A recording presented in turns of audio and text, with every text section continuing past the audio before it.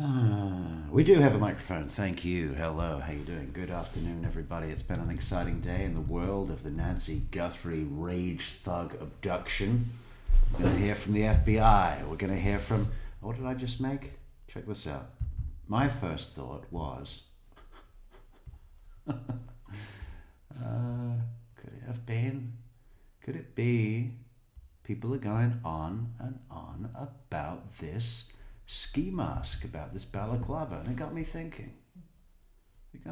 Where have we seen that before? And we've seen that before on a... where is it? Okay, tomorrow I am organizing my life. Exports. Boom. We've cracked the case. Wouldn't that be something? Imagine if it was the exact same one. Because the whole point of Walt and Jesse wearing those ski masks with the little baubles on top that look anything but like they're members of the special forces was that those are not criminals. And now we have a very similar... people have been going on about the knit, the weave, the fabric of that ski mask, saying that it would be identifiable. And my answer to this is, apart from the reasons of this guy trying to cover up the video camera lens with a goddamn pot plant, what other things tell us that he is so inept as a criminal that he would wear his own clothes? We're not dealing with Rocky Rambo Waynam Cam here. I mean, even he bought clothes that weren't his to use in his murder. Unfortunately for him, he just left them on the front lawn. And the police were able to go to a Canadian Tire, and say, hey, do you sell this baseball cap? And do you also sell this axe? And thank God, no axe has been recovered yet in the Nancy Guthrie case, but it makes you wonder what kind of criminal this could be, what kind of man this could be. And we're going to check that out now. Check out the updates, okay? It's going to be fun. There's wild speculation going on around this. And it's, to me, this is the first time I've been exposed to mainstream media in quite some time. And it is just a load of shit, isn't it? Everybody, even these so-called experts, are on the Fox News and everything like that. And they're saying things like, well, it could be a burglary gone wrong. And yes, based on what? Based on nothing. That's why we're here, to pick up the pieces, put them together, and make you see the picture clearly. Does that sound good? That's what we're going to be doing today. Thank you for arriving. Make yourself at home. Click that like button, hit that subscribe, leave a comment, share, and check out that description for great support links.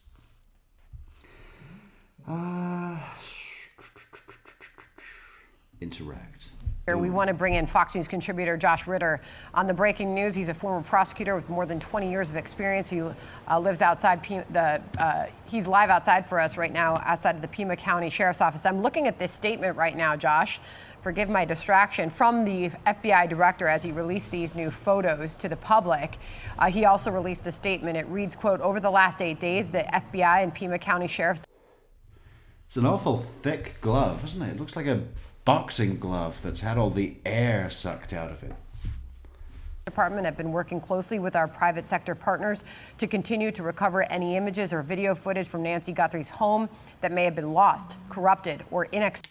And another thing, you see the plant in the second picture. Now, I would be very interested to know if we have any horticulturists in the audience tonight, because the news anchor here is going to tell us that, hey, I have an app on my phone that identifies plants, and I ran my app on this plant, and it's coming back as a rose bush, which is the worst thing to pick up, even with gloves. But to my mind, in my amateur mind, that is not a rose bush in any way. The leaves, the stalks, the nothing about it says rose bush to me. I would be very interested to know if we have any rose bush experts in the audience tonight. So please do let us know what you think that plant is in the second picture, okay? Accessible due to a variety of factors, including the removal of recording devices. The video was recovered from residual data located in Backend systems. Working with our partners, as of this morning, law enforcement. Back-end systems. Now, is that just a generic term, or is there something actually called back-end systems? I doubt it. Yeah, it's just a generic term for server-side, caching and things like that, which is not fucking complicated. I could do that, but with access to the server. That is not complicated. And there's this very strange sentiment. I think the FBI. I've been talking about the international embarrassment of what you got going on with the law enforcement community in Arizona, especially the Pena County Sheriff's Department. But even the FBI have been on this case, giving press conferences, and they're not looking too good either. So there seems to be a face-saving thing where they're going, hey, this is why you need the FBI. They were able to go into the haystack and find the needle because they've got access. It's crazy. They're so advanced. There's this face-saving sentiment that's coming out, and it's not fucking complicated. Because, of course, the masses and Joe Public probably don't know that. They go, residual data in back-end systems. Oh, that sounds like really high tech. It's pathetic and it's sad. Has uncovered these previously inaccessible new images showing an armed individual appearing to have tampered with the camera at Nancy Guthrie's front door the morning of her disappearance. Anyone with information, please contact 1-800-CALL-FBI or visit the website to offer any leads or tips. So, Josh, your thoughts as you take in these pictures with us together?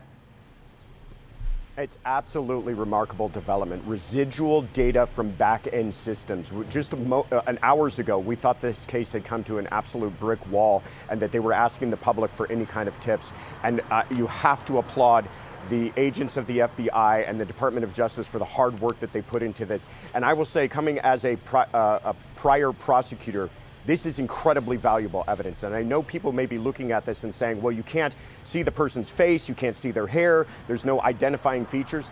What I am so encouraged by is how clear. There's no identifying features, but one thing I did say is that the balaclava does seem to be a little bit padded out, almost like that you have had to stuff quite a long beard inside it. which is unfortunate. You can even see a little bit of, if in the fourth picture on screen right now, you just see a bit of the upper lip and there's a facial hair there, which got everyone thinking Rollo Tomasi straight away, right? But rubbery. Okay, yeah, that's a good point. How do roses fare in the deserts? Not that great. What you want are succulents, right? You want a few good succulents. And if it had been a cactus, that would have added up. Or a money tree. So that we know that this person who they've identified. Aloe vera, maybe, but not a rose bush, no. Does anybody live in Arizona and have rose bushes just growing right on their front lawn? Or described as a subject is in fact what I would call a suspect. The photographs are very, very clear, and someone. I mean, I would think that you'd want those delicate petals of the roses to be in some kind of shade, right? Is going to recognize this person. They're going to recognize the clothing. The sun would just burn them right up. They're going to recognize the gloves. They're going to recognize the mask. This is a very powerful. They're going to recognize the gloves. Do you think this person wears those gloves in Arizona daily? You fucking idiot. They're going to recognize the gloves. And by the way, what I was saying a moment ago, how hard is it to not wear your own clothes? You got to think, if this is money orientated and you're going into a $6 million deal, you could handle $100 at Target, to get some clothes that were not yours. Yeah. But I mean, granted, from the way that he moves around and the kind of, we'll cut to the video in a sec. I just want to hear what these news people say. We'll cut to the video in a sec, but the way he moves around, it does seem like an idiot. Certainly not a Bill Clinton henchman. By the way, I found a good resource. Everybody talking about, because of the Epstein files, maybe Bill Clinton sent in somebody to capture Savannah Guthrie's mother. I mean, there's this great clip from a season 2 episode of not Breaking Bad, was it? Prison Break. I know it was Break something. Breaking Prison Break. The episode is called The Message, and that Asian guy Kim, who works, he's not FBI, what is it? Secret Service. Yeah, Secret Service guy. He says, what does he say? Start a wildfire in Florida. Find a truckload of Arabs. I don't care. As long as the news is not about Lincoln Burrows. There are 1,000 more tried and tested ways of creating a distraction in the media that do not require you to kidnap the mother of Savannah Guthrie. You find a truckload of Arabs. This is from the show. Start a wildfire in Florida. I think there's a couple of other things he mentions. False flags are. This would be unnecessary. If the motivations were get the news not focused on the Epstein, Clinton, whatever, there's plenty of ways to do that don't require people to go to such a length as this. Evidence not only in furthering the... And they happen all the time, so I don't think it's that. Investigation, but potentially at a trial, and I'm very encouraged by it. So, I mean, how remarkable is it that they managed, the FBI that is, to dig these images off of what Sanders said were back-end systems? I mean, this really is sort of the difference between the Pima County Sheriff and federal law enforcement, that they were able to glean these images. And as you point out, I mean, the camera appears to be, I've got the same camera, it appears to be in night vision mode, and has managed to snap off some remarkably clear pictures of this person of interest. So, Josh, what a technical feat. Like 99, let's say 96, 90s. I'd say it's more than 96%. More than 96% of everything said on these coverages is just such filler. Oh, it looks like the camera is in night vision mode. Yeah, thanks. I'm so glad we could call in an expert to show us the way. Feat the FBI has managed to pull off here. Absolutely amazing. You're right. When this was first described to us, we were told that the camera had been disconnected, that there was no subscription service, and that there was no video to recover, and full stop. As if this were a dead-in-the-water lead and there was nothing to be done with it. And they did not stop there. They continued, and it's proving to be incredibly powerful. And to a point that you made earlier, we're also learning something along the lines of kidnapping where they did not want to be detected. That's giving us a lot of information as well. So, Josh, just getting into the details here, they can go into that front porch area outside the front door there, measure up the bricks, and start to estimate how tall this person is, for example. measure up the bricks. Yeah, I'm sure that's exactly how the FBI handle their business, right? They go in there and they say, okay, so he's standing there, and count the bricks. Okay, from the floor up, 1, 2, 3, 4, 5. He's about the same height as 12 bricks. So how tall is one brick? You could take the bricks out of the thing. It's not a tall person, right? That guy is a 6'5'8" tops, right? Maximum 5'8". That is not a 5'10". That's not a 6-foot man. You know, that's about 5'6", 5'7", 5'8". That's the range. Okay. Anybody got a problem with that? Anybody have difficulty? Do we need to count the fucking bricks? Yeah, the FBI are going to be able to go in there and measure up the bricks. I just imagine tomorrow we see Pat Sanford with a little tape measure counting the. You're absolutely right. They can reverse engineer the height and weight of this person.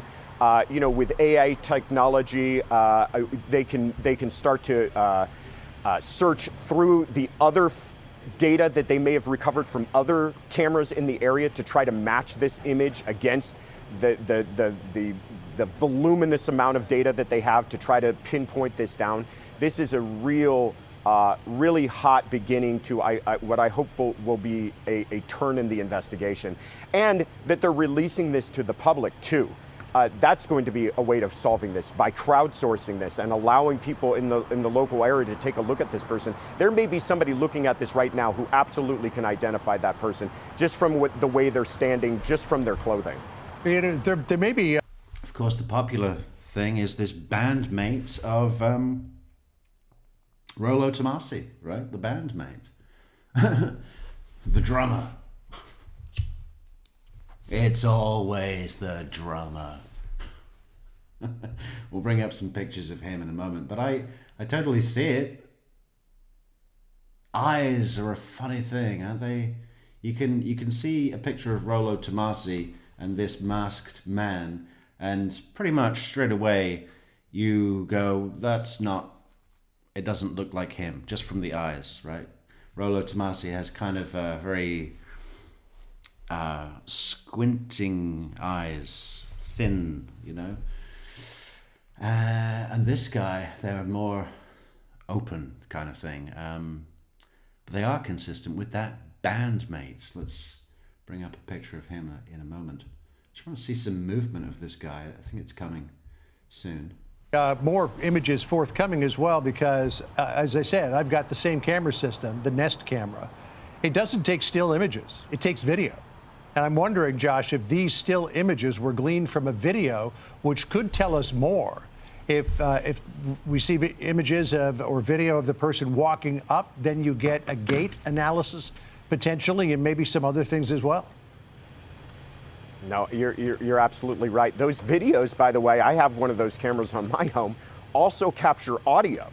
So we don't know if there's an attendant audio file to these captured images. You're right. If there's attendant video, there's going to be a press conference, we hope soon, where they might release some more of that information. But I agree with you. We could be getting the way that this person carries themselves, the way that this person walks. We could be hearing audio. That person may be speaking to someone. There's just, you can imagine all the possibilities of what they could get out of this small bit of evidence.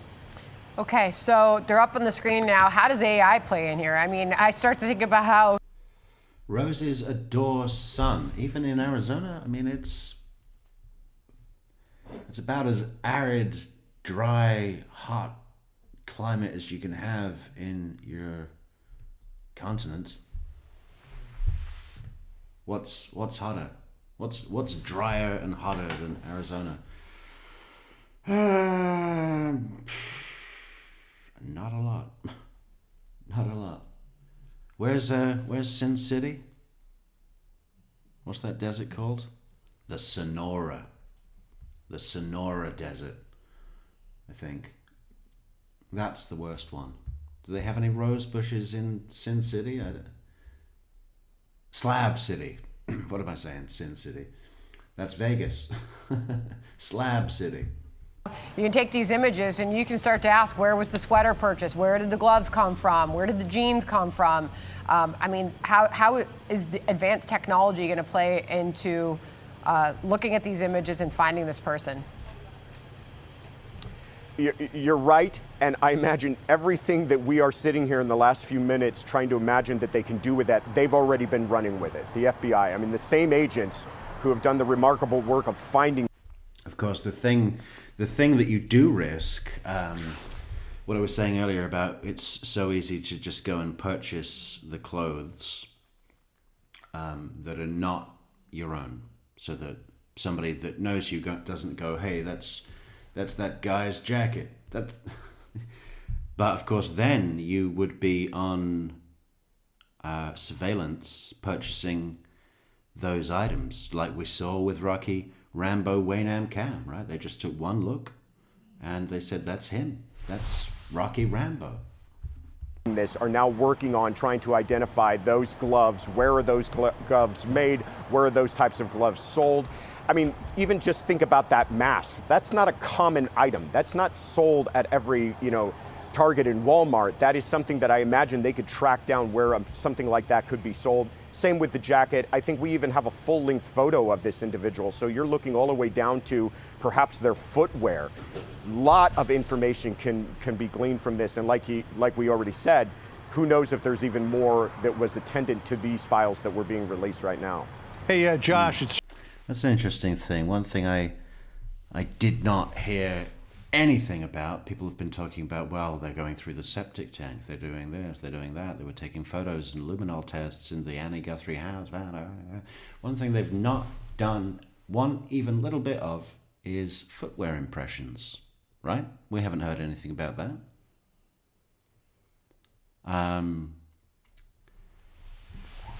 Maybe there's nothing to leave an impression. It's not like Russell Williams walking in the snow.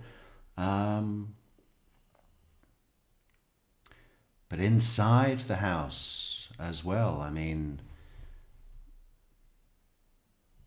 I think there's certain things that even if you don't leave a footprint visible to the eye, there's a chemical that they can rub on the footprint and do a test, right? Why haven't we heard about that? We can tell about the size of the shoe. We can tell about the brand of the shoe. And any distinguishing marks, right? Detective Sergeant Jim Smith would tell us that footwear impressions are in the same ballpark as fingerprints, which is a enormous exaggeration. That's a ridiculous thing to say, but there's certainly indicators, a little bit of wear, a little crack in the heel, all that stuff. That's valuable.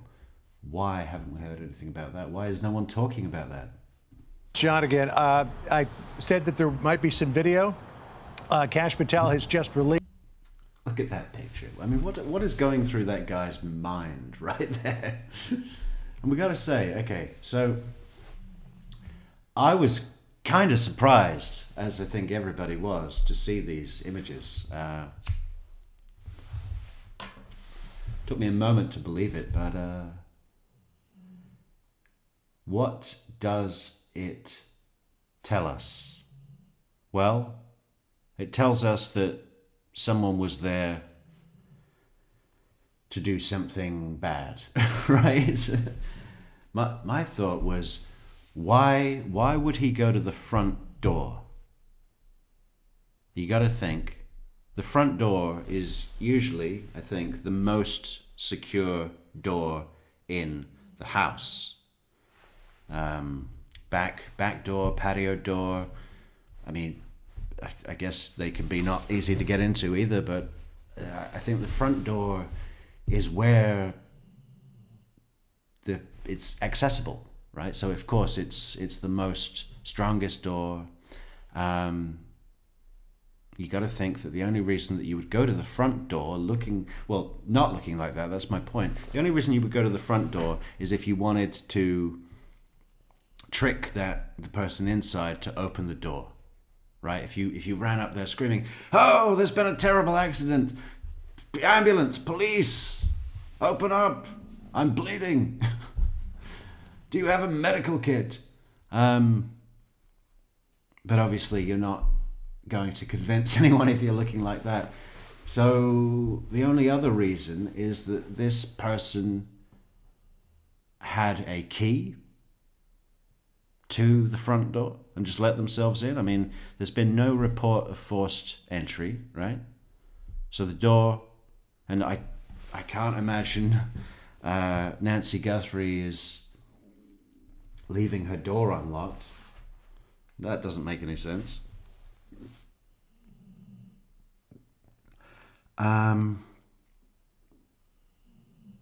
So that's what I take from this, based on evidence. Because why would you go to the front door looking like that? Unless, I mean, he's not going to knock. He's not going to cry for help. So the only reason you would go to the door looking like that is if you could get through that door, right? So I don't know if it's a physical key. Maybe there's a keypad. Do people do that now? Or is there always a physical key as well? Does anybody enter their house by just pushing a code on a keypad? Let us know in the comments if that's the case. I've never heard of that, but maybe it's different in America. I don't know. Feels less secure, wouldn't it? Seriously, does anyone do that? Has anybody heard of that? Even if you don't do it yourself, has anybody heard of just accessing a home, a residence, by just entering a keypad, a code on a keypad? Or is there always a physical key? You gotta think that the physical key would be important. So that's the only reason that I can think that why this person would go to the door looking like that is if they had a physical key and knew that they could gain entry without, of their own volition. Video that these photos were taken from, these still images, which we're ingesting into our system. And there is a lot of video of this guy coming up to the front door. Well, they brought in dogs to Annie's house. When was that? Was that today? I hadn't heard about that, but I was asleep, so I've missed the last 5 hours, about 5 hours. Is that all? Okay, no. I've been awake for an hour. So we got 4 hours. That's okay. We've got to reset the clock, right? The Metrix clock. We've got to be doing those streams. 7 o'clock Eastern, 8 o'clock Eastern, maybe even earlier on weekends. Let's check that out. Here's the video. Actually, we're watching it. This is after he... Oh, this is funny. Okay, just get a sense of this guy's coordination. Do we see any professional training? Could it be a member of the CIA? Was at the door, I believe. Yeah, okay, so here he's coming up to the door, sort of scoping out the doorbell here. And dipshit, you know what you do in this situation to not get your face on the camera? Do you know what you do? You spray paint the lens. Okay? You have a can of spray paint and you spray paint the lens immediately. Now, that camera is not seeing shit. You could dismantle it all you want. You could take it off the wall. You could put a rose bush on it. You spray paint the fucking lens. Anybody who watches TV knows that, okay? Or you put a bit of, Vaseline on the lens. Well, this idiot is using his glove, then he's like, oh, maybe I'll use this bush. Why does no one else but me talk about this? Spray paint the lens. Ugh! At some point up in the future here, in the next couple of seconds, he turns around and he goes and picks up some sort of a plant and comes back with the plant, which it looks like he's using to obscure the video. And then I think he tries to remove it. There, see, he's going to the garden. He picks something up, looks like some sort of plant, and then he starts. This is a repeat of the same video that we just saw. Is there any audio here or no? The next video, no, there doesn't appear to be at this point. But the next video, he's got a plant in his hand, and he's trying to obscure the images. So, Josh, we're getting a lot of information. Just imagine this, if this moron in the balaclava had spray painted the lens.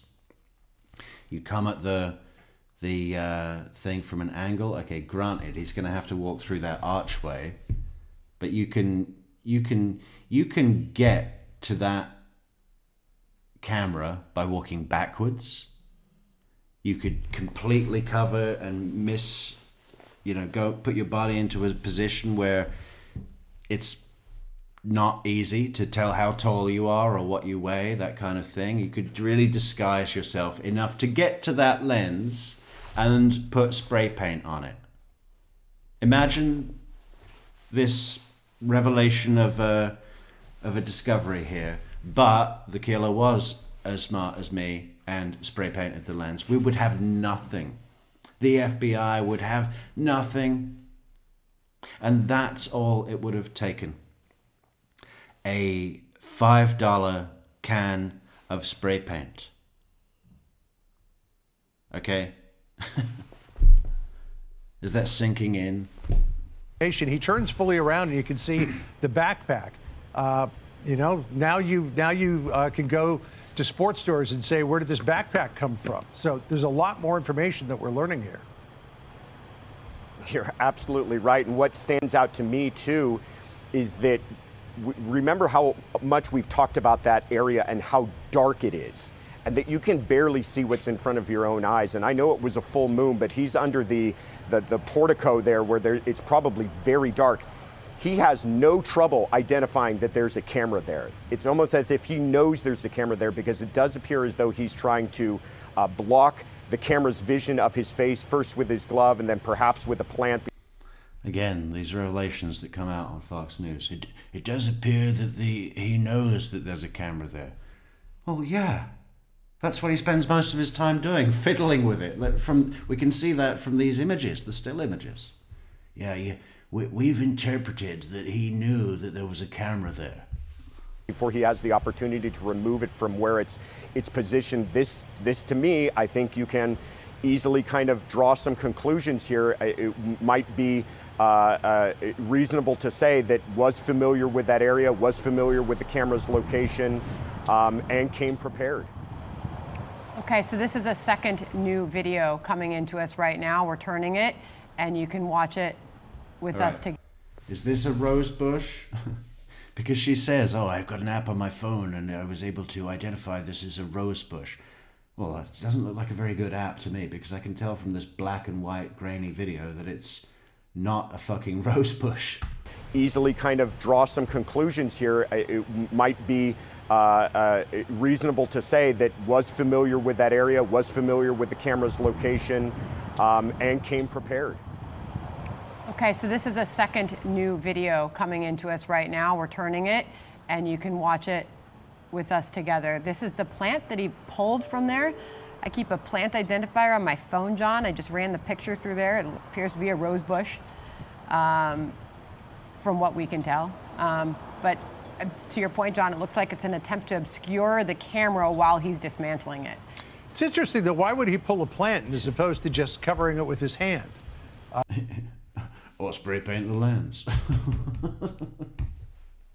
With his glove and then perhaps with a plant before he has the opportunity to remove it from where it's positioned. This to me, I think.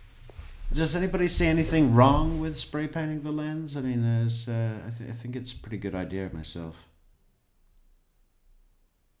You can easily kind of draw some conclusions here. It might be reasonable to say that was familiar with that area. All right, is there any chance in hell that's a rose bush? I want to know. Opinions in the comments. Poll. Go to the polls.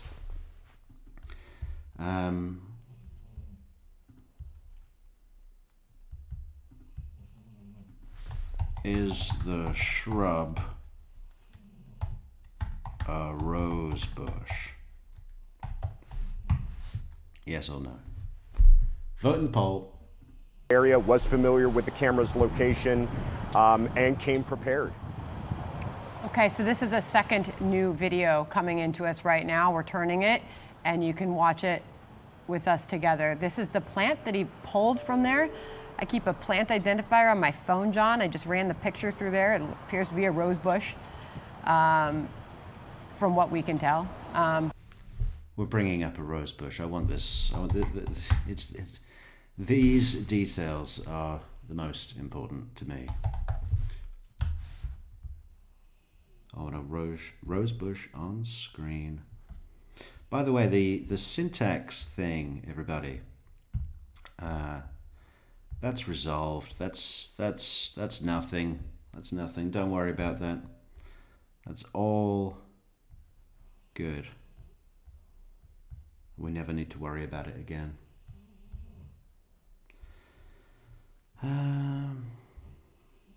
Well, now that I'm looking at the leaves, put it on screen so we can get a really crystal clear comparison.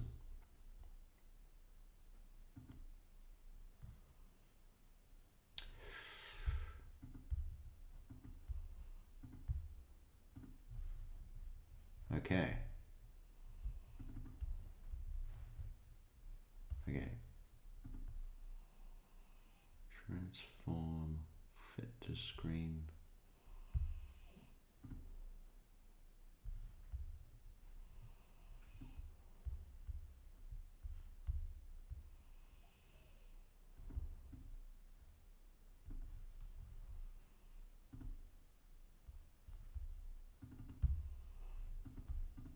But to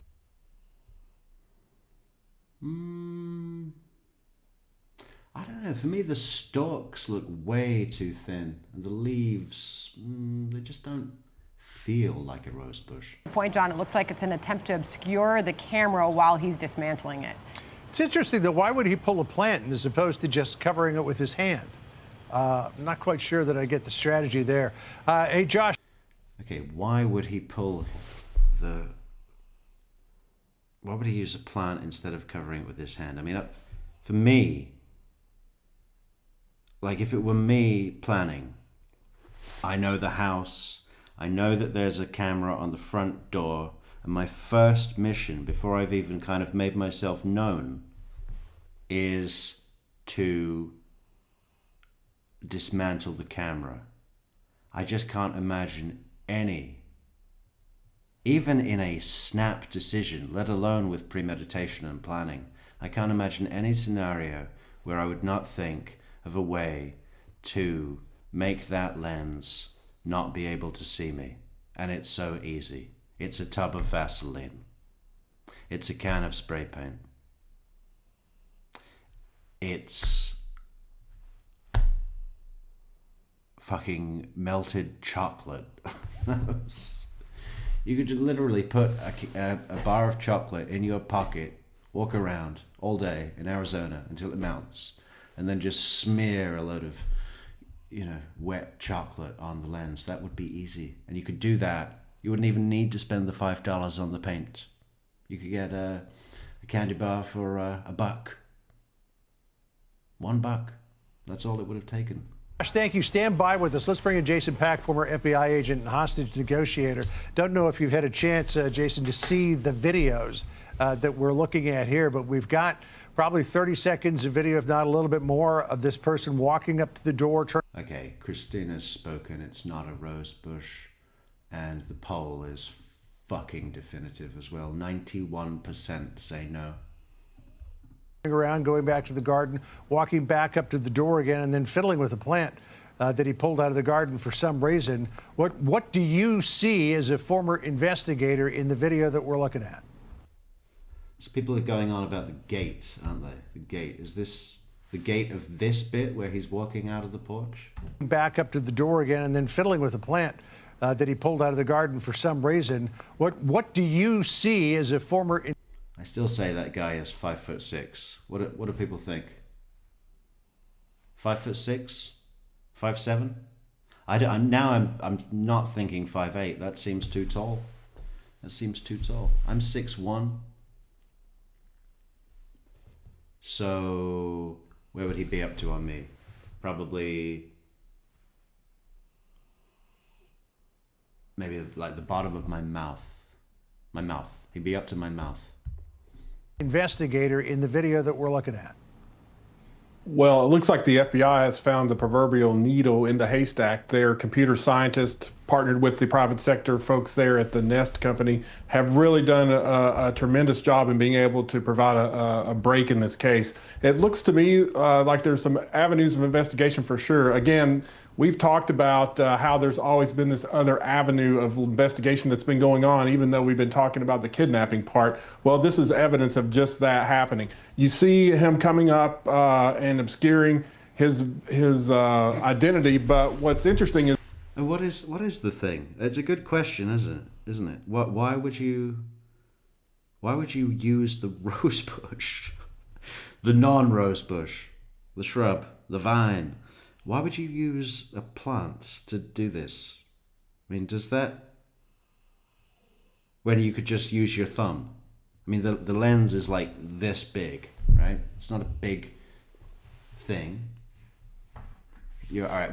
You didn't bring any spray paint, fine. But what's the deal with like going and looking in the garden for a tree or a plant to put when you could just use your hand? What is that? Does that speak to the mental deficiency of the suspect? Maybe.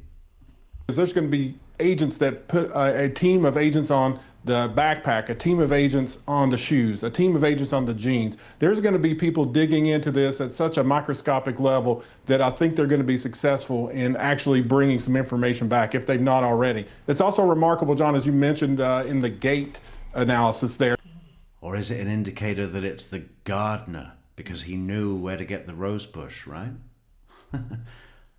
Where did I put that? Where did I plant that rose bush? Yeah. He knew his way around the plants real easy. So somebody can watch him walk. I remember in the Boston Marathon bombings, we had grainy pictures and they weren't really ready to release. And so we had to keep working in these video canvases in the neighborhoods and in the businesses around there to make sure we got a picture that would provide what we call investigative value. And this photo definitely would have investigative value. It's not grainy at all, as you mentioned. The technology's there, and it's still pretty remarkable to see that when once thought that there was no evidence like this available, that the FBI computer scientists, the people at CART, the private sector coordinators, and working with those private sector companies have been able to provide this piece of information that will be critical in the case. Jason, what do you take away from the pace at which he's approaching the door? He kind of calmly backtracks to go. Good point, Kelly. Kelly says it's not a rose bush. You could not simply pull a handful of rose stems and thorns out. Not a rose bush. Yeah, because those suckers are tough, aren't they? You need to have, what do you call them? Shears, right, Michelle? But not those kind. Garden shears. You can't just... Even if you snap the stem of the rose bush, fibers, it's really hard to do. You need proper equipment. Now, if he'd have had that surely would have indicated he was the gardener.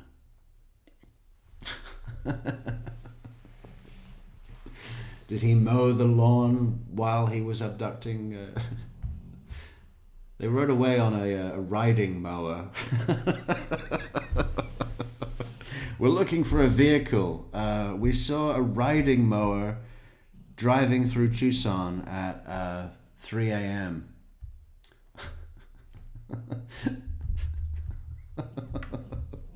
We need to speak to the gardener. Grab a piece of this plant to then go back to the camera. I mean, doesn't appear to be in a rush, doesn't even appear to really be... Oh, he looked up there once, but doesn't seem to be concerned about somebody, seeing him in that moment. It is... By the way, people are saying things on these stupid shows like, you could tell that he knew the camera was there. Okay. Well, it's a front doorbell camera. Where do you think it's going to be? I'd wager that every single house in this area has one of those. And where do they put it? On the front door. There's nothing in any of this footage to indicate that he didn't just walk up to the door and see a camera and decide to dismantle it. In fact, his lack of preparation, his lack of a can of spray paint or Vaseline to cover up the lens, actually lends to support the idea of not having prior knowledge, right?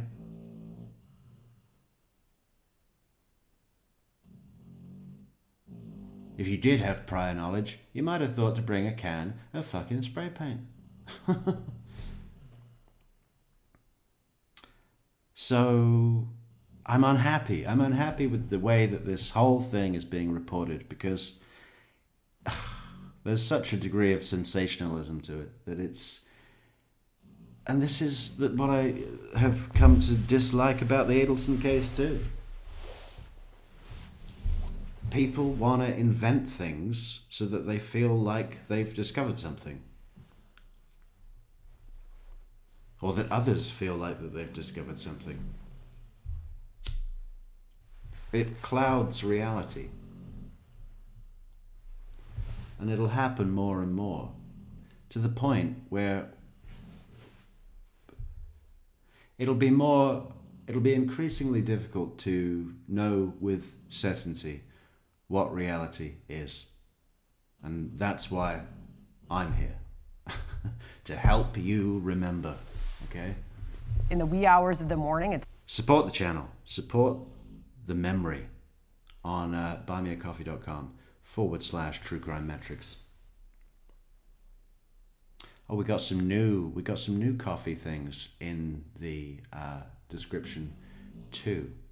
We may have exciting news coming up on True Crime Metrix. Soon to be told. It's pitch black, as we know. There's no street lights out there. But what do you take about the way about he's doing this? Yeah, there's no street lights out there. People keep going on about that. Oh my God, it's so dark. Even with the full moon. One reporter actually referred to the light from the moon as light pollution. And I thought that was kind of funny, because to me, the natural light from the moon is the opposite of light pollution. Because you got to think, to pollute means to make impure, right?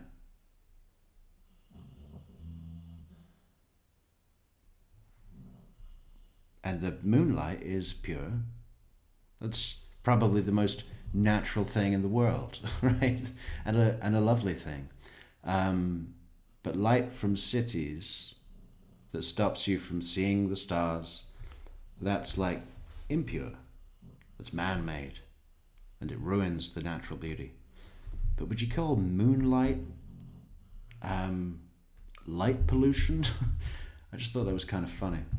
In the pace at which he's doing it.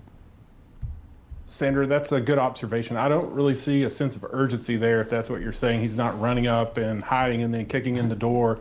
Okay, Jill Jane thinks it's a woman.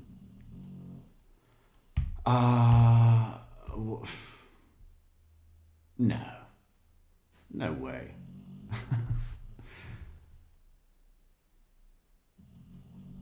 Let's see the movement again. Is it right? The question is it a woman? And I'd say no. But let's see how they move, because women do move different.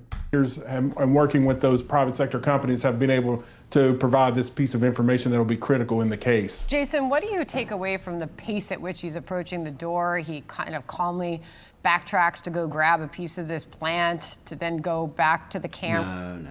That's not a woman. That's a man. That's totally a man. The way they bend over, that bit. In the case. Jason, what do you take away from the pace at which he's approaching the door? He kind of calmly backtracks to go grab a piece of this plant, to then go back to the camera.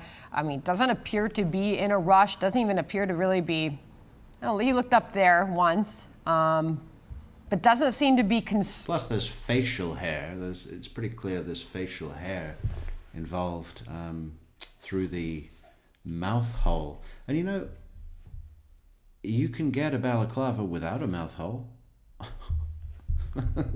That's what made me think of the whole Breaking Bad thing, right? It's not a million miles different because they were amateurs. concerned about somebody, you know, seeing him in that moment. It is.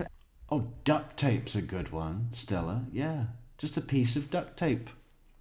You wouldn't even need to bring the whole roll. You just tear off a square and bring it with you.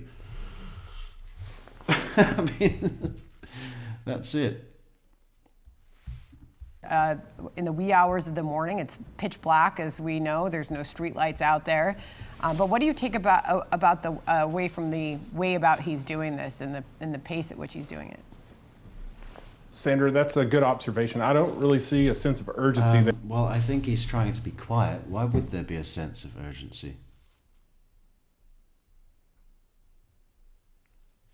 There's no sense of urgency. The priority is be quiet, be slow, think it through. There, if that's what you're saying, he's not running up and hiding and then kicking in the door. He's pretty methodical about this. So I don't know. You could say that might mean he might be familiar with the place, or he just was taking his time because he thought the cover of darkness was protecting him, all before that camera that he caught on the doorbell there. So, Jason, you know, we've wondered how all of this went down. And from what you're seeing here, the fact that he's taking his time, doesn't appear to be in any rush, does this suggest that this was a single assailant operation, or could this person have been tasked with taking care of whatever was at the front door, while maybe there are other people who are elsewhere around the house? What does your investigative spider sense tell you about that? Well, it's much easier when you're working on the other side as an agent with all the facts. So on this side, it could tell you that given Mrs. Guthrie's mobility issues, it could suggest that there may be another person. But right now, all we have is this one particular solid piece of evidence. And I think what you'll...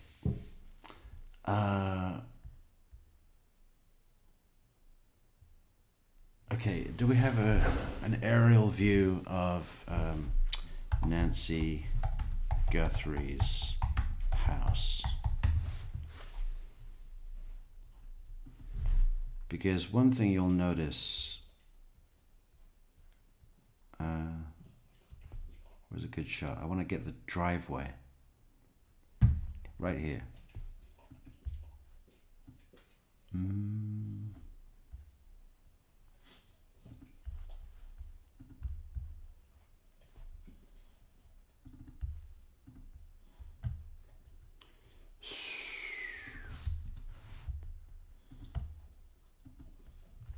So,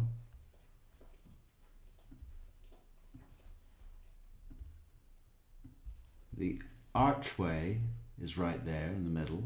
That's where he is. I mean, can we see a rose bush?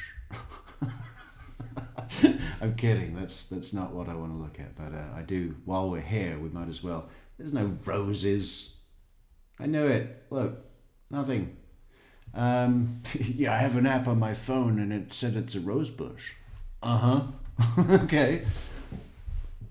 Right, but the thing that I wanted to say in the video of the assailant, you look behind, just kind of get an idea where that is on the driveway, straight in front of the arch.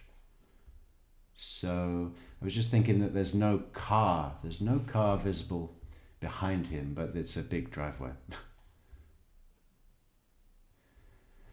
But that's another thing, right? I mean, you got to think, if he in the scenario where he drove his car onto the driveway, that could raise alarm, right? That could be heard from inside the house. It's not that far away from, obviously he could turn his lights off, but just the engine noise, right? So there's an issue with that. But then if the car is not on the driveway and it's down the street, I mean, if he's on his own, he would have had to walk her out into the car, onto the street when even though it's late at night, I mean, it could, you could be seen, right? It's a risk. Other doorbell cameras, the chance passerby in a vehicle, it's a risk. So what if there was, what if he parked off property and there was someone else that he could signal to drive up when they were coming out? So maybe there's someone waiting in a vehicle while this guy's doing this. Or he rendered her unconscious inside the house, went and got the car, brought it onto the driveway, and then put her in the car on his own. What's more likely there? And it's all speculative, but those are the available options. And they each have their own problems. Weird, strange. I guess the question is he alone or with an accomplice? And if there is an accomplice, is the reason that we don't see them in the video because he is waiting in a car that they have not yet driven onto the property. And this guy's job is to go and get her, bring her out, signal, then the guy drives on so that they don't have to walk her out into an exposed area. That seems like a scenario that works, right?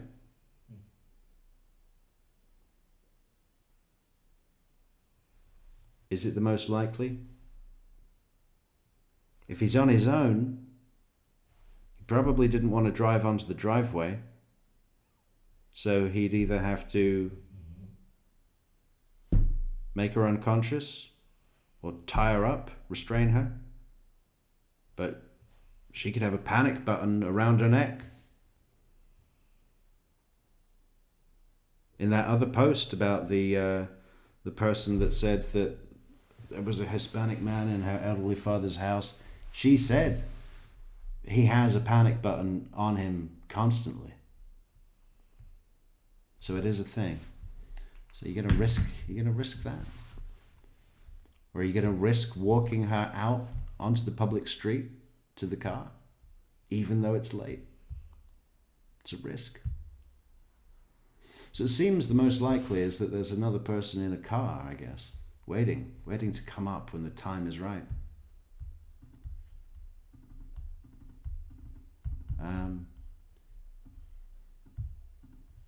See now, John and Sandra, is the video canvases that are still continuing. We've heard about the gas station videos that they've been canvassing. The agents are out there every day, along with Pima County, going to recover these videos in a forensic method, not just taking a screen.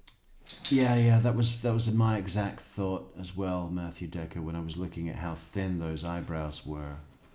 Matthew says, I don't think the eyebrows are manicured. I think they're mostly being blocked by the knitting around the eye holes. The knitting is lighter than the other portions of the mask. Yeah, that's exactly what I thought as well. Exactly.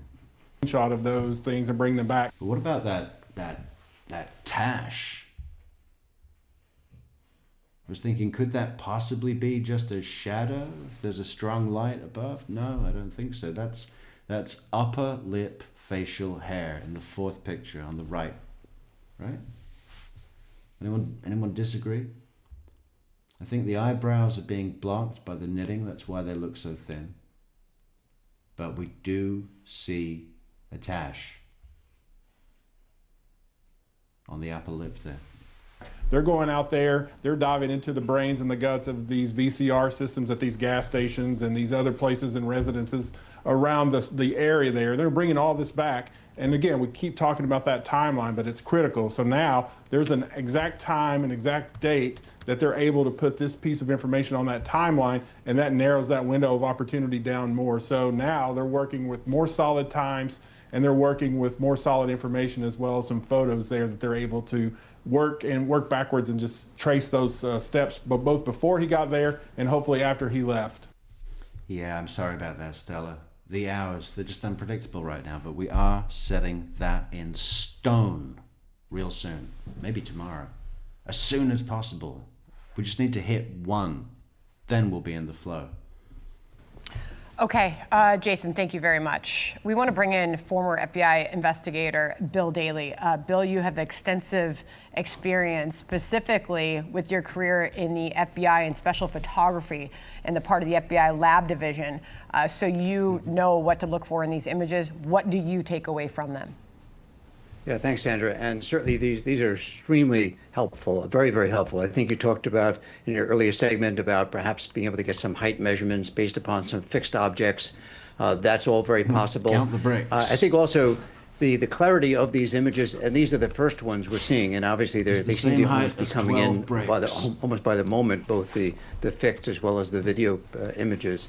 And not only just as a testament to kind of the retrieval process and working with the private sector in kind of culling through all of this kind of tremendous metadata that's out there and perhaps hidden away in some unallocated space files on disks, et cetera.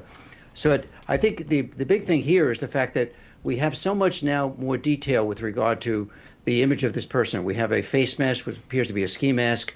We'll be able to determine a certain height. The clothing is extremely helpful, and I'm telling you right now is that there are people out there who know who this person is based upon the clothing. Perhaps the reward that's being offered now is an incentive for people to kind of help. You see, that balaclava is padded out, right?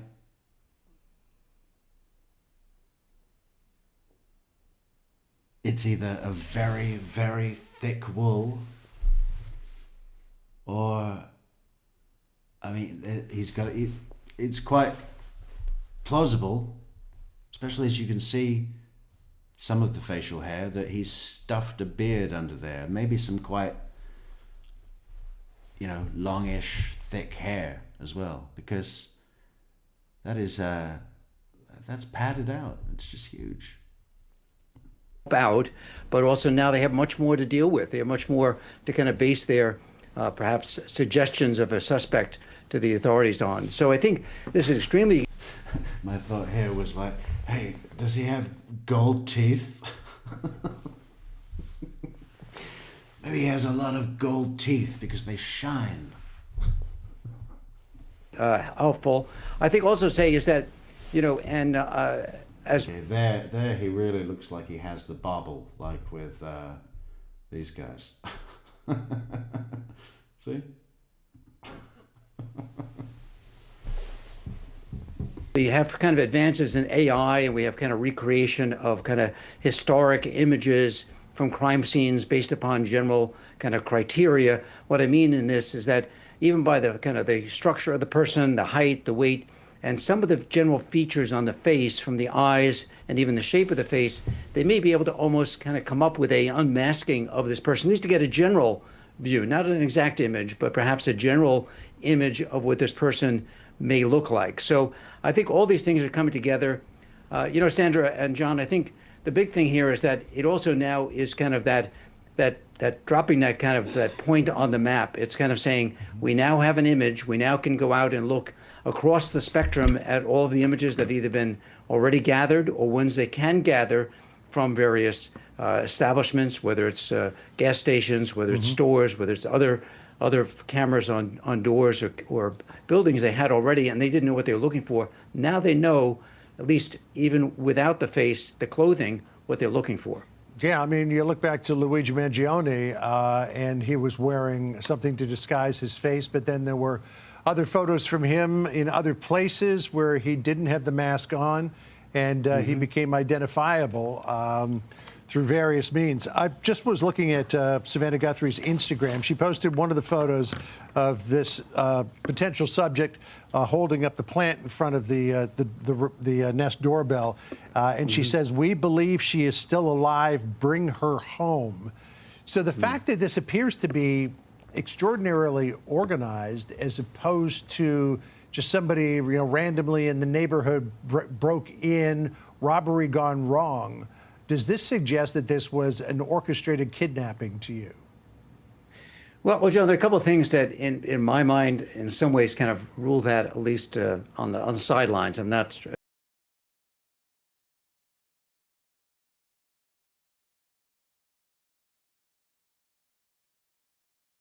With the robbery gone wrong thing, what would they be robbing? And why would they break in when she's at home?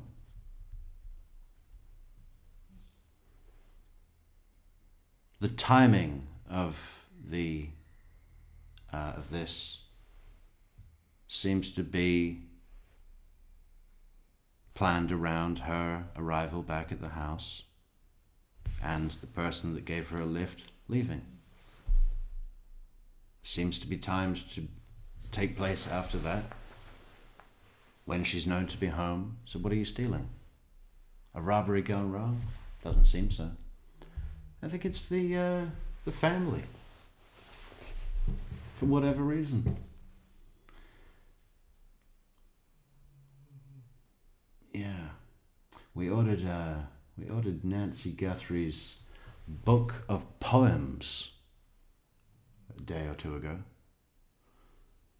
That should be interesting. Apparently they're quite dark. I think the book is even called The Good Dark. A firm believer in it, because we found that over the years that people who are kidnapped usually taken from places that they're not comfortable in. Either they're out in a car, they're in a parking lot, they're walking down the street, someplace where they don't suspect it. Usually in a home, you have a couple of factors. One is that it's the place where the person is most comfortable in. They can run, hide. It makes it much more difficult to grab someone. And also the people who are conducting it are taking an extremely...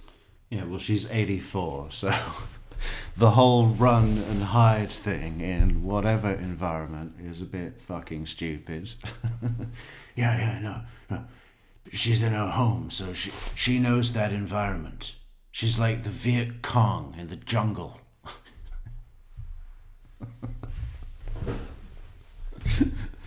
That's their terrain, okay? So she can run and hide. Okay. Well, I'm betting I'll be able to catch her or find her in a house. Some ninja, Nancy Ninja Guthrie. Much more risk, like in this case. Yeah, she could have nunchucks in there, and Death Stars. No, what are they called? Ninja Stars. Where the risk is that the images could be captured. They may have not known whether or not someone else was in the home. They would have had to maybe overcome that person. There may be somebody driving by who could see them as they're exiting. So there's much more risk for people who are looking to kind of commit a kidnapping in that regard. So I don't totally dismiss it, but I think there's some factors here that indicate that perhaps it was something else. It was maybe a robbery. I think based on maybe people knowing about the home, maybe feeling or hearing that there may be some valuables, and gone in to commit a robbery, and something else happened as a result of it. Bill, really quickly before you leave, you can stay with us as well, stand by, as we're going to bring in other experts on this. When I look at the picture of him fully standing... Yeah, we've got a rosebush expert coming in. ...up, and you can see out to the drive there in what almost looks like a mailbox.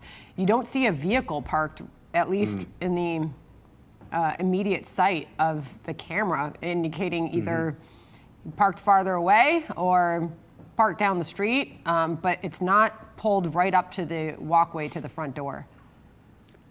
You're right, and I think, early on, and we discussed, I think, Sandra, early in this case, is that My feeling is that there was more than one person possibly involved in this. Reason being is that if you had this person, or another person, entering the home, at some point, if we don't see the camera, we don't see a vehicle here in these images, that someone else would have had to bring a vehicle around to the front of the home, and so there could be, two people working in concert, which certainly increases the opportunity for people to know who these individuals are and to come forward with some information that may help investigators further. All right, Bill, thank you very much. Hey everyone, I'm Emily Campagno. Catch me and my... So apparently a traffic stop led to an arrest, and a person is detained for questioning in the Nancy Guthrie case. What is ABC going to tell us about that? No, this one. Fuck.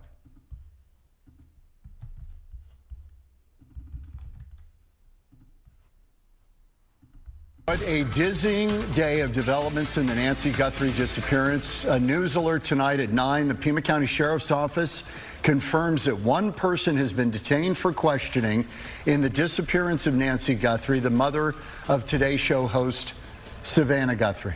And we learned that that person was detained during a traffic stop just south of Tucson, actually closer to the Mexico border. And in a statement within the past hour, Pima County Sheriff's... Did he have a trunk full of adult incontinence diapers? Department. They said earlier today deputies detained a subject during a traffic stop south of Tucson. What's that in the trunk, sir? A lot of diapers. Where are you going with all these diapers?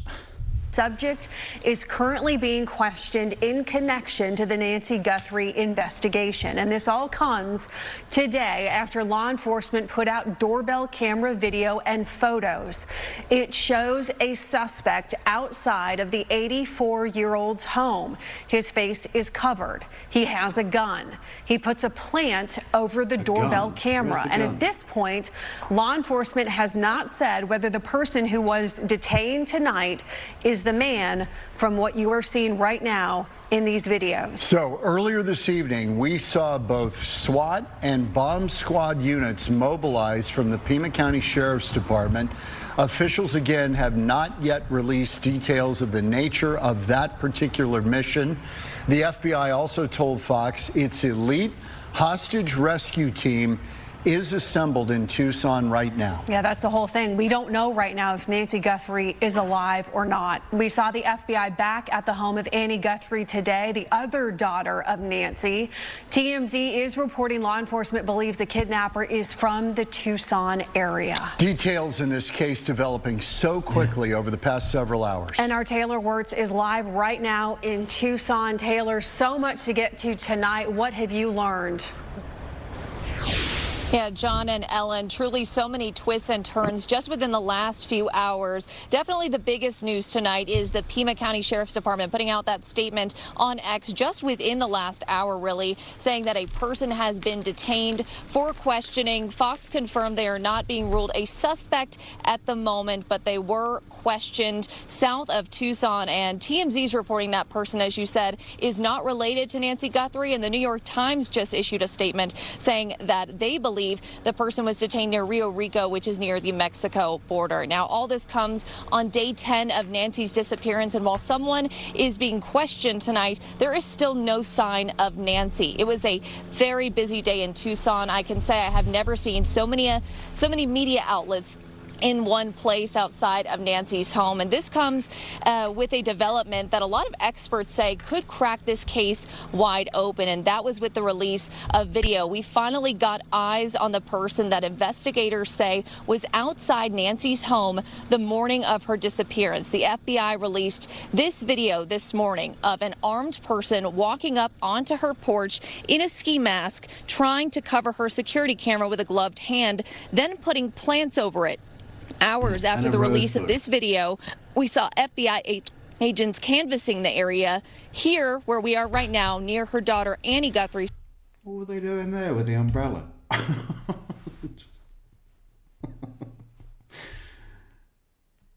Is that like for the chief agent?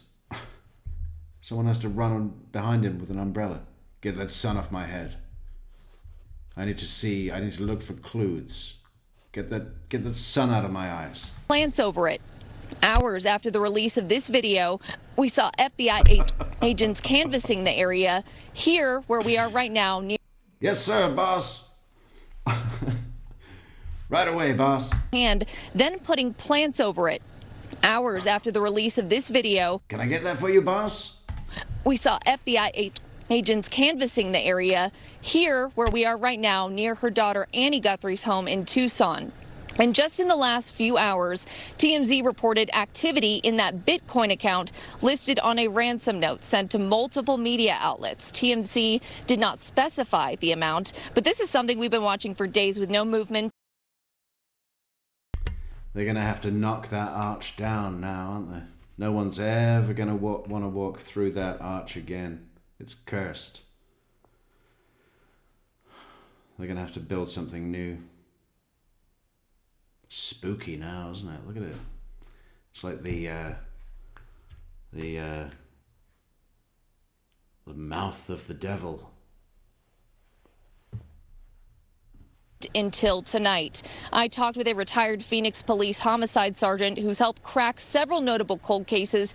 He says the surveillance video released today could blow this case wide open. This was a major break in terms of giving the community something to say, hey, help us out, give us some information.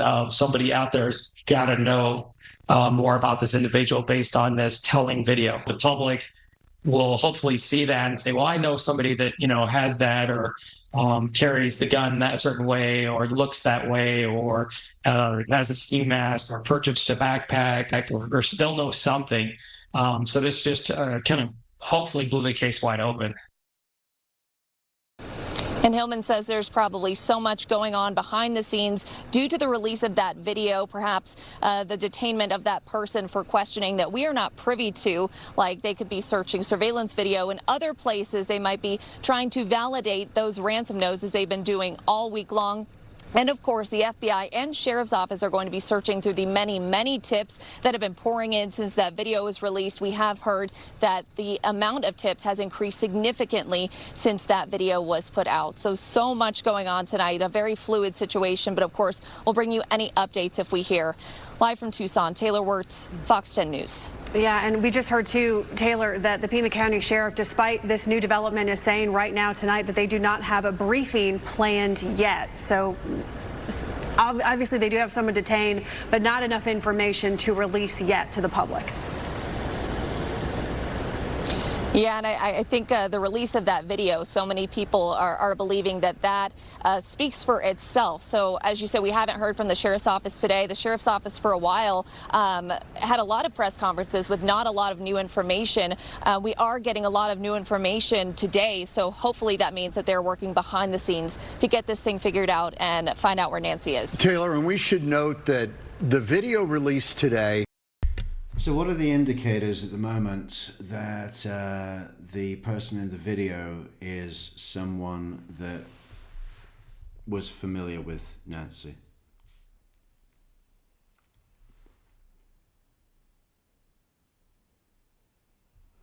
Well, we said that the only reason that they would go to the front door looking like that is if that they knew that they could get in. So they had to have a key, a code, or a code and a key. Could you get that and not know The house? Probably, yeah. If one of those landscapers or pool cleaners or lawnmower guys or something were selling a key of rich clients to other people that he didn't know just to do burglaries. Here's a key, here's an address, $500. People do that, right? It's possible.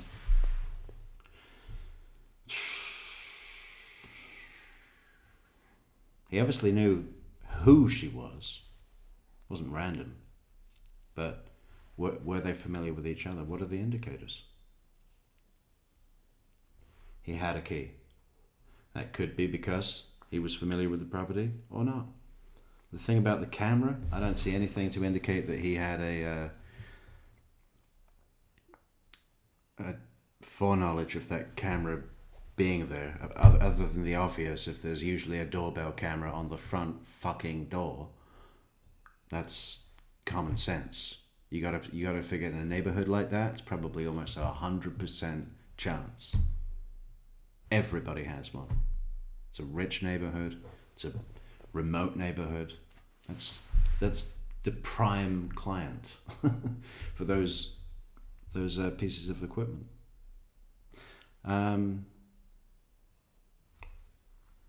He was ill prepared. No spray paint, no melted chocolate to cover the lens. He had to use a rose bush and his own glove, and we got real good pictures of his eyes, his identifiable eyes. Yeah, so not well planned. You know, not someone who does this for their day job. Not a B&E guy, right? Even that, even a basic burglary. This person doesn't have a history of burglary. So it's not a career criminal that does this all the time.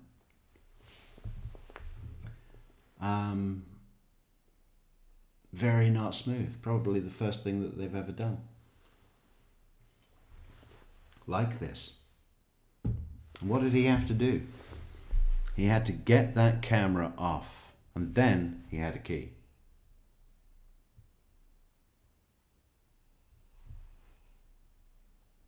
So what's more likely? That he had a key because he was familiar with the property, or that he might not have been familiar with the property and bought the key from some corrupt lawnmower guy that sells keys to burglars? I don't know if there's a strong one way or the other. It could be either one. They're as likely as each other. And the still images, there may be much more that they have not released. There may be stuff they're holding back that they've got in their pocket that could be very, very helpful. Yeah, John, that's entirely possible. When I talked with the former Sergeant Hillman today, he said that there's a lot of things that law enforcement keeps close to the vest. Obviously, they decided that it was in Nancy's best interest and the public's best interest to release that video, but there very well could be other things that they are keeping that they don't want the suspect, the person out there to know. So it's definitely possible that there is a lot of video out there and still more to come. We know that they worked with Google for a very long time to get that video, so there could be still more that they haven't even had access to yet. Yeah, Taylor, thank you. Nancy Guthrie's home is located in the usually quiet Catalina Foothills neighborhood, and as you can imagine, people living there are pretty shaken up. Yeah, Taylor, thank you. Nancy Guthrie's home is located in the usually quiet Have they... That's not what it usually looks like. What's that on the roof? They've done something to the roof.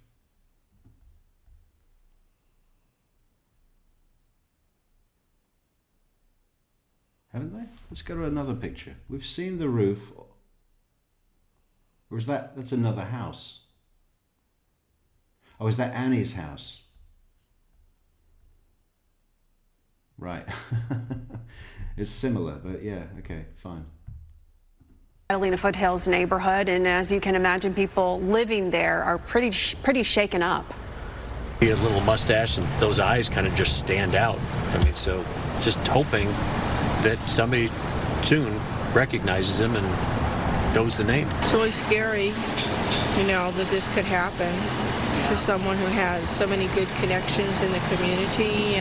Has this scared you at all personally, this case? No, but I lock my doors more than I did.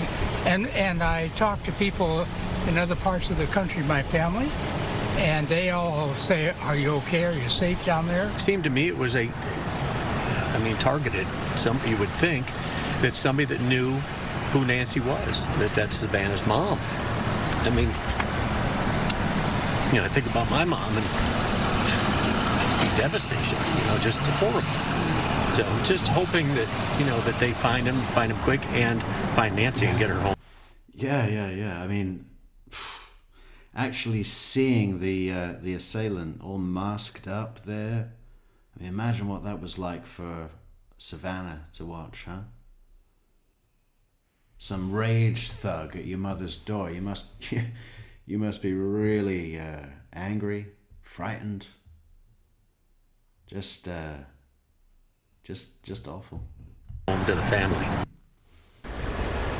The FBI has put up a missing person billboard and really all over the place, actually, for Nancy Guthrie in Arizona, California, New Mexico, and I think it should be endangered missing, shouldn't it? This isn't just a missing person. This is endangered missing. Okay? Even Texas. In a post on Instagram today, we heard from Savannah Guthrie. She wrote about her mother. She pleaded with the public again, saying, "We believe she is still alive. Bring her home. Anyone with information, please contact 1-800-CALL-FBI or the..." Yeah, bring her home and then go and do life in prison. In fact, it's going to be the death penalty. Yeah, right. I don't think we'll ever find the body. You know how many mine shafts are in this area? Like 200. And the wider Arizona, I mean, it's everywhere. Pima County Sheriff's Department. That from Savannah Guthrie today. And for more information on the search for Nancy Guthrie, you can scan the QR code right there. We will provide you with breaking updates as soon as they come into our newsroom. Breaking updates, huh? Okay, what else did we see? What's this? ABC 15 Arizona. Breaking news. Major breaking developments in connection to the disappearance of Nancy Guthrie. Law enforcement revealing a person is now being detained and questioned. Thanks for joining us. I'm Faye Frederick. God, it's such a shame for whoever did that roof that they can't have their name on screen. Just imagine the name of their business. What a showcase. And he's telling everybody he knows. What do you think of my work? Pretty good, huh? You thought it was a shit job, but I'm good at what I do. That's how good I mean, it must have been done the day before, right? And I'm Javier Soto. ABC 15 is covering breaking new developments in the alleged abduction of 84-year-old mom of Today's Show anchor Savannah Guthrie. Pima County Sheriff's Office shared this on social media, saying deputies detained a subject during a traffic stop south of Tucson. Subject is being questioned in connection to the Guthrie investigation. We're bringing you team coverage on the search for Nancy Guthrie. Our Lillian Donahue is in Rio Rico, about 60 miles south of Tucson and about 15 miles away from Mexico. Yeah, officials are confirming to ABC 15 that police activity in that area is connected to the traffic stop. So, Lillian, what are you seeing down there tonight? Faye, Javi, I got here just an hour ago. I was among the first on scene here. I was able to confirm with people that they actually did connect those two scenes. That stop of the traffic, obviously with the car here off of 19, like you said, this is north of the border with Mexico, south of Tucson here. They did say that this is connected to the Nancy Guthrie investigation. You can see behind me, this entire neighborhood behind here on this frontage road off of 19 is blocked off. This is Camino Augusto, we're also being told that there are multiple different scenes in the area. But, you know, interestingly enough, in the past 30 minutes, a woman actually came back out here, crossed the police line to talk with us, and she said that her son-in-law was the person that was detained. We are actively working to try and confirm this information with police and with the sheriff's office here. Pima County is here with the Santa Cruz County Sheriff's Office as well. They also say that they are working on an investigation with the FBI's evidence response team right now. But that woman that I spoke with earlier, I asked her specific questions about how this all started and how they were able to pin down a location to her home. She was flustered and just kept repeating that she didn't know. Oh, I've been asking for the search warrant. They haven't said anything. They can't tell me nothing. They don't say anything. Well, it's nothing to say. I haven't talked to her. They haven't let me even go to see what's wrong. They took my phone away. They took her phone. They took your phone? The kid's phone, her phone, his phone, my phone, my husband's phone, everybody's phone. So I have non-communication with them. So. And like I said, we are still actively working to confirm this information that she shared with us just a few minutes ago, and you just heard there as well. But she is very flustered, also saying that she has no idea who this woman was. She said that they even showed her a footage of that we saw earlier today of the security footage as well. She confirmed that that was the same security footage that the public has seen released today as well. Javi, Faye? I know you're going to keep asking questions out there, and we'll get back to you as we need to. Really quickly, Lillian, can I ask you, I know she mentioned something about a search warrant. Have you seen any activity as far as a search warrant being conducted at that home? As of right now, Camino Augusto behind me is completely blocked off. There hasn't been a ton of activity of people driving in and out of here, but since this whole area is blocked off behind me, it's hard to kind of tell who's coming and going. There's multiple different exits points as well here, but it did say Pima Sheriff's Department released a statement in the past 30 minutes telling us that the FBI's evidence response team is working with the Sheriff's Department to conduct a court-authorized search of a home here in Rio Rico. Back to you. All right, Lillian, thank you. These fast-moving developments come the same day the FBI released new images and video of a suspect in the 84-year-old's disappearance. The video shows the intruder walking up to the front door of her home wearing a mask, gloves, and a backpack, and possibly carrying a gun. Intruder, that's a better word. That's a better word than assailant. Our Fort Hatchett has been covering this case extensively, and he joins us with the latest developments from the ground in Fort. Pima County Sheriff posted a few hours ago about a person detained. Have we heard anything about a press conference scheduled? As of right now, Javier, there is no press conference scheduled, though I imagine at some point here soon we should be hearing from the Pima County Sheriff's Department and the FBI. They have told us that when there is an update in this case, they will hold a press conference. And as you see at Lillian's scene, they are still actively working tonight on what has been a very busy and chaotic day all across the state for law enforcement. But still, as of this moment right now, they don't know where Nancy Guthrie is. Law enforcement retrieved these stunning new surveillance images just days after the Pima County Sheriff said no surveillance video could be recovered from the cameras. The clothing itself, very unusual and specific, including the backpack with the reflectors, all of which makes it highly recognizable either to someone who knows the subject or someone who sold him the clothing. The Sheriff's Department says calls into their tip line surged after the images were released and say they detained a person of interest in a traffic stop south of Tucson. No word on if it was a tip which led to that person being detained. If there was more than one person involved, the other person would be thinking right about now, maybe I want to cut a deal for myself. This person may very well likely have been acting alone, and certainly the fact that they've made so many errors that were captured on the image of the Ring camera, it's likely they're not a true professional. And just a few hours after those surveillance images were released. What clued you in? The rosebush camera thing. Spray paint the lens. Easy.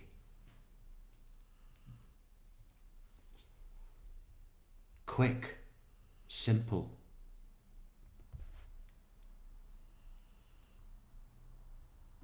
By the FBI, both the Pima County Sheriff's Department and FBI going door to door in the neighborhood of Annie Guthrie, Nancy's daughter. They're just trying to... It could have been shaving foam. You could have just put a bit of shaving foam on the lens, duct tape, Vaseline, spray paint, melted chocolate. It doesn't matter. Not a rose bush. We look in the yards and, see what's going on. And they looked at my Ring cameras. Man, look at Mr. Arizona here. You see, that's Or in the neighborhood of Annie Guthrie, Nancy's daughter. They're just trying to look in the yards and, How Arizona is this? He wouldn't look right in any other state, would he? You could pick him up and put him up in Maine, and people would be like, "Where you from, man? What are you doing here? How long are you gonna stay?"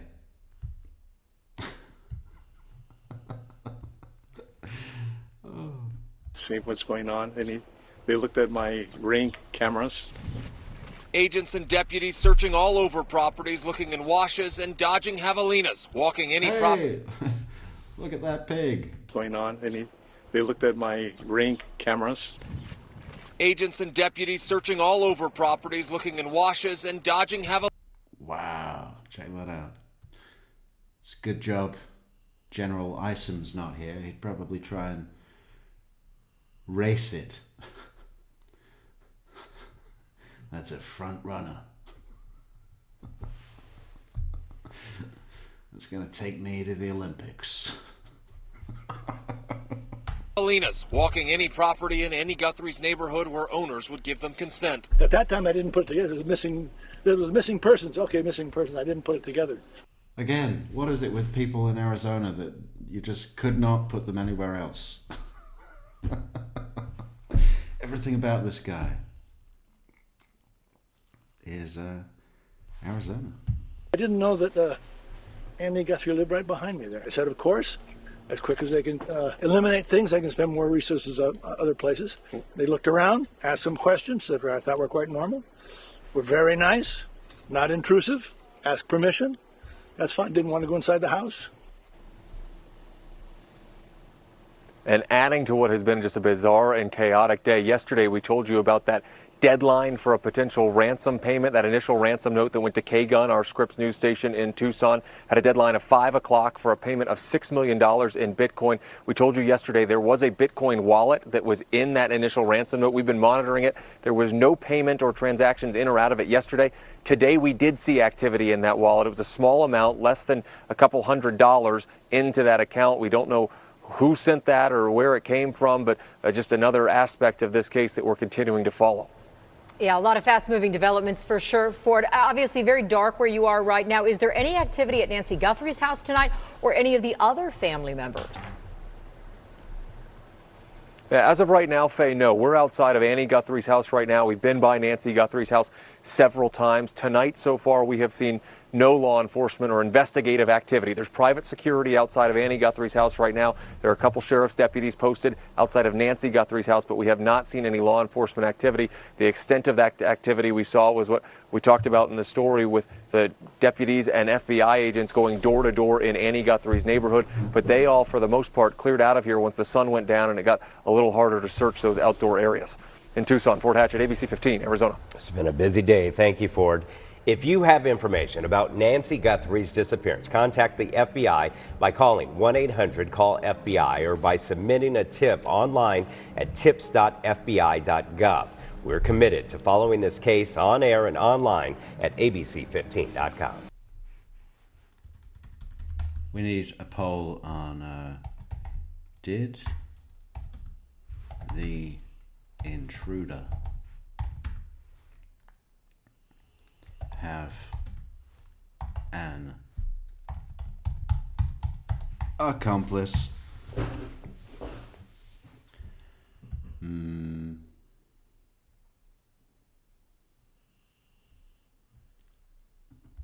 At the scene. That's important. At the scene. That's the poll. Vote in the poll. Vote in the poll. Possible breakthrough. That looks a little long. I had some other things to go through, but this breaking news. Here we have it. Now the photo is sort of showing. So that's the first one I mentioned. And this one, the actual photo itself goes longer than this. So this is a close-up of the individual from waist up. The actual photo on Kash Patel's X account shows a full body. And I can't quite tell, but Kaylee, does it look like, are those shoes? Are those boots? They appear to be, if you zoom in closely, Emily, at the bottom, it appears to be tennis shoes, because I see at the very tip, there's a little black plastic piece that seems like they would be tennis shoes. You see the black gloves. I mean, this is clearly someone intent on doing something and intent on being concealed and not seen while doing it. You see the backpack straps. Well, how can you tell that? He could have been selling Girl Scout cookies. Excuse me, ma'am, are you happy with your internet service provider? And just a hat tip to the FBI right now for managing to recover this photo from that camera. And we know she had a Nest system is what was reported. I'm unclear at the moment whether that front door camera was a Nest system, I'm told. So this was a Nest camera on the front door. Yeah. It says Nest in the corner, so can they not see the images when they're talking? I can't get over this guy not having spray paint, Vaseline, duct tape, something. Just cover up the lens. Why do you need that deflated boxing glove and rose bush?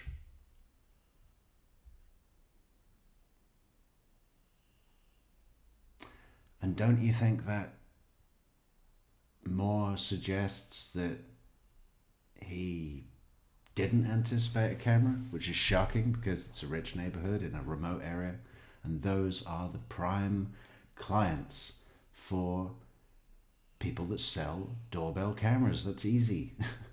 You're rich and there's no one around. You need one of these cameras, and they do.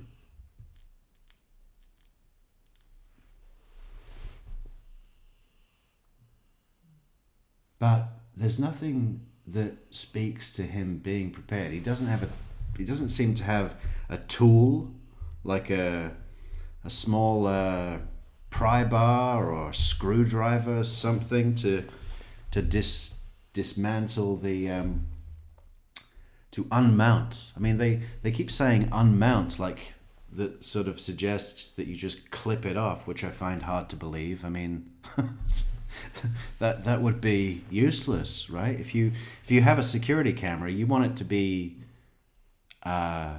secured from the other side of the wall, surely, with lock bolts or something, so that you can't just take it away, unmount it and take it away. And yeah, it's recorded onto the cloud and stuff, so even if you do take it away,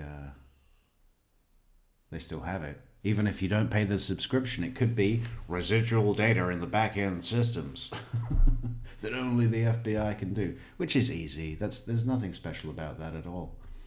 You could do that with any basic server. I'm surprised that Nest didn't just volunteer that immediately in a case that would give them an opportunity to showcase their technology. Right? They should have seized this and said, okay, we want a special team. They didn't pay the subscription, so it's not going to be easy to find, but I want all the servers to be frozen. Nothing gets wiped, deleted, because sometimes it's on a loop, right? Where it'll say, well, after every 24 hours, clear the cached information. The stuff that's not used, but it's still there in the cache, right?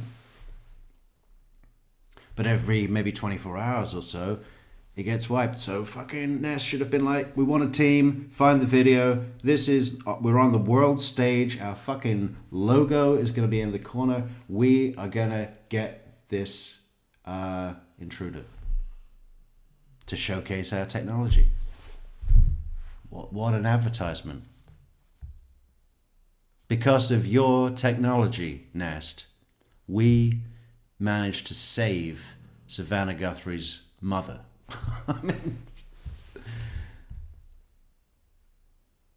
Yeah, I wonder if there's been any movement in the stock of Nest, the shares. I don't know how to find that kind of information out. A newly recovered photo, the first significant piece of information, and maybe explanatory, Emily, as to why in that latest video you had Savannah Guthrie backing away from the kidnapping and the ransom theory. This is a huge piece of new evidence, and we know, as Kennedy noted, that President Trump had said there was a big piece of evidence coming. So you wonder if they had this going back to Friday night and decided now is the time to release this. They needed new tips. The ransom deadline had passed. Yeah, and that's a distinct backpack and fleece setup. So someone's going to recognize that jacket. That definitely looks like a guy based on body composition, the size of his head. You know, they're shiny gloves. They're either black latex or leather. And yeah, that someone's going to identify that backpack pretty quickly. And John, I just want to point out, because I want your thoughts on this. Now that we have this specific imagery from Nest, you can see in the upper right-hand corner it says Nest. This gives us a specific time, which means can the subpoenas now and then the warrants be narrowed down to this? We've talked about cameras that didn't have footage, but could this help to locate this individual as he likely went through Tucson afterward, now that we know the exact moment that these photos were taken? Great point, Emily. So two things. One is I wouldn't focus so much on the clothing as whether the facial features are clear enough for there to be facial recognition software run on them, because everybody's face is unique. It depends on the spacing between your eyes and so on. There might be enough there, even though he's wearing that mask, for the computers to go to work to try to figure out who it is. But you're right, Emily. The second thing I would do if I were... Okay, so based on the provided search results from February 10th to 11th, 2026, there is no direct indication that the stock price for Alphabet, Google, which owns Nest, has significantly changed specifically because of the Nancy Guthrie case. Well, I bet it will. If I was the CEO of Nest, I never let a crisis go to waste, right? You'd want a special team on this, thinking, how do we take the opportunity to be on this world stage? I mean, what fucking exposure. Why are they not taking advantage of that? That is incredible.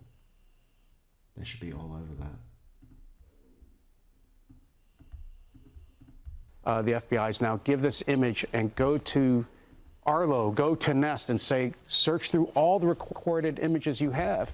Use AI now to the advantage of law enforcement and find if there are other images of other cameras that are storing their footage, storing their archives, and locate where this person went from here to the next spot. I expect that he's probably changed his clothes. He might have a change of clothes in his bag. He's going to immediately try to disguise himself. But the face can't be changed. And maybe in all that trove of data and film, that face might appear, and the government can go to those companies and say, now we have an exigent circumstance. We're trying to track him down. We're trying to track her down. She might still be alive. We don't need a warrant. Give us any footage you have of this person located any. So Jill Jane says you can easily take the battery out on a ring. Really? What, just from the outside? Doesn't that seem like a bit of a design flaw? I mean, why would you not just have it on the inside? All you need to do is make a hole. It's just, I don't know.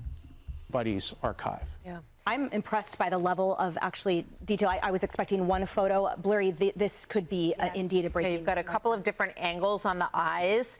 And, you know, you remember in the Charlie Kirk case, for example, when those images started to surface, you saw gait, you saw body movement, and his parents later said that when they saw the picture, they felt strongly that it was their son.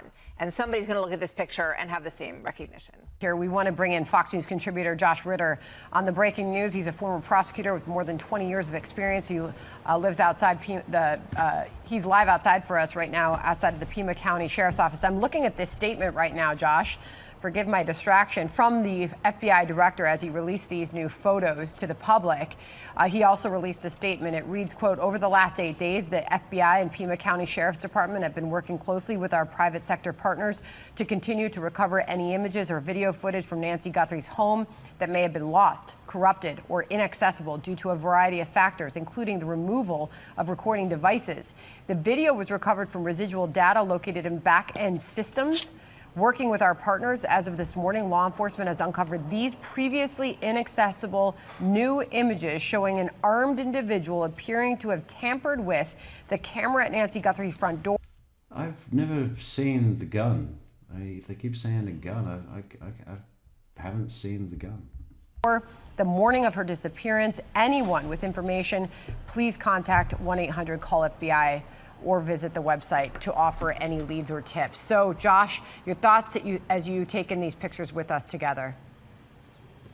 It's absolutely remarkable development. Residual data from back-end systems. Just hours ago, we thought this case had come. I want some merch with that. We're doing a Nancy Guthrie special. Residual data on back-end systems. Doesn't that just sound so fucking impressive? It's going to be on mugs, t-shirts. Come to an absolute brick wall, and that they were asking the public for any kind of tips. And you have to applaud the agents of the FBI and the Department of Justice for the hard work that they put into this. And I will say, coming as a prior prosecutor, this is incredibly valuable evidence. And I know people may be looking at this and saying, well, you can't see the person's face, you can't see their hair, there's no identifying features. What I am so encouraged by is how... Yeah, apart from the eyes. He should have been wearing goggles.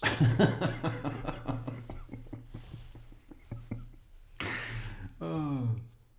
And not cool ski goggles, but swimming goggles. See, that wouldn't have been difficult to do, and that would go a long way. Many people can be ruled out by what you can identify of this masked man. And there's a lot to find consistent with someone that you do suspect. I mean, it's very revealing, despite their efforts. Of course, that could have all been avoided by having a can of spray paint to block the lens. That's very simple. I think that's in every single Jason Bourne movie. Clear these photos are. This is not surveillance. When we first heard about reporting that they had photos, we were thinking it might have been surveillance from the surrounding area that would show a grainy picture from afar. This is from the home, so that we know that this person, who they've identified or described as a subject, is in fact what I would call a suspect. The photographs are very, very clear, and someone is going to recognize this person. They're going to recognize the clothing, they're going to recognize the gloves, they're going to recognize the mask. This is very powerful evidence, not only in furthering the investigation, but potentially at a trial. Hang on, I want to try something.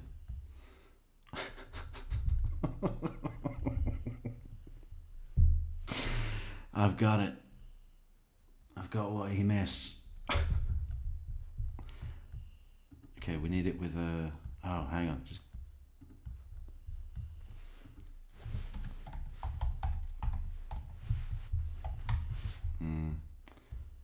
Maybe it's not going to work.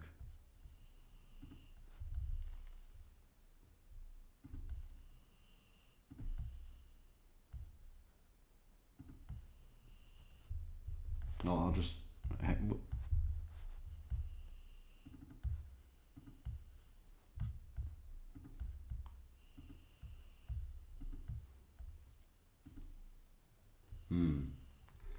This would have been good.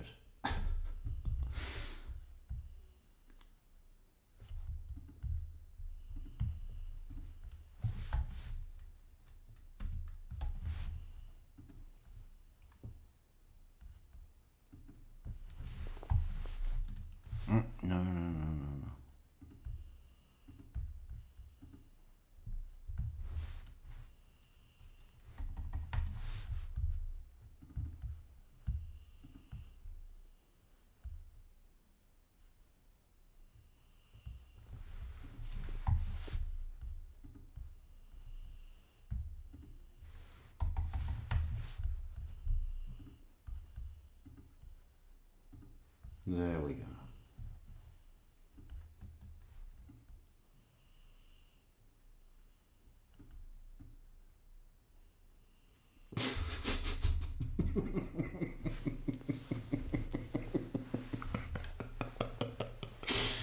Oh, do you like that?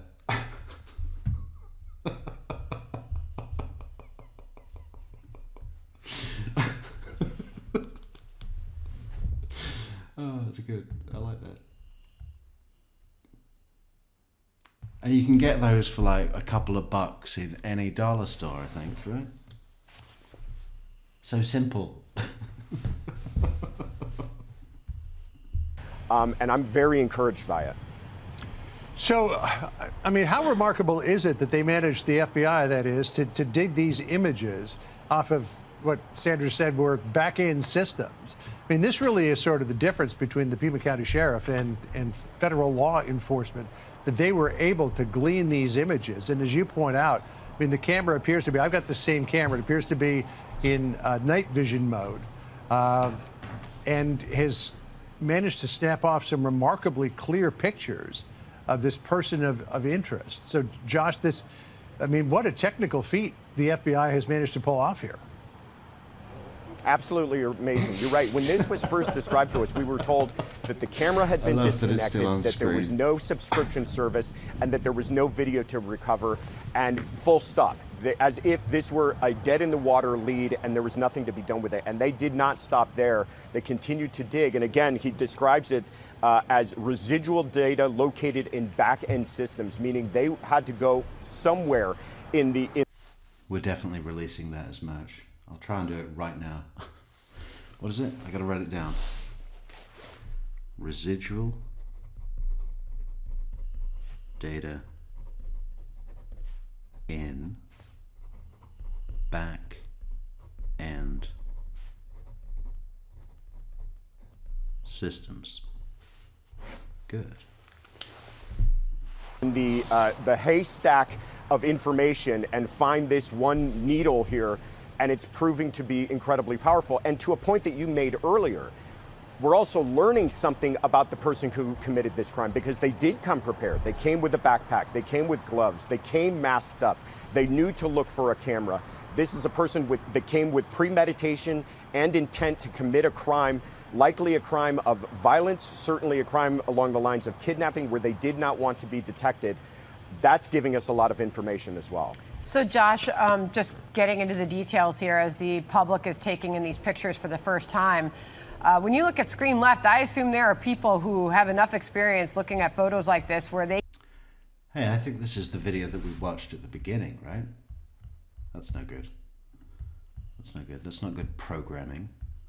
What about just in?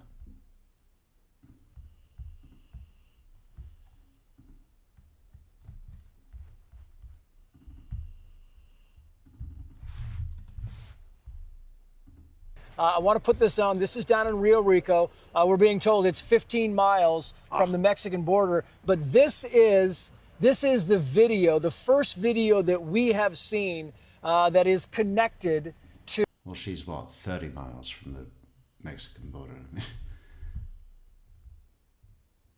To the person who was detained and we presume is now being questioned.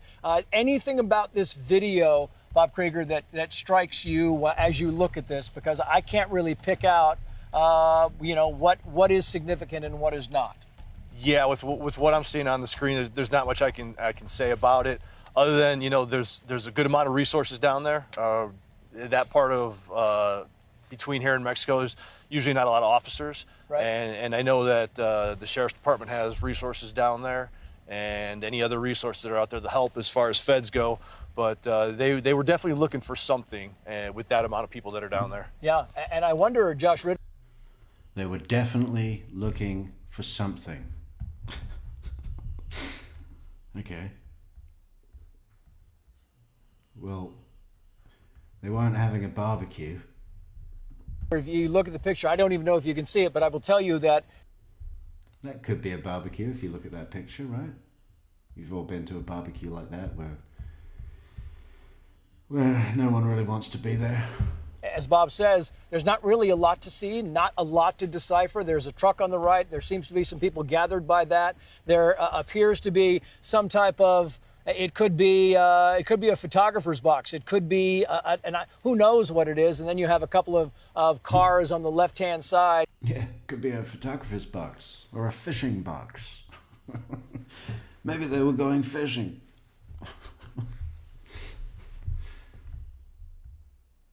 Get a good catch for the grill later.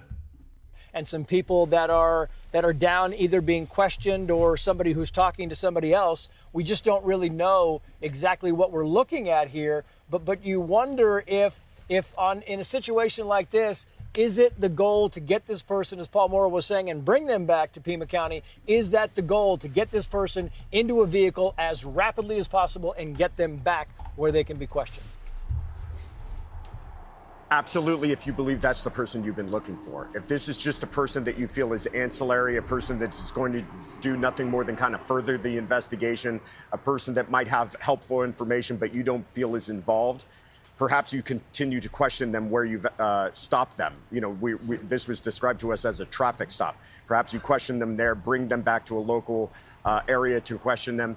But the idea that you're going to put that person in a vehicle, drive them an hour north back here to Pima County Sheriff, that to me shows that this person's beyond just simply someone who's helpful to you, but you might be your suspect. I'm going to also keep you updated further to what's taking place here outside of the station, is that we've also seen one of those SWAT vehicles return. So whatever operation they were on earlier, when we saw all of those vehicles move out in rapid succession, they've obviously wrapped that up. That also seems to coincide with the time that we've heard about this detention and how long it would take them to make that hour drive back from that location here to Pima County Sheriff. Yeah, and while I've got you both here, I want to bring in, Bob, the same for you. We got some breaking news coming in.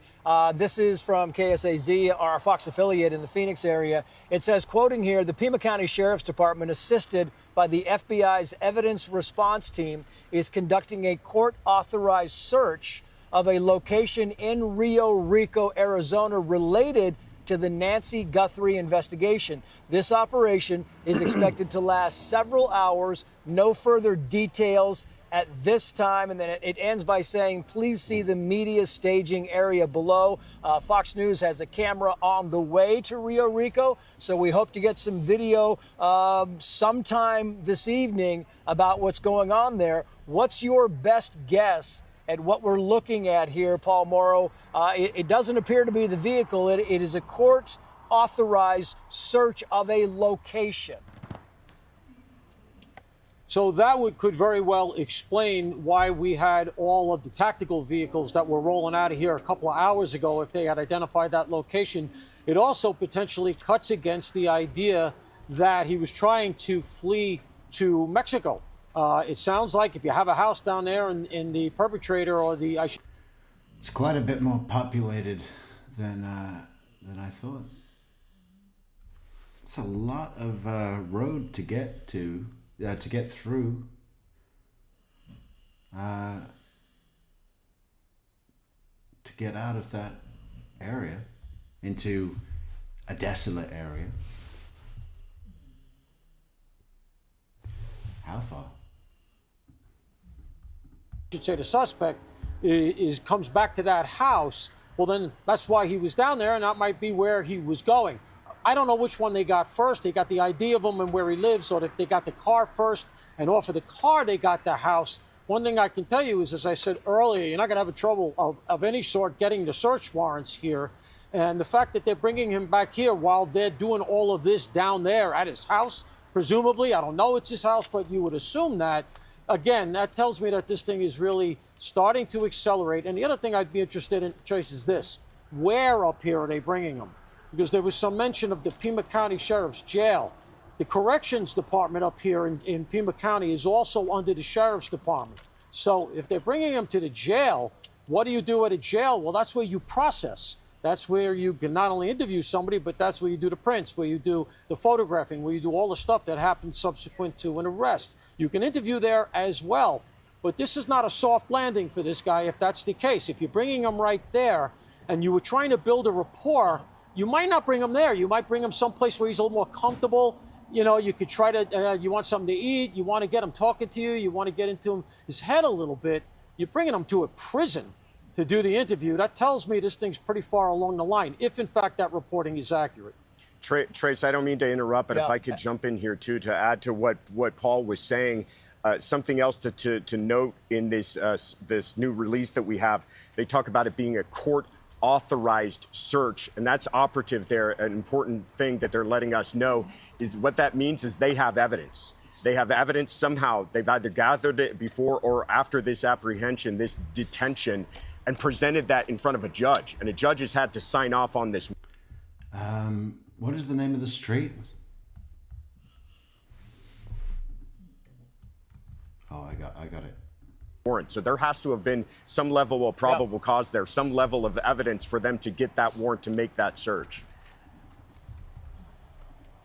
That's exactly my question is, how long does it take you to get the warrant? Can you get it? I mean, we think this thing, you know, we were building this up in the last hour because we didn't know, you know, as maybe that this was some kind of a race, like it was a chase down to Rio Rico, when maybe it wasn't. Maybe this person was in Rio Rico all the time. Maybe this person lived or lives in Rio Rico, and it all kind of transpired. They knew this person was down there and it was just time to go, and they waited to bring in the cavalry before, Josh, that they couldn't do it until they got the court order, the court authorized warrant to go in and take a look.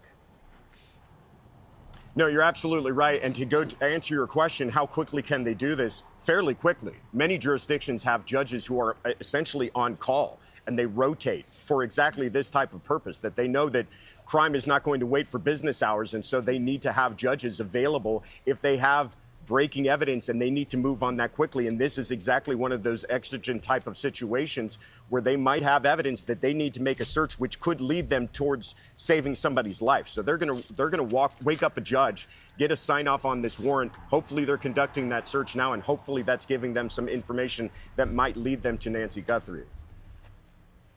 Yeah, and that's the whole thing, Bob, is you're looking at whatever information that we have here. The key to all of this is trying to locate Nancy Guthrie and find out where she is, and maybe the key lies in that location. Hey, Sean Hannity here. Hey, click here to subscribe to Fox News YouTube page and catch our hottest interviews and most compelling analysis. You will not get it anywhere else.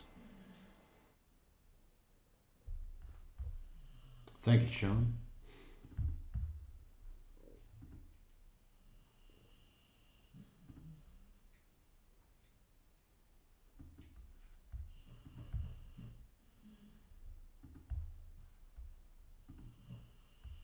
I'm likely to be looking at trying to identify what those gloves are, because that's an unusual set of gloves to be wearing. And one question I have is, how are you going to pull that gun out with those gloves on? Got it. Hey. Little strange. Yeah. Randy, I just want to get this in here. The White House press briefing is underway. Caroline Leavitt led it off just a few moments ago. Thanks so much, Jill, for becoming a Buy Me a Coffee member. That is awesome, Jill. We love that. Enjoy it, Jill. Oh, on this, listen. I was once again with the president. He and I were both reviewing the newly released surveillance footage from FBI in the Savannah Guthrie case on just this heartbreaking situation with respect to her mother. The president encourages any American across the country with any knowledge of this suspect to please call the FBI, who continue to assist state and local authorities who are leading this investigation on the ground. And once again, I will reiterate that the prayers of this entire White House are with Savannah and her family at this time. And we hope this person is found soon and that her mother is brought home safely. And the president has said, Randy, that he would send any resources that the FBI needed in the federal investigation that is down there. Kash Patel started releasing these photos and videos just a short time ago. And boy, Randy, does this change everything? It absolutely does. This is This is the first real break that we have seen. And remember then a couple of days ago, the president indicated that there might be some big news coming.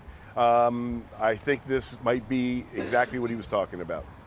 Hey, I just want to point one other thing out. Hey, thank you so much, Robert, for the $5 on PayPal. That is great, Robert. Thank you. And that is that we saw the flash of light coming from the center of his face as he's walking up. As well, we saw the flashes of light off of the reflective material right there in that video. It almost looked like he had a headlamp on and turned it off. But then we see the same flash in his mouth in one of the still pictures as well that you see. He's got a flashlight in his mouth. Okay, yeah, this guy. Light pro. Coming from the center of his face as he's walking up. As well, we saw the flashes of light off of the reflective material right there in that video. No, that's his gold teeth. It almost looked like he had a headlamp on and turned it off. But then we see the same flash in his mouth in one of the still pictures as well that you see on the upper right-hand side of your screen. Could that be suggestive that this guy's got some sort of metal in his mouth, whether it be a metal filling that's in the front of his mouth, whether it might be some sort of grill? He's actually talking about a metal filling and a grill. I didn't know that. They're considering that? I mean, I don't think so. It's just a light flash. It's not a reflection. A reflection would move. Be suggestive, but then we see the same flash in his mouth in one of the still pictures as well that you see. That's not coming from a reflection of metal in his mouth. I was joking, but this guy, the expert, is serious. In the upper right-hand side of your screen. Could that be a gold tooth or a grill, like the cartel? They're only 15 miles from the border.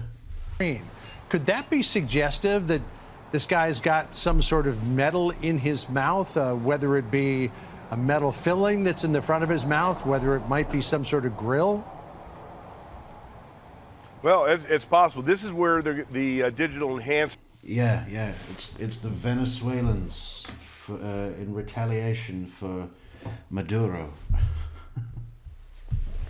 Is going to have to take place to try and make a determination if that is a flash from perhaps a movement light, or if it is something internally within him. That's where the magic of the FBI's digital unit and their forensic team is really going to have to close in on that through their technology.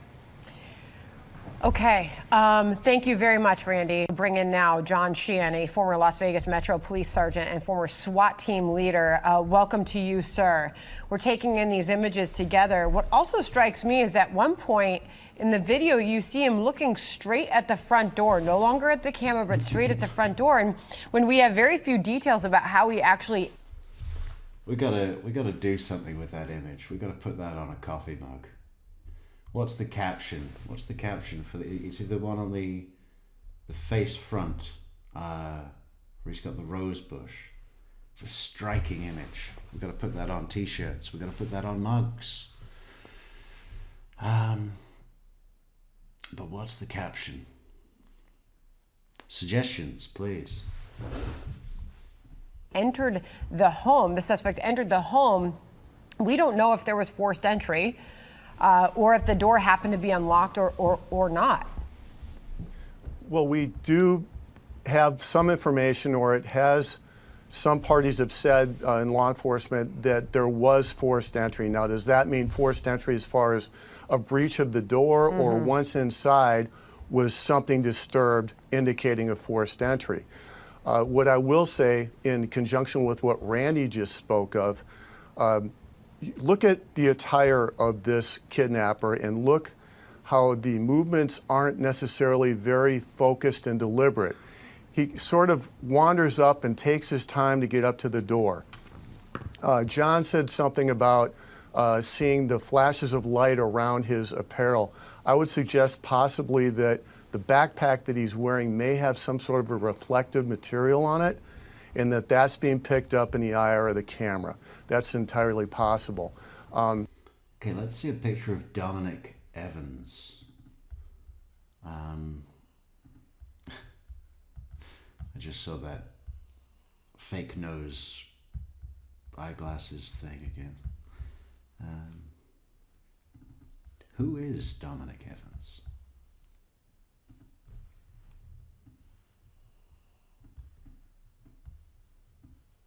What people are saying is that the eyes are consistent with the intruder. And you'd have to say that they are. Even to the sense in both pictures, his right eye, the one on our left, is open more than his left eye. Right? The mask, which is the bigger eye? I think it's the one on his right. The same in the other picture.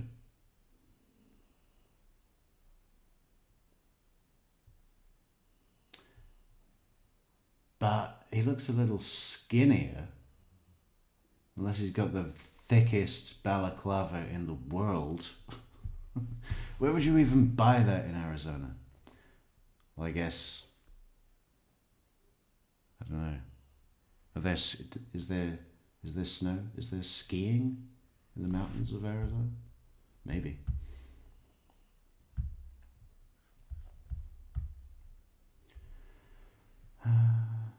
Yeah, I mean, fairly consistent. Dark eyebrows. And that thing about one eye being slightly more open than the other. I mean, maybe it's not in the mask picture. It's kind of hard to tell, but it looks like it might be. Another thing that I was focused on when I initially saw the images and the video is he has exquisitely manicured eyebrows. You can tell that this person has had someone spend some time to work these eyebrows. This person is going to look very... Connie Berlin says, what about video of the exit? We have to assume, Connie, that he managed to dismantle the camera before entering the house. So it would have no longer been capturing at the time that they exited. Very, very distinct. And someone is going to know this person. When we get to the handgun, one of the first things I saw in the still image was you've got a semi-automatic... Is that a handgun? I mean, you know what it looks like to me? An ice scraper that you scrape the ice off your windshield on cold mornings, right? That's what it looks like. And that goes with the ski mask. And the gloves. Looks like a black frame handgun inside of a revolver holster carried directly in the front of the person. This doesn't speak to... Inside a revolver holster.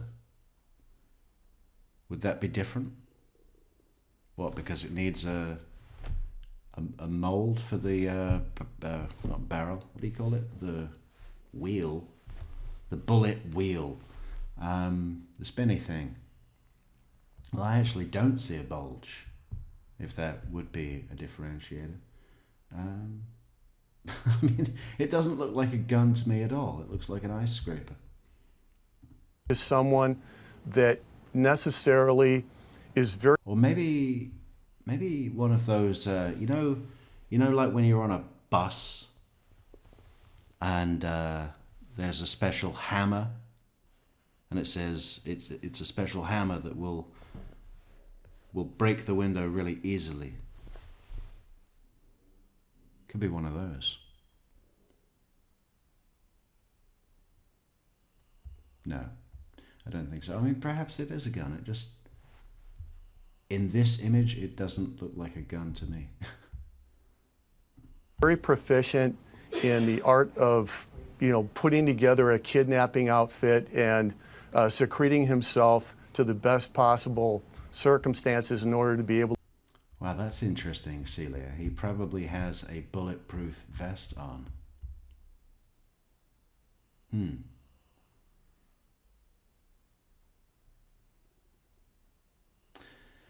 Yeah, he is a bit padded out, right? So, and that is perfectly reasonable to assume that Nancy Guthrie has a gun in her nightstand.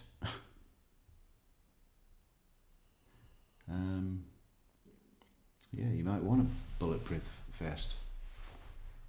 And that would mean that his image here, where he looks a little less built than the man in the mask, could be because of that bulletproof vest.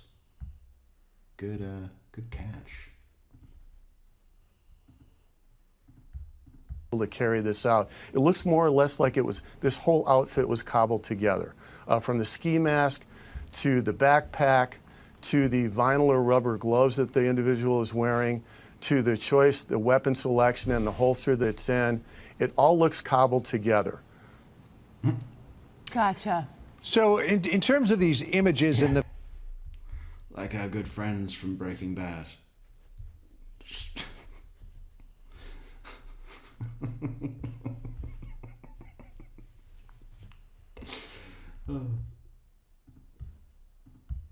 Flashes of light. I just looked it up. I want to go back to the maps.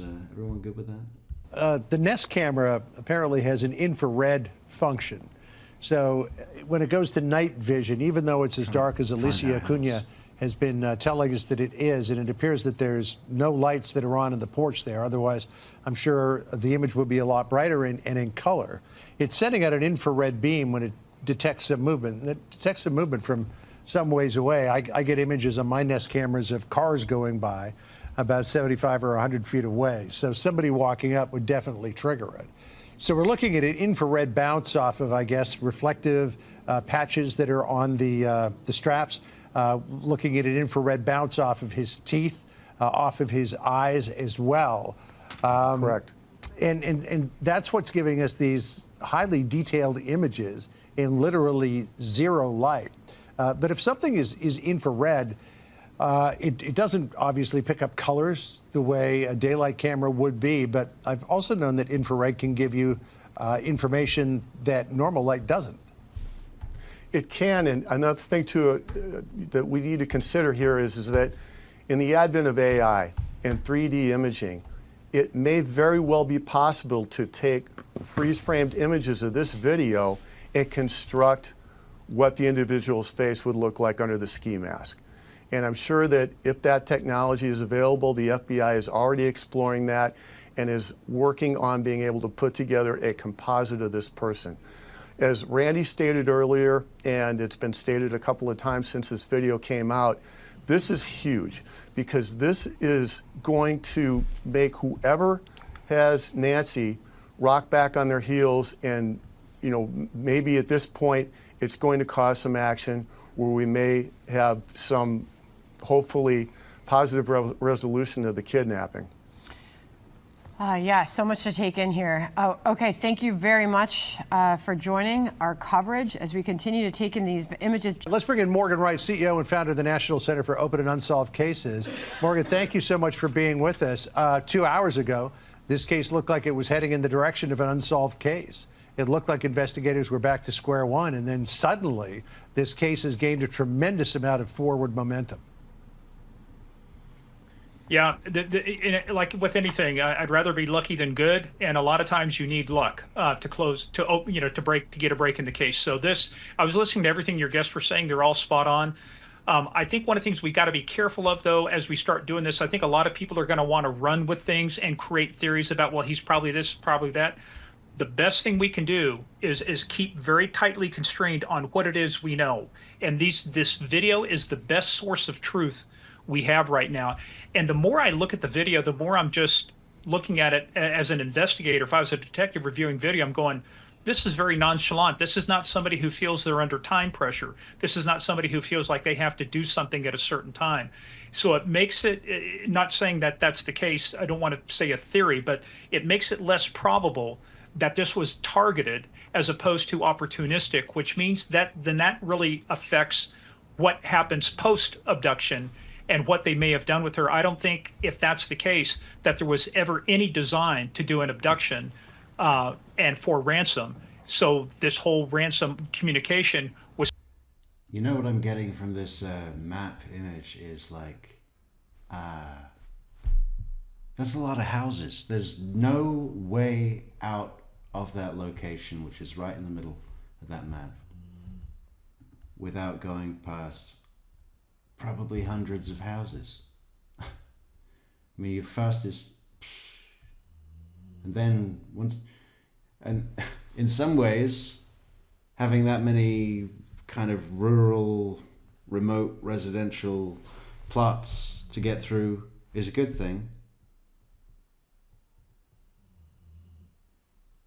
because there's no municipal cameras. But there's got to be, everybody there must have a doorbell camera. One of them would be on a road and there's not many people driving at that hour at all. A few, maybe. In the whole area at that hour, maybe there were 6 vehicles that were mobile, if that. Somebody's doorbell camera would cover a road, unless they got insanely lucky. There's no way that you could test that. You couldn't plan a route out of there. You could not plan a route out of there and be sure to not be on anybody's doorbell camera. Yeah, maybe the properties are a little bit removed from the road, set back, but there's no way to know for sure.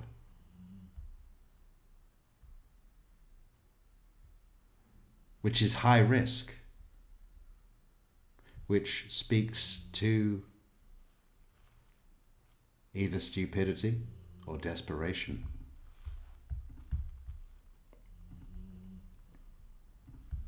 Somebody who was opportunistic that took advantage of this, because this person does not appear to have the same sophistication as somebody who would be able to create a Bitcoin, send secure messages, make them hard to trace. So we've got a differing in skills is what it looks like. Wow. This appears to be.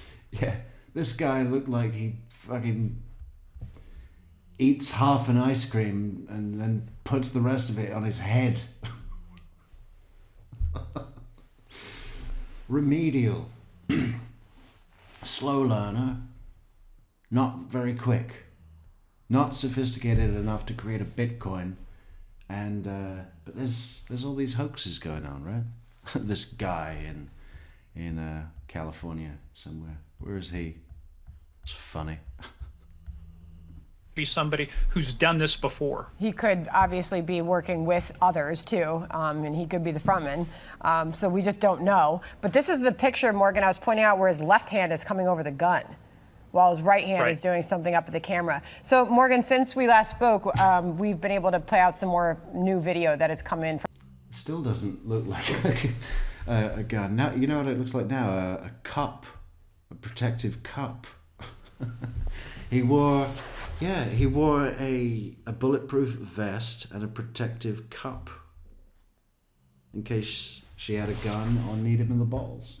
From the FBI, what strikes you as you watch it, some of the new video, including the one where he first approaches the front door with his head down? Yeah, that's what you're getting into right there, is that with the head down, it's obviously, if he's not aware, he's anticipating that there's going to be some kind of a doorbell camera, because almost everybody has those now. So he's attempting to mitigate the risk of exposure, of being identified. He is not concerned about running away. This appears to be, and to your points too, the infrared reaches out. That's why you see the flash. What's very interesting, and we need more analysis of this, but are there anything like what they call teeth grills? You know, anything metallic in the mouth that would create that flash? I don't think there's any. It is not a reflective flash. It's a little torch in his mouth. What's very interesting, and we need more analysis of this, but are there anything like what they call teeth grills, you know, anything metallic in the mouth that would create that flash? I don't think there's any kind of a flashlight. If he had a flashlight, it creates a different artifact in terms of the video, in terms of what you see when you analyze video. It creates a different illumination and reacts to the light too. So I don't think that he's at least... Okay, exactly what he said, but the opposite opinion. Overtly showing any kind of illumination device, whether it's a flashlight or an iPhone or something like that.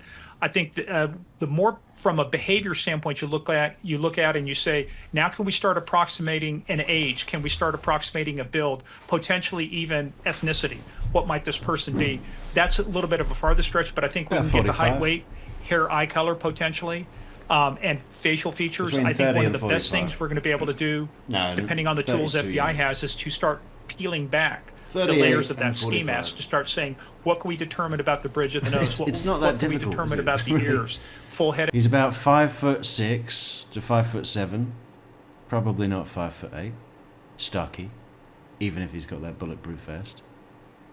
And he's between 38 and 45, which would probably be consistent with that guy, right? It's just the padding. It's just the padding of that mask. Unless he's got a bulletproof mask. I want a bulletproof vest and a bulletproof mask for my head, in case she shoots me in the head. The hair, maybe not. Again, the comments about the eyebrows. All of those things are going to be analyzed in detail. The only...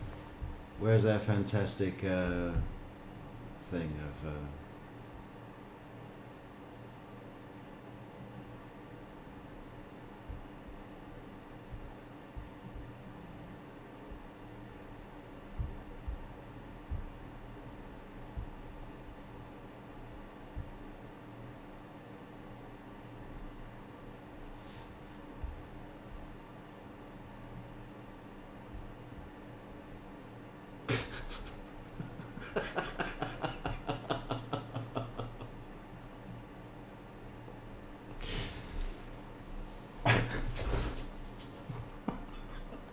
I need to screenshot this.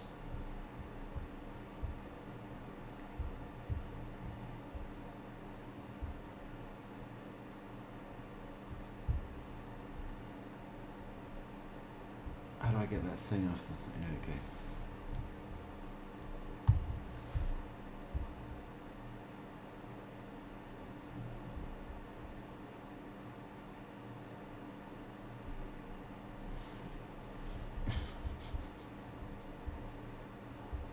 challenge you have, the limitations, you can't make the video any higher quality than what it is. You can't take a 1080p video and make it 3000. So all you have is all you have, but the things that they can do with it to enhance.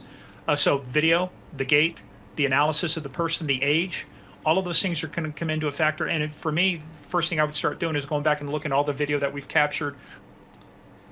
There are ways to enhance a video and give the appearance of a larger format. That happens all the time. For many of the other cameras and start saying, where have we seen this person before? Chances are they're going to be dressed the same way, wearing the same pants, wearing the same shoes, and maybe even carrying the backpack, because they don't expect to be caught. They don't expect to be identified. That's why they're wearing the mask and the gloves. Right. So what else, Morgan, can you glean from this video in terms of shoes, the backpack, the articles of clothing? I'm sure that it's an investigator's dream to have this much information coming to you via these videos. Well, right now the FBI has tasked some of their people, their analysts, with identifying the shoes. I mean, I've testified in cases where we've had FBI experts test about shoe impressions, right? So they have an entire catalog, and now it's automated. So we're going to know very quickly the types of shoes, the brand. And that will also allow you to determine then were those sold in these areas. That's going to give you additional leads to farm out to say where else might. All this shit about they have, I'll tell you what they are. That would be really easy to do. Don't act like that's a special FBI thing. Oh, they've got a catalog. These shoes have been bought, right? Because there's a very unique, if you look at the soles, it's got a dark sole. So that's going to help you identify the brand. The same thing with the backpack. Where's that backpack bought? And if I buy that backpack, is it in close relation to where maybe the same style of shoes was bought? And if that's the case, maybe, I don't know how far back this goes, I'm headed to that store to say, give me your video surveillance. I want to take a look at everybody who's come in and bought this combination. And are there any stores that sell this combination? For some folks, it says, well, that's really stretching it. Let me tell you, when you take a look at the investigations from the Boston Marathon bombing to the World Trade Center to anything else, when you talk about the FBI and other people getting down on their hands and knees and picking through bits of gravel, looking for the most minute of clues, that is not a far stretch, especially when I would hate to be the person now that we have this video, because the FBI now, I know a lot of people want to bag on them. I'm still a cop at heart, but let me tell you, when push comes to shove, when you bring the full force of the FBI down on something and throw this kind of capability, it's like our military. I put them up against anybody in the world to figure out who this guy is. Yeah, Morgan, the FBI Most Wanted has also updated their poster for the missing Nancy Guthrie. The FBI reminding anyone looking at these new images and video that the FBI is offering a reward of up to $50,000 for information leading to the recovery of Nancy Guthrie and or the arrest and conviction of anyone involved in her disappearance. New images released today, the FBI say, shows an armed individual appearing to have tampered with the camera at Nancy Guthrie's front door the morning of her disappearance. The FBI seeks information that will lead to the identity of this individual, and they have now updated her missing poster with not only her face, but the images that we now have of this person approaching her front door at the same timeline that she went missing from that home. Morgan, obviously all of this can certainly help. We hope it brings in tips, and we hope it brings them in fast. And last point, Sandra, I would make that the more I look at this, the more I'm from an investigative standpoint, this is a local person. And so as you start thinking about the reward and what that reward can do, there's somebody in the Tucson area that's, if you want to make a quick $50,000, this is how to do it. Somebody in the viewing area between the stations in Tucson, they have a good idea who this person is. The fact that there's not 2 or 3 there and just a solo operator, again, you can't tell. It looks solo operator. Somebody could be driving the car, but somebody has knowledge of this crime. Somebody knows. And it's just overcoming that. That's why most cases get done, especially cases like this. It's data combined with potentially somebody flipping and saying, hey, I'll either do it because it's the right thing to do, or I'll do it for the money. Either way, as a detective, I don't care. Just give me the information. Let's make an arrest. All right, Morgan, thank you for your expertise. Really appreciate it. You bet. Joining us now by phone, former FBI Deputy Director Dan Bongino, now a Fox News contributor, long history in law enforcement, and very good to have you with us, Dan. Thank you very much for joining me today. Sure. Happy to be here. Dan, what is your best estimate at how long the FBI has had these images and why you believe they decided to release them today?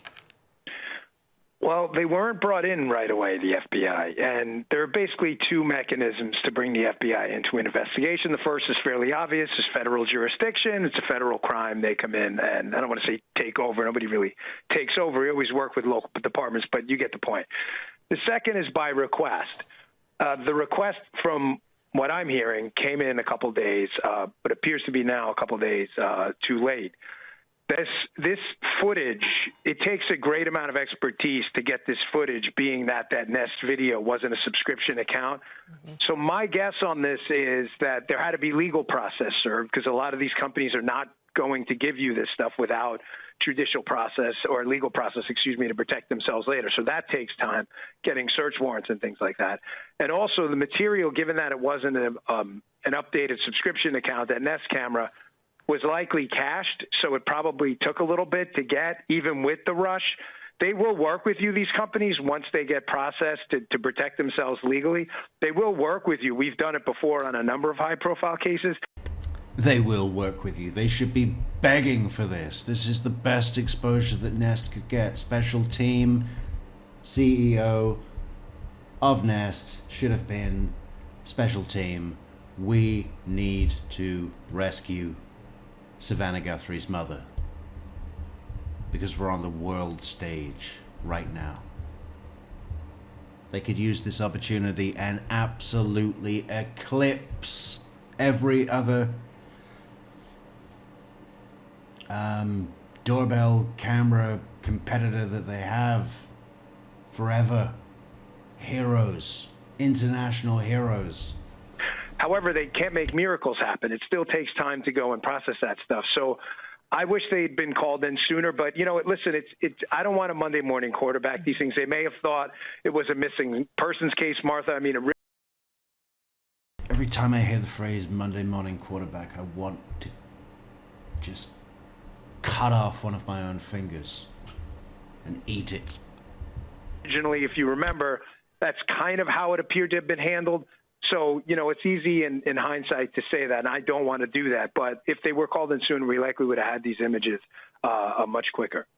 So what do you learn when you look at this? We see the individual's eyes. We can kind of get a look at eyebrows. It looks like there's facial hair around his mouth. But you do get the feeling that if this was someone that you knew, you would recognize this person. Is that fair?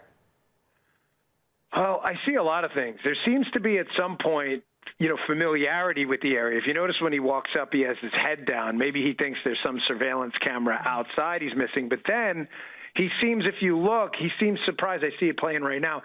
He seems like he's going to knock on the door and then seems surprised by the presence of that doorbell camera right there. And then instead of having a simple item like a piece of tape, he goes out and grabs it in kind of amateurish manner, you know, some plant that he tries to cover it with.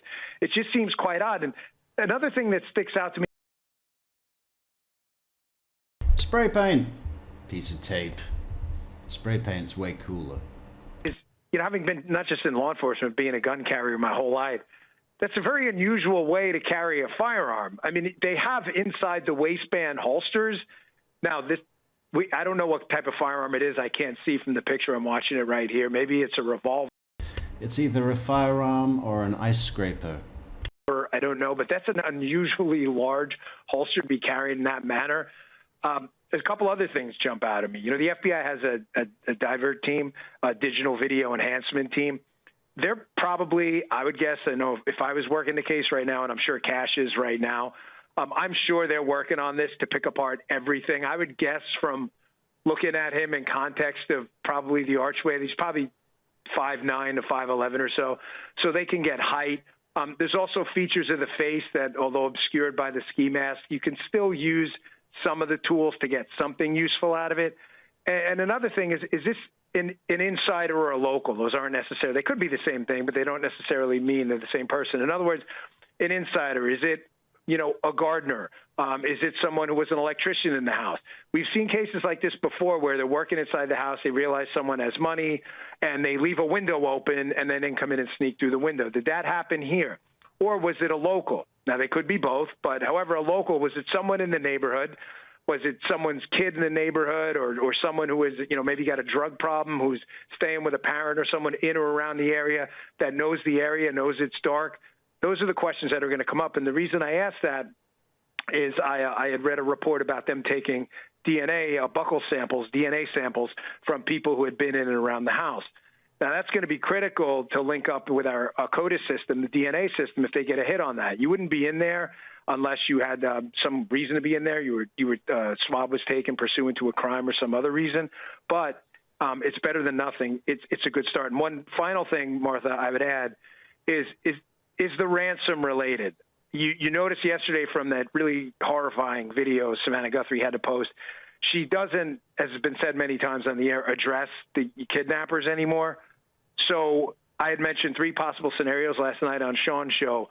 One being, is it a kidnapping for ransom, which is the story, you know, everyone thought was possibly going to happen there. And then the second story was this a crime or a burglary that just went wrong? And maybe he didn't expect anyone to be home. She opens the door. Some incident happens. She bleeds. You know, it's looking more likely that it may be scenario 2. I don't know that. I don't want to get out ahead of the investigation at this point. But this looks like it could be that one. Yeah, it just raises so many questions. So if this was a robbery, it seems kind of odd that you would if she died in the course of this, and we hope with all of our hearts that she is out there and that he is keeping. Hope in one hand and shit in the other. What is it? I think that's it, right? Hope in one hand, shit in the other. See which fills up first. Her somewhere and that she will be home. But would there be any other reason? Does it tell you that she might be alive, that there was no body in the home? Yeah, I mean, in cases like this, especially given the area and the ability to dramatically expand your field of vision on surveillance. In other words, things we didn't have when I left the Secret Service, I shouldn't say we didn't have, but they weren't as pervasive. The use of really, really high-end drone technology. Drones were in their infancy back then. Now that I went back into law enforcement as the deputy over there at the Bureau, not only do we have really incredibly high-tech drones now, but the camera technology, Martha, whether it's FLIR, infrared, thermal, if it's a body, it's dead, you're going to have, obviously, the thermal be an issue. But with the ability to surveil over large areas, yeah, with a woman that age who's not very ambulatory or mobile, yeah, it does create a lot of questions that we haven't found a body yet. It's really not that easy given the ubiquitous nature of ring cameras, surveillance cameras, street cameras, LPRs, license plate readers, and everything else. It's not that easy, thankfully, to take someone against their will and just disappear and leave no digital trace. I heard it referred to by an excellent commentator, James Galliano. He said digital exhaust. That's an accurate way to put it. It's the tailpipe out of that digital tailpipe. Like, to leave none of those signs, and I don't believe many of those were left behind, is very unusual. If you get on that scene early, it is very difficult to not only get away from a scene by yourself, but to get away from a scene with someone who's obviously not voluntarily leaving with you. Yeah, that's really difficult.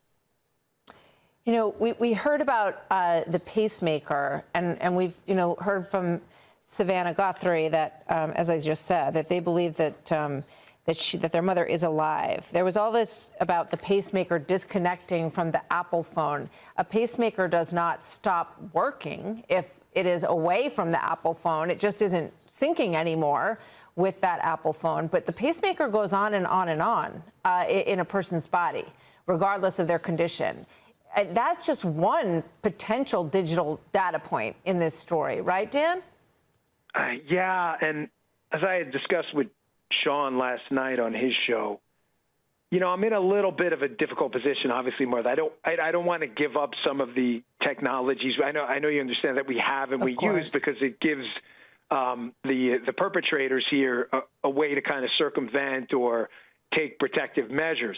But what you're saying there about technologies, even things like pacemakers, a lot of electronics out there leave a trail, and I think you can kind of put two and two together in this, new surveillance environment we're in, where, every company on earth is putting a cookie on your phone every time you go to their website. Sure. But it's very, very difficult for someone to be removed from a scene, and for no digital footprints to be left behind. And that's where, if the FBI was brought in a little bit sooner, those things go stale. Time is definitely your number one enemy when you work in cases like this. I just think back to the past year I was there, having handled the, Israeli diplomat shooting, the Coeur d'Alene incident, the two incidents in Minnesota, Palm Springs.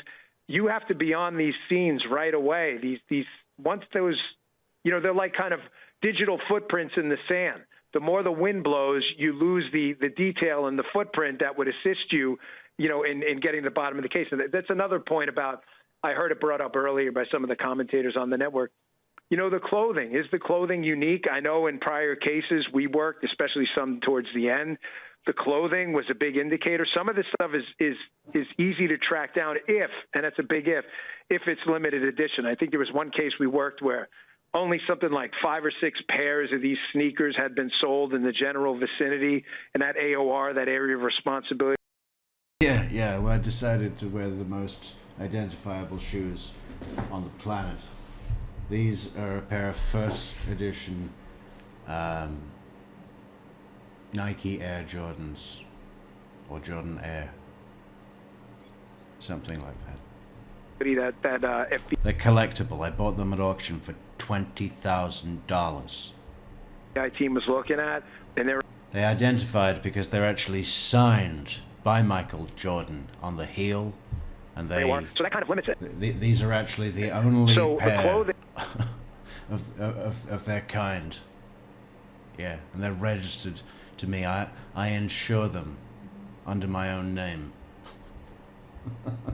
is going to be could be really helpful, and I know, I'm sure of it, that they're going through that right now, scrubbing purchase histories local in the area. It goes back to what I said before: is this an insider or a local? If it's a local and this wasn't pre-planned and it was a burglary that went really bad and horrifically bad, then it's likely that they didn't travel out of town to get that clothing. I mean, we'll see. If it's just mass-produced, then it's not going to be of much help. Just one last quick question from your own experience at FBI. We know that the family, and I want to just reiterate again, that the family has said that they believe that their mother is out there, that she is alive, that obviously this... What is she going to have of value? Bunch of old show records. I mean... No, seriously, what would it be? What would an 84-year-old lady living in Tucson, Arizona have?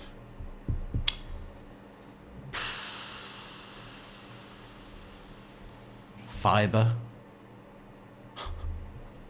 A lot of fiber. Bran. This is a big piece of information, and it is being widely circulated today, and they hope it's going to lead to Nancy Guthrie's recovery. They also said that the family does not know this person based on the video, and this is a really good shot right here of the eyes of this person. Would they would have been, how would it work? Would they would all be shown this video, the family members, and say, well, okay, we're going to release it publicly, tomorrow, or, in 4 hours or something like that? Is that how it might work? Well, here's how I would have worked it. Obviously, as I had indicated before, you always suspect people in that kind of inner circle first. I wish it weren't that way, but whether it's kidnappings, sometimes crimes of passion, there's people in those inner circles you're going to go to first. So my guess is that being that they eliminated no suspect early on, everyone was, and I mean everyone was likely investigated in this, they probably showed it to each family member individually, and we're hoping that something, clothing, the height, the eyes, the reflections off the face, anything would, oh yeah, I recognize that that jacket or that backpack. The backpack seems kind of, I don't want to say unique, but seems interesting, the backpack. When that didn't happen, you really had a lead. So I know in some of the high-profile investigations Cash and I were on, we had to make a decision early on. Jutta, UK, hello. When do you go to the public knowing you're running the very real risk that the perpetrator in the case, the perpetrator knows it's him. He's there on the video. It's not a mystery to him. I mean, I think that's fairly obvious. So when they see the... It's not a mystery to him. Yeah, do you think the perpetrator's looking at the video going,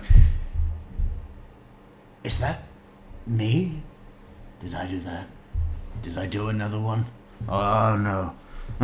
It's happening again. He's like it was a full moon as well, right? Maybe he's like a werewolf that just, when the full moon's out, he has to kidnap an old person. He collects them. This is number 46. Themselves in the video, Martha, sometimes they'll start to panic because they know things. They were the ones who were there. So you always run the risk going to the public for help. Are we going to tip off the perp who's now going to panic and maybe exit this, exit the area, and then he's in the wind and they're hard to find? We erred many times on the side of getting the information out there. And in one specific case, I remember, looking at Cash, and I said, listen, this guy's probably sitting in a Burger King or a McDonald's somewhere, and someone's going to recognize this person. We got to get it out. And he agreed. So that's probably what happened. They figured, let's check if it's someone inside or a local electrician, a plumber, someone they may have known. And if they don't, we got to go to the public. We need their help. Yeah. Great insight, Dan Bongino. We're grateful to you for making some time for us today. We thank you very much. Bring in Chip Massey, former FBI special agent and hostage negotiator and co-founder of Convincing Company. Chip, thank you very much. You've been with me as we've been covering all of this, so thank you. His name is Chip. People are really, is that what his name was? Chip? I really didn't think that happened outside of American Graffiti. Does anybody in the comments actually know a real living person called Chip? I'd love to hear from you. Thank you for your patience and for joining me this afternoon. What stands out to you here, Chip? I love this, right? Because every email is a crime scene. Every word is a crime scene. Every photo is a crime scene. Every video. Yeah, I see where you're going with this, man. every hair on someone's head is a crime scene. Now is a crime scene. This gives us so much information. Just you could have done some more. You could have said every footprint is a crime scene. It's like all the people before me have spoken. The way he lumbers up to these steps, like you said, he's hunched over. He's walking oddly. He's trying to disguise, right, how he's moving, how he normally would move, what his gait is. But I guarantee you that somebody or a lot of people know who that is. Because if you picture this, when you... Yeah, but if trying to disguise who he is for the sake of that camera, why would he not have just brought with him a can of spray paint or a piece of tape, melted chocolate, Vaseline, peanut butter, anything? It could have been a handful of honey. Winnie the Pooh would have done a better job at getting into this house undetected, because he's always got honey, right?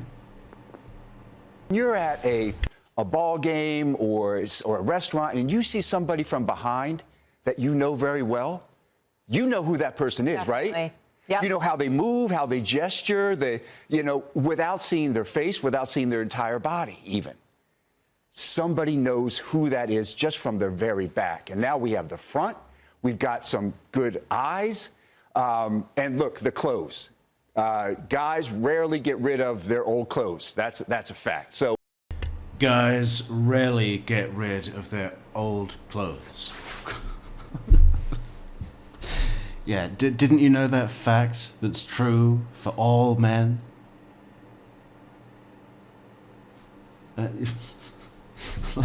Yeah, we're basing the entire investigation on the notion that guys don't get rid of their old clothes. So somebody has probably seen this jacket for years. Yeah, or he just bought a new one and didn't wear his own clothes. I mean, that would be easy, right? The only problem is that if they can trace it,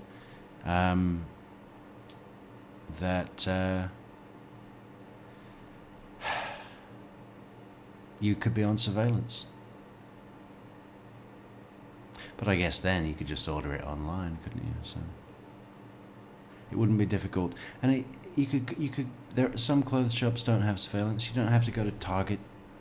Go to a vintage store, right?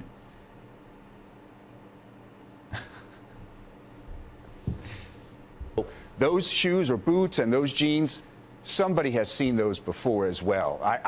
Some of the things he might dispose of, maybe all if he's that advanced or sophisticated, but somebody knows who it is. And somebody started going on earlier about how somebody is going to recognize those gloves. Well, he probably doesn't wear them often in Arizona, does he? Oh, yeah, no, those gloves are so distinctive. Yeah, but but he's probably only wearing them this one time for the purposes of fingerprints. It's not because he's cold. Really believe this is going to come down to the public. Once again, somebody is going to call into the tip line. Somebody who's feeling something for this family that just wants this to come to an end and say who this guy is. If you do recognize him and you don't want to call, what would you say to that person right now?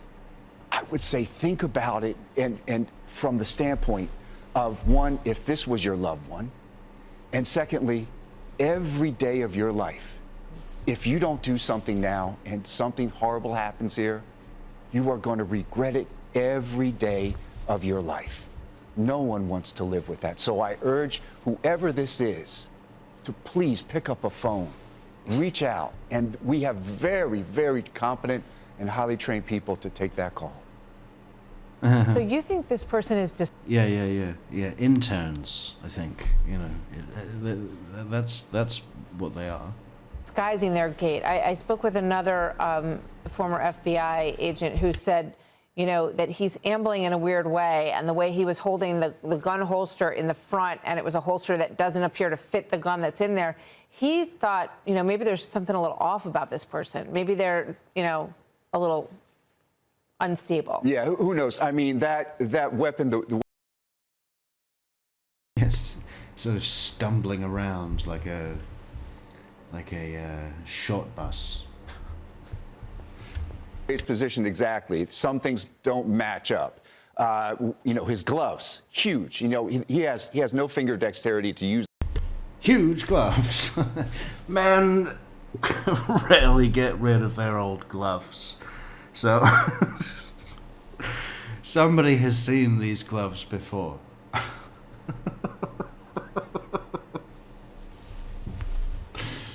Men seldom will part with gloves.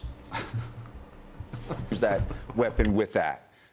So I'm guessing that he was going in for another specific purpose, that he didn't need a lot of fine dexterity moves with his hands.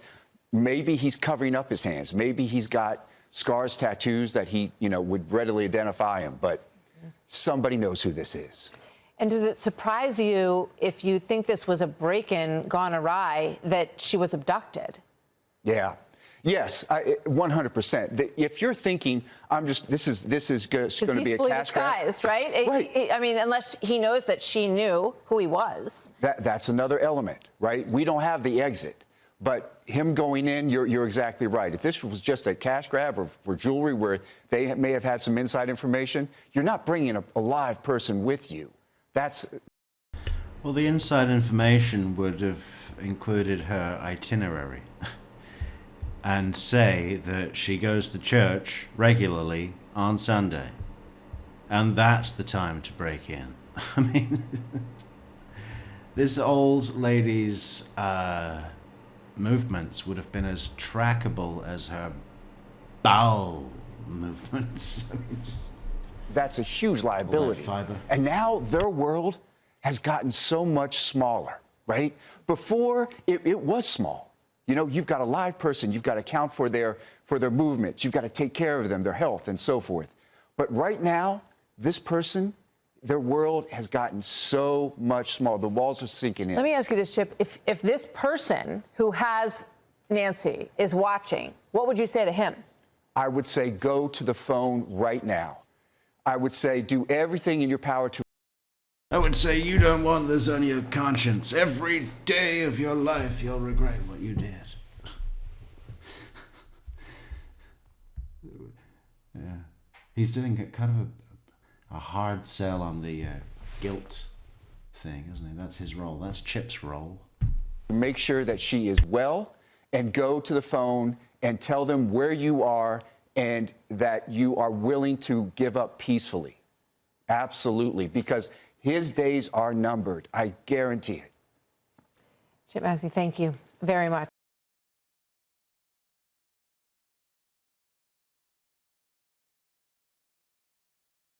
Yeah, I mean, what an image, huh? Look at it all. I mean, what a crazy... His days are numbered. Maybe that's what it should say on the coffee mug. Did anyone have an idea? I didn't see any. Yeah, love it. And this is going to be big. This is going to be there's going to be art installations that are based on this. Huge murals in the city. You know, when they do a big paint job on the side of a building in the urban area. This, 200 feet tall. The middle one. That's the iconic one. 200 feet. Giant mural. It's great to have you with Remember. us today as we unravel this case, and it is. And you know who's going to pay for that? Nest. Right? And they're going to have a QR. There's going to be a QR code kind of built into the mural. Right? Are numbered. I guarantee it.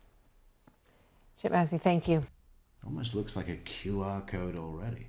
But you could easily build a QR code into that for Nest to their promotional deals. Huge. I should work for Nest. If Nest want to sponsor my next video, reach out to us at truecrimemetrics@gmail.com. That's the best way.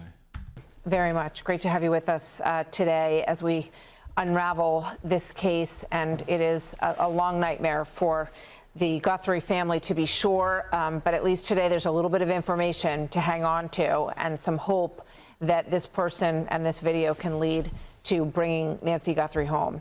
And a Fox News alert for you, a major breakthrough in the 10-day search for Nancy Guthrie. The FBI releasing chilling new surveillance photos and video of what they are calling a potential subject wearing a ski mask and tampering with a Nest camera on the early morning of Nancy Guthrie's disappearance. The person appears to be armed with a gun around their waist and carrying a full backpack. Let's go to Alicia Acuna. She is right outside of the home in Tucson, Arizona, with this development. Hi, Alicia. Hi, Dana. And actually, the most recent activity is happening right now at Annie Guthrie's home. We have our crews out there because the Sheriff's Department and FBI have shown up and are walking the streets in Annie Guthrie. You see, the one in the middle is what someone was calling an undercover the other day. Undercover detectives have been deployed. Neighborhood. That's about a 10-minute drive from where I'm standing. And our team there tells us they are going house to house on Annie Street. 3 detectives spent time in the backyard of a home that is 2 doors down from Annie Guthrie. We also know that they were seen searching through some bushes and some brush there. As I said, she lives about 10 minutes drive from where we're standing. Remember, the sheriff says this is where Nancy Ubered for dinner the night before she disappeared. Her son-in-law, Tommaso Cioni, driving her home that night. The activity at Annie's house comes as the FBI released multiple images and videos from the Nest cam that was taken from Nancy's front door in the early morning hours of Sunday. At 1:47 a.m. last Sunday morning, the sheriff says Nancy Guthrie's door cam disconnected, and then at 2:12 a person is detected. That is what we are seeing here according to the FBI. Now, the timing in which these images were released by the FBI was impacted by the fact that the Guthrie family told investigators they did not recognize the person in these photos and videos. And Dana, that is according to NBC News. At this point, the Pima County Sheriff's Department is saying that they will still not hold any news conferences or do one-on-ones with the sheriff until there is a major development. Dana? All right, Alicia, can I ask you a quick question? And there's a lot of new information and people are trying to understand this. How long has this video or photograph been available to law enforcement? Do we know that?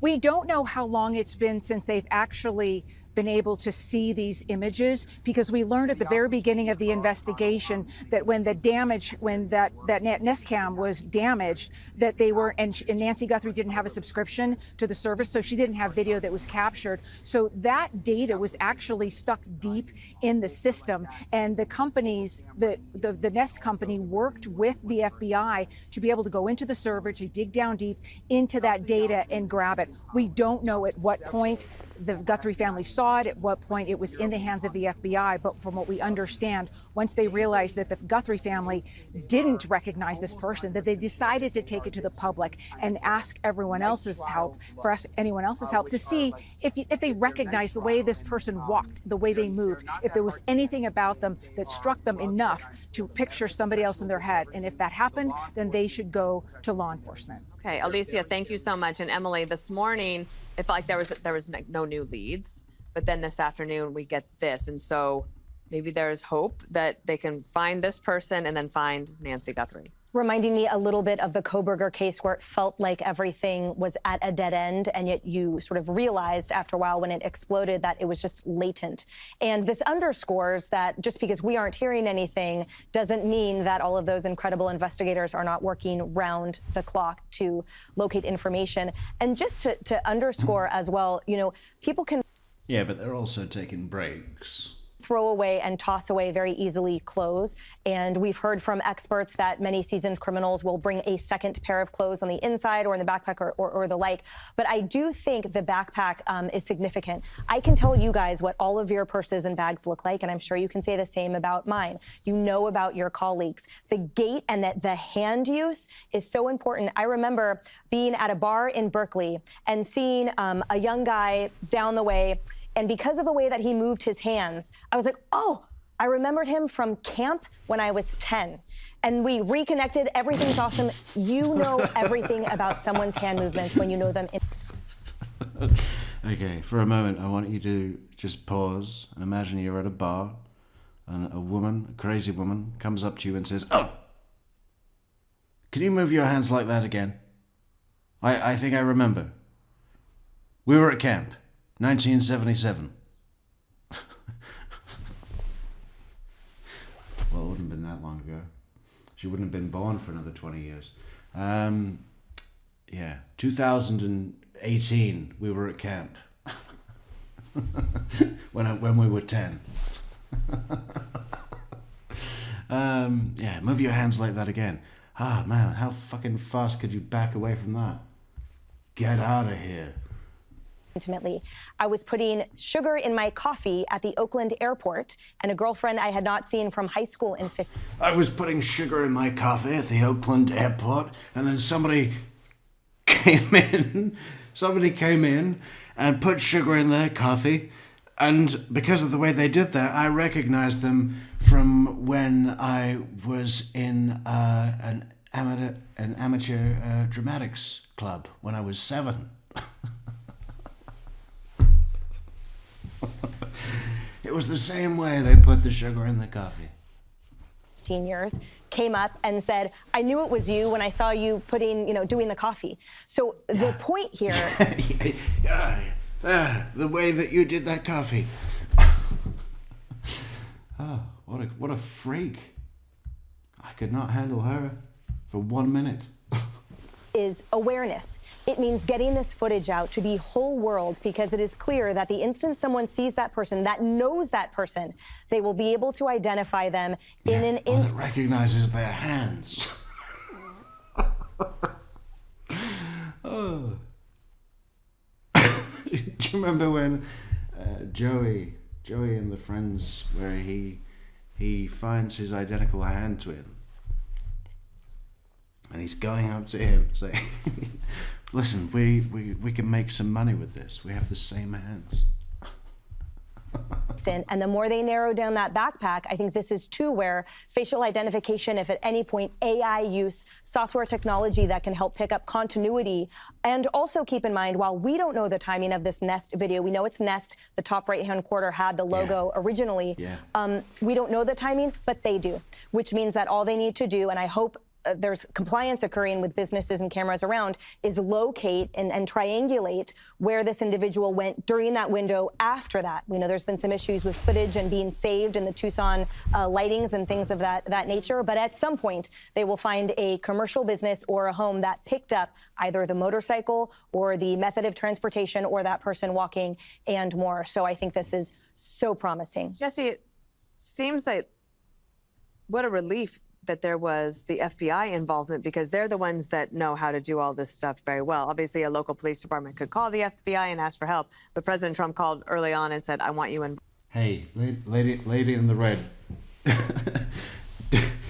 don't move your hands around too much, okay? Because your guest might recognize you from years ago. Oh, what a freak that guest. You see, that's what I'm saying. All of these people that are on real TV, they're not good, are they? They don't know anything.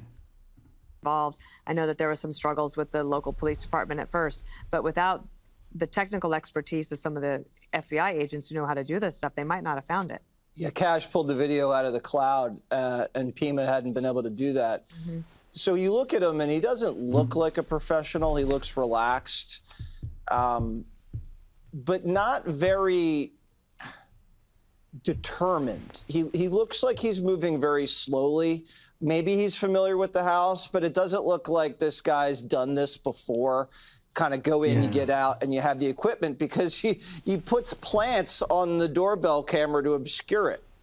I would have brought something, if I had cased it properly, maybe tape, maybe a cloth, but he wasn't prepared, and he kind of did what he had to do. And then the way he carries the gun with the holster just draped by his jock, no one carries a gun like that. That seemed goofy, just as goofy as the gloves. Now, if you're going in to do something like this, you want fine motor skills, and he's got these big puffy gloves. I don't know if he's got 2 layers of gloves, but it seems a little haphazard. And he does kind of wander around a little bit, but people are saying that it looks kind of maybe like a local, not some guy that flew in and had targeted Nancy Guthrie from out of town. The close cropped mustache is apparent. The finely manicured eyebrows are very apparent. You can't tell whether he's black, white, Hispanic. I think they'll figure that out later, but the FBI does gait analysis, and you'll be able to tell that. Yeah, it's definitely height, Hispanic. weight. The backpack's kind of key because it looks filled up. So I don't know if he had done a bunch of burglaries earlier in the night and it was filled with... Yeah, he wasn't breaking, he was bringing her gifts. And it all went south. Valuables, or he had tools to come in to do whatever he was going to do inside Nancy's house. Diapers, something to clean up. Can't tell what he's got going on in the mouth because there's some reflection with the teeth. Does he have some sort of grill? Does he have a fake tooth? Does he have a light in his mouth? Who knows? Those are all things that could identify him. Yeah, absolutely. And all the clothing you can identify through the clothing. Police are now looking for a man that has a light that shines from inside his mouth. It's like one of those fish from the bottom of the ocean that it's so dark down there that they have a little torch on it. It's a huge break. I'm so happy. And it just doesn't seem like the family is being scrutinized as much anymore, although this guy could be an associate of the family. This guy could also be an associate of any of the contractors that had came in, and that's why they're doing all the DNA analysis and going door to door. Could be someone who knew a neighbor. But this is just a great break. It is, and it keeps hope alive, Jessica. Sure does. Definitely, and from watching all of the social media posts on Savannah Guthrie's channels, you know how badly she needed to hear something or see something that indicated that there was a chance that her mother was still alive or that they would figure out what happened to her. So extremely thankful for that. to what Jesse said, and I was talking to a friend in law enforcement as well, said it doesn't seem like he's particularly professional. There's opportunity for beads of sweat or spittle to be somewhere in the house because of the orifices that were exposed through the mask. So that's maybe a good thing. But throughout this investigation over the last 9 days, I guess since we became aware of it, it seems, and I'm obviously no Nancy Drew myself, but they've been investigating things that you would think they'd be looking at days prior. So you know how just a few days ago... Not even close, dear. But thank you for, just sealing that for us. Because a neighbor called them, they finally found out that there was a camera on top of Nancy Guthrie's house, or that the top of the house had been repainted. Or now they're looking in the back of Annie Guthrie's house, which I would have thought that entire area would have been totally... Who did that beautiful job of the roof? The guy deserves recognition. This is, okay, you know what I think we're going to see now? In case this ever happens again, right? What he should have done, and this would have been okay with the client, maybe there could have been a small discount, but to that beautiful white roof, if he had a big stencil, a big plastic rubber mat that he puts on the roof, then spray paint, name, logo, QR code, so that if ever news choppers are around circling your work, and over time, how many of these does he do a year, right? Every time he puts his logo in case there's news choppers. It's not going to bother the client. They don't go up there. It's not going to devalue the house, but it gets him work in case a murder like this happens. And then his beautiful, beautiful job of that roof, he can cash in on that. If everybody knew who that was, you've seen how many houses are around in that area. Look, every one of them needs that treatment. He could have got every one. If he'd have just had a big old stencil with his name, logo, QR code. And it's not that you wish that a client would have this situation where news choppers would be around their house, but over time you would build it up to the point where you had hundreds. Somebody's gonna be murdered one day. It's just statistics.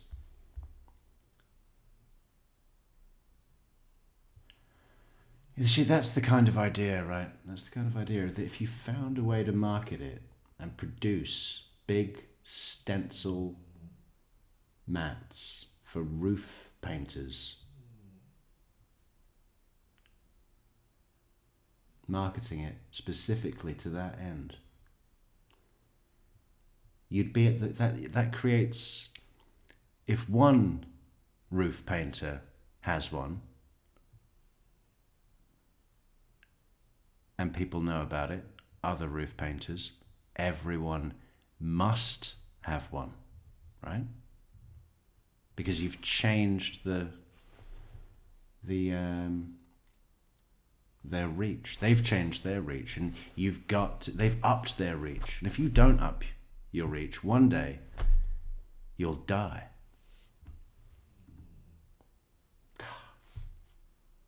We should just start doing that right now. Set up a what do you call it? A GoFundMe or a Kickstarter. What do you think? Is it a good idea? What kind of investment would we need? I think we could do the whole thing for $1 million. Prototype, focus group, market test, marketing development, client outreach, sales, manufacturing. It's doable.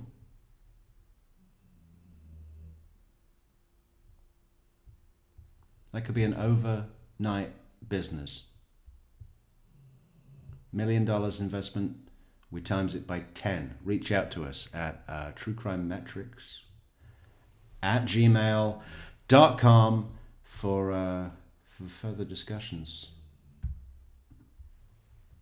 Cased by this point. So there seem to be obviously more questions than answers we have at this point. And I'm just very thankful that the first few days where it sounds like local law enforcement and the FBI were not working in concert are over. Very relieved to see that it's all hands on deck for this. Greg, yesterday you suggested Savannah take a poly. Yes. Maybe that is happening. Who knows? That was a great suggestion. Fox team coverage tonight. Former Las Vegas Metropolitan Police Lieutenant Randy Savannah Guthrie can afford the type of legal advice that indicates that there is zero advantage to giving a polygraph. Sutton is in Tucson, Arizona, with reaction to how law enforcement's handling this case and the new video. For the person being tested on the polygraph, being polygraph tested, there's zero advantage. The only possible advantage would be to the police against you. So why would even if you've got nothing to hide, there is nothing to gain. It only rules you out if they want it to. It's not a test, it's a prop.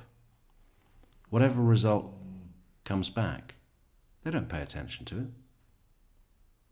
If they want to make it look like that you lied on the polygraph test, they will, even if, technically speaking, the results came back that you indicated truthfulness. They will still come in and say, the results are completely clear, you did not pass today's test. Because all it is a thing to make you believe that your resistance is futile. That's all it is. Savannah Guthrie ain't taking a polygraph test. Guarantee. 100%. But we begin with Chief Correspondent Jonathan Hunt with the latest developments in this investigation. Good evening, Jonathan. Good evening, Brett. Investigators needed a big break, and today they got one. FBI Director Kash Patel announcing that just this morning, with the help of what he called partners, they were able to access, quote, residual data located in back-end systems to find video. That's the caption for the Masked Man merch, which I'm kind of working on right now. Residual data in back-end systems. By the FBI. Of someone at Nancy Guthrie's front door in the early hours of Sunday, February. And it really probably wasn't done by the FBI. They probably called up Nest and said, listen, we really need something. Can you look on the cache? We want special attention on this. You understand the situation. And Nest would have done it. It's on their servers. It's not difficult. It would have been, as far as the FBI concerned, it's a phone call and waiting for approval. That's it. There's no, oh, they went into the needle. No, the haystack. They went into the haystack and they found the needle. It's needless showboating. First, when the 84-year-old disappeared, the person was wearing gloves and a ski mask and carrying what appears to be a gun in a holster and a backpack. The video and freeze-frame pictures obviously provide the FBI with a treasure trove of evidence, but they don't offer clues to Nancy Guthrie's whereabouts right now. Her daughter, Savannah Guthrie, reposted the images on Instagram in 2 separate posts, saying she and her siblings believe their mother, quote, is alive. And referring to the new video, she wrote, someone knows this person. But that person has also had 9 days to leave the Tucson area, if that... Which implies that she doesn't, right? I don't know that person. Who is that person? I don't know that person. Do you... Yeah.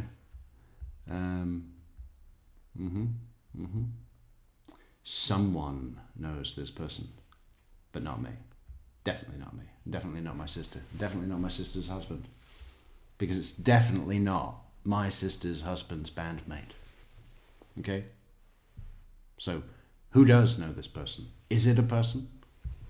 That was their aim, with or without Nancy Guthrie. And tonight, Brett, investigators are back in the neighborhood of Annie Guthrie's home, a home she shares with her husband Tommaso. And just within the last hour here at the Pima County Sheriff's Department, Brett, we watched those two SWAT vehicles you mentioned rolled out. We saw deputies getting in, having loaded shields and other gear. We believe that it is related to the Guthrie case, and I can tell you this, in the 8 days that we have been here at the Pima County Sheriff's Department, that is the first time we have seen those SWAT vehicles move. Brett. All right, Jonathan, hopefully there's a break here. Jonathan Hunt in Tucson, thank you.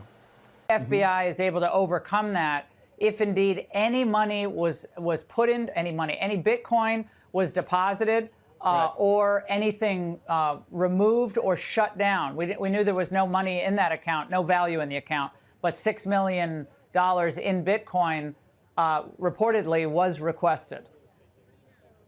But it's noteworthy that, you know, TMZ and Harvey Levin, who you're talking about now, you know, they had one of the first ransom notes was sent to them, and there was information about this Bitcoin account. But it's notable that these Bitcoin accounts, you can kind of generate another one in 10 to 12 minutes. Sometimes 3 to 12 minutes, depending on who the person is opening the account. So it's not as if they were stuck with this one Bitcoin account, and if it went public and they knew that it was being watched, maybe there was a different Bitcoin account that was established because of it. Now, we're getting word tonight that Harvey Levin was on a different network talking about the fact that there is a little bit of activity happening with that account that was on their ransom note. Then, you know, maybe there is still some connection there, but right now it's very muddy as far as how much Trace, that plays yeah, into Trace, what happened today. Sorry, Trace, we actually have that clip with Harvey Levin. Let's watch. About 12 minutes ago, we saw activity in that account. Activity like what? That's what I can't talk about. There are reasons I can't, but all I can say is there is now activity in that Bitcoin account.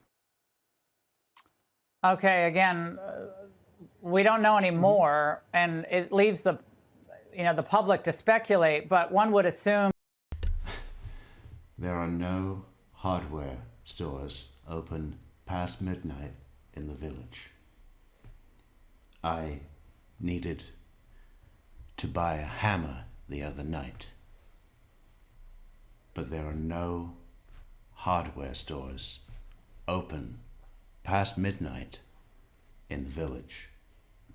Trace, that the FBI that's very familiar with assessing these Bitcoin wallets, given how prevalent their use are in criminal activity, that they've been on this, watching this like hawks from day one. The moment this thing dropped and this ransom note dropped asking for the $6 million with no proof of life, apparently, they were monitoring it. Right. AI monitor, whatever they needed to do. That would be my guess. I mean, that's how this whole thing, I mean, they clearly had the same information that Harvey Levin had.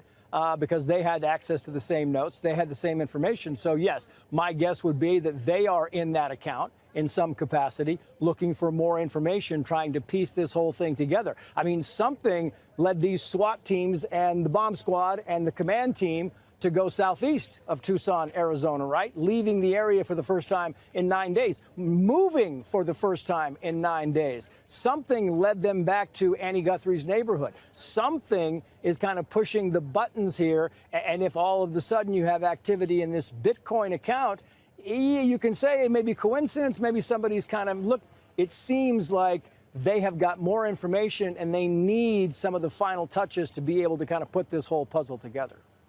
Trace, thank you so much. Go ahead. Greg, I have breaking news. This is a Fox News alert.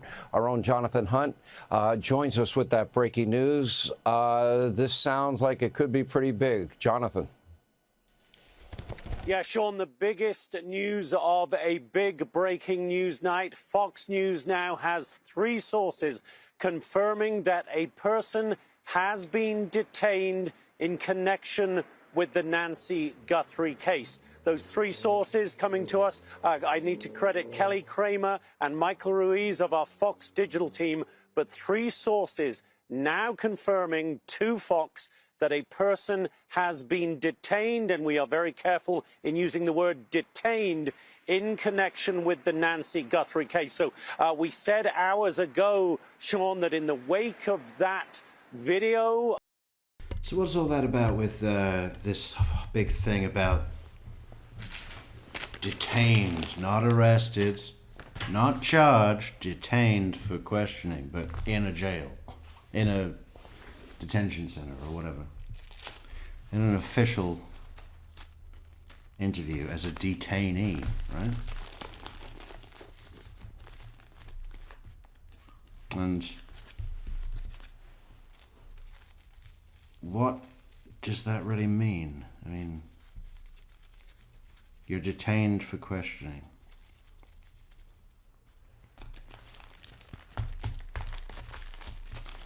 It means you're under strong suspicion of foul play, criminal activity, and that you may be arrested if you cannot satisfy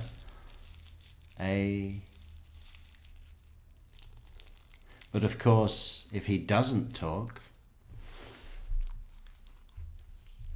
if he speaks to a lawyer and, you know, politely and within his rights, says, I want to speak to an attorney, and the attorney says, we don't want to have an interview. It's not, I don't feel it's in my client's interests. And they still can't bring a criminal charge. They can only detain for so long. What is it? Let's check that fact. How long can you be detained in Arizona?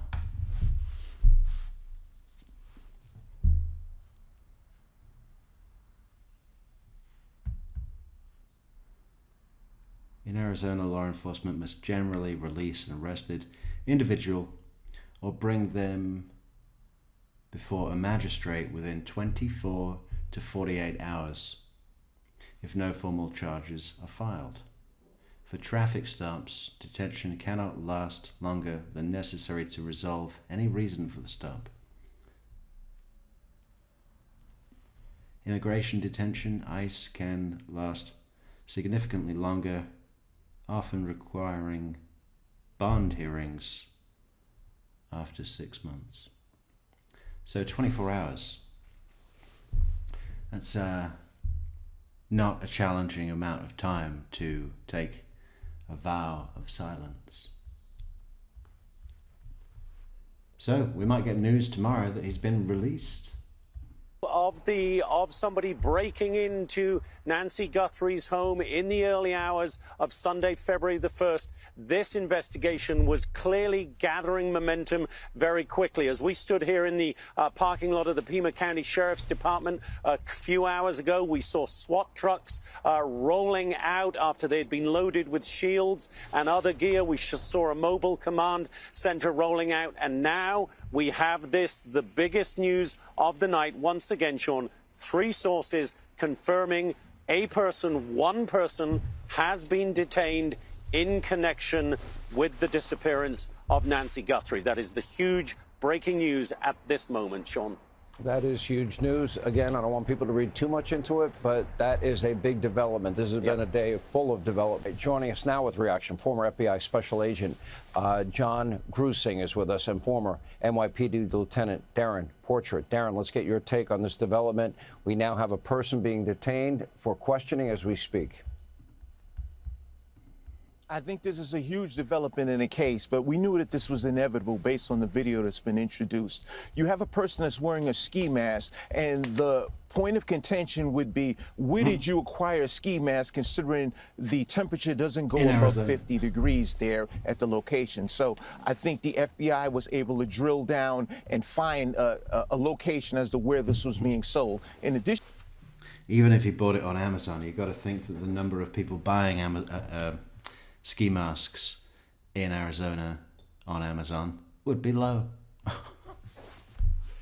To that, you had a team of individuals in the FBI that focused on different components of the individual in question, such as the alignment of the teeth, the distance between, or I want to say the triangulation of the distance between the eyes, the nose, and the mouth.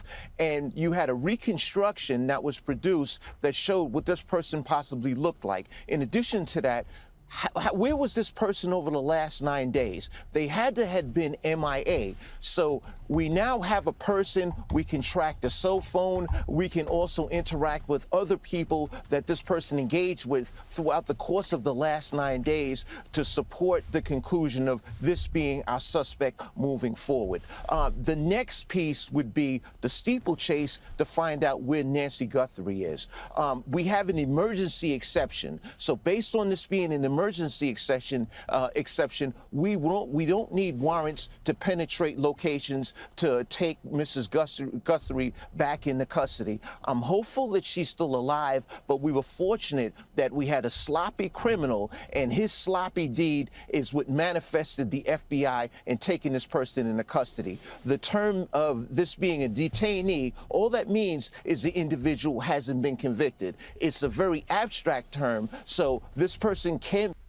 Yeah, but it also means you can only hold him for 24 to 48 hours. That's the issue. Will be arrested, but the FBI is not putting that information out. But thankful, this is great gumshoe detective work that took someone into custody. Now I'm hopeful that we can catch up with Nancy and provide her back with her family. Johnny Grusing, let me ask you, this person being detained for questioning, what is likely happening right now? Yeah, Sean, they are trying to comb through and put... They're beating him with a rubber hose while he's in a stress pose. This person in the right place, the right time to make him be... That's what Sean Hannity hopes. the one who committed this crime. They'll also be looking at records before, during, and after the crime. And you have a lot of evidence in this case. You see it on the camera. You know, we don't know at this point whether it was a tip that came in or whether it was forensic evidence that led to it, but they're going to be working this multiple ways. What I would urge the public to do is to continue to pour in tips, because there may be more than one person that knows this individual, and hopefully this is our guy. Thank you both for being with us. We appreciate your time. Johnny, thank you. And we appreciate both of you being on the program. And Karen, thank you as well. Hey everyone, I'm Emily Campagno. Catch me and my co-hosts Harris Faulkner and Kaylee McEnany on Outnumbered every weekday at 12 p.m. Eastern, or set your DVR. Also, don't forget to subscribe to the Fox News YouTube page for daily highlights. Well, thank you, Fox. What should we have a look at? This is a CBS News special report. I'm Tony Nicole. Day 10 in the search for 84-year-old. No. We want breaking media. It has to be breaking. I won't have it any other way.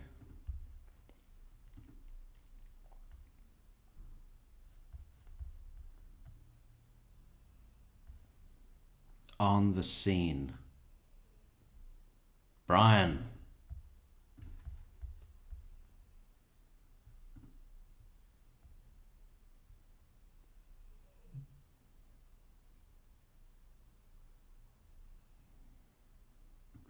But is this going to be copyrighted? We don't want that. What's breaking? Something's got to be breaking.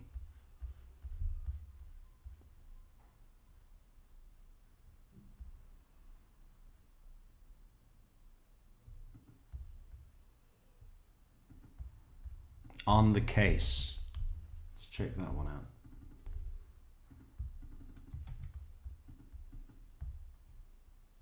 One person detained and in custody for questioning in connection to the disappearance of Nancy Guthrie, and we just learned where it all happened. This just hours after creepy video and images were released by law enforcement of a person reportedly caught tampering with 84-year-old Nancy Guthrie's security cameras moments before she vanished. We're on the case presented by Law and Crime. I'm Chris Stewart.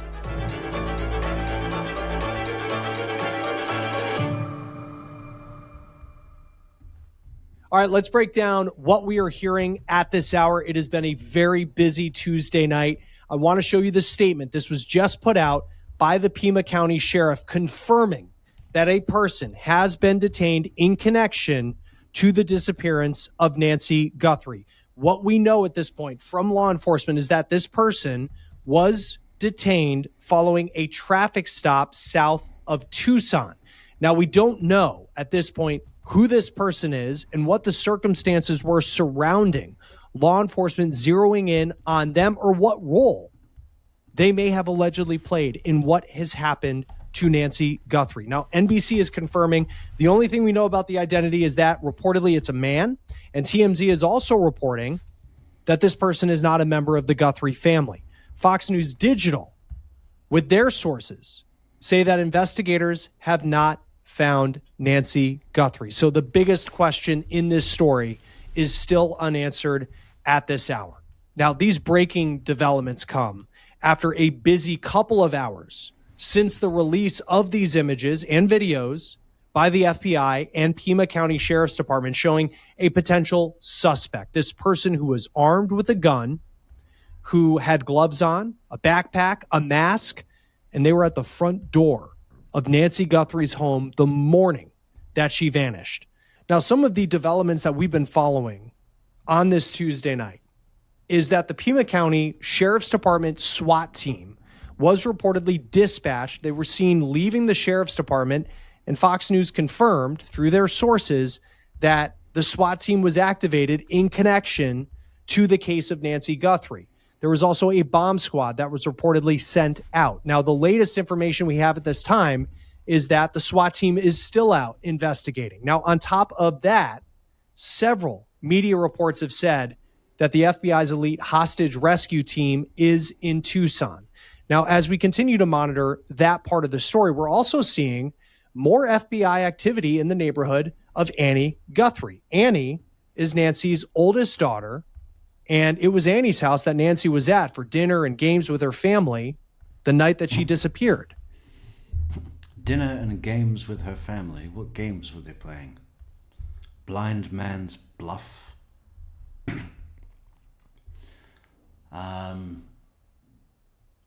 Poker? Could have been poker, right? A family member, we don't know which one, according to the sheriff, they won't get more specific, but a family member drove Nancy home around 9:45 back to her home where she lives by herself. And then that is when law enforcement say you see this person after 1 o'clock in the morning, potentially showing up at her front door, then messing with the camera and then removing it. And then that has led to what we saw today with those images that were released by law enforcement. Now, the FBI has been spotted this evening talking to neighbors of Annie Guthrie and canvassing her neighborhood. You might remember over the weekend, the Pima County Sheriff searched Annie's home in what NBC described as a consensual search. Now, we are also hearing of activity tonight, and this was a big development as well. There was activity in the Bitcoin account linked to those alleged ransom notes that were sent out to media outlets like TMZ.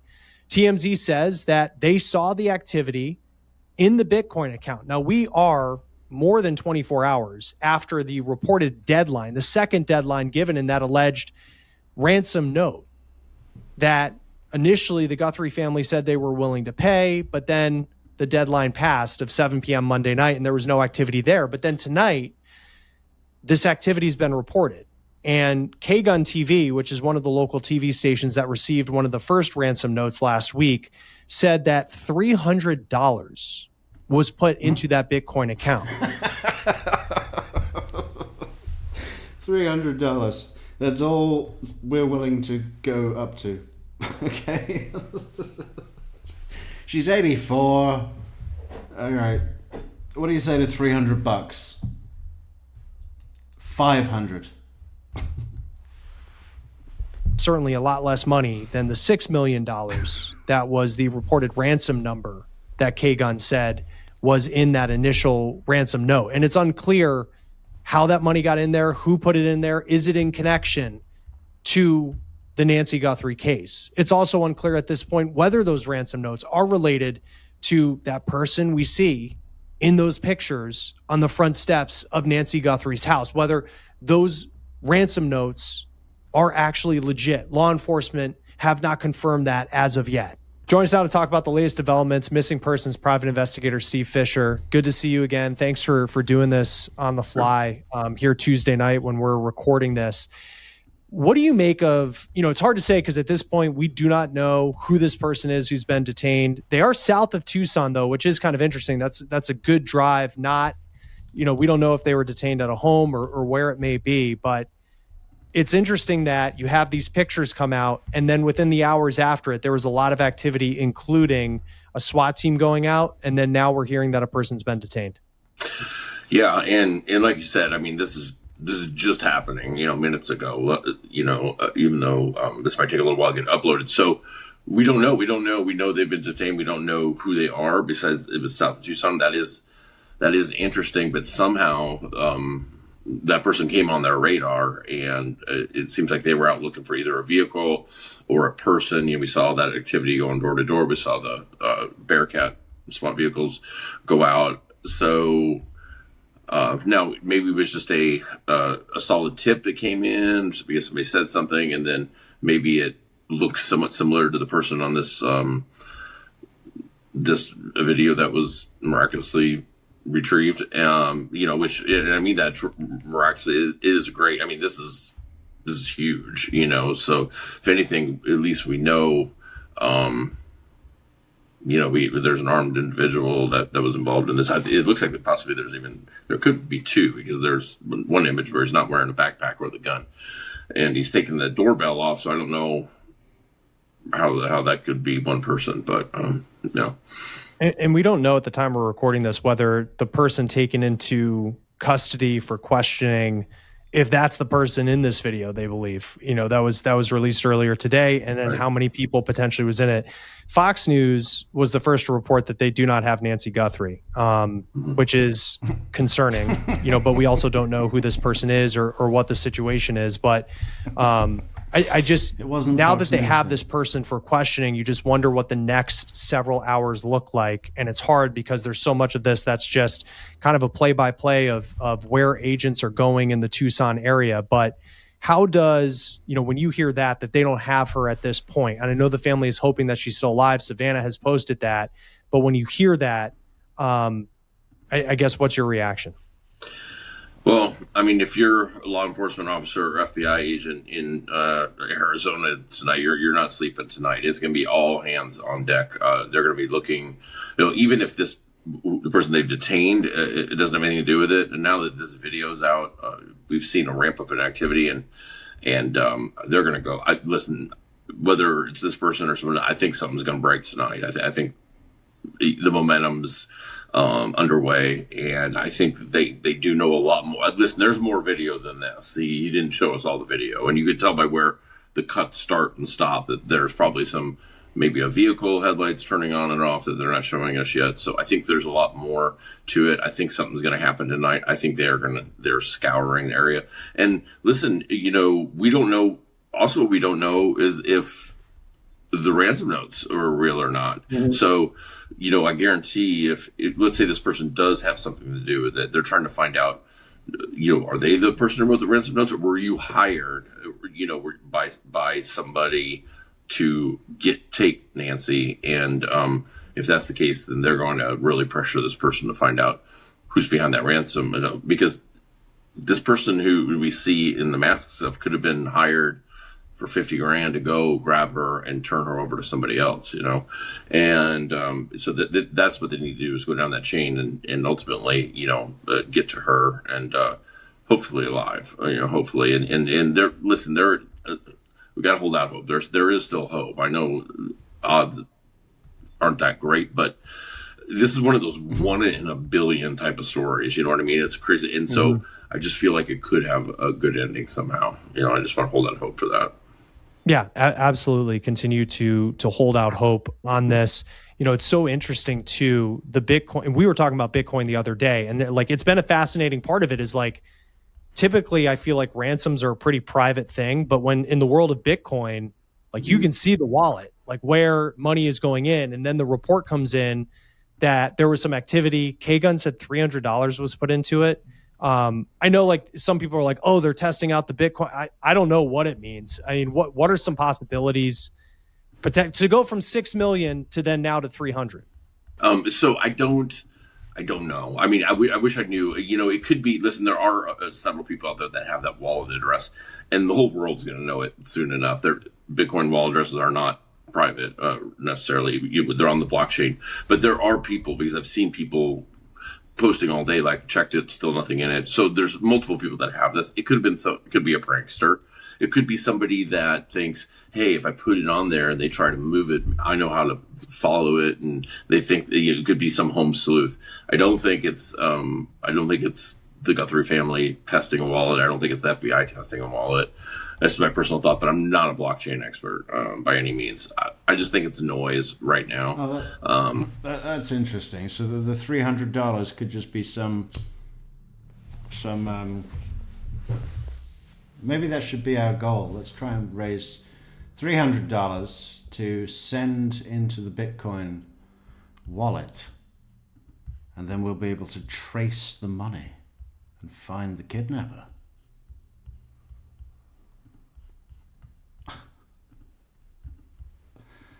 Where's our goal? I love goals.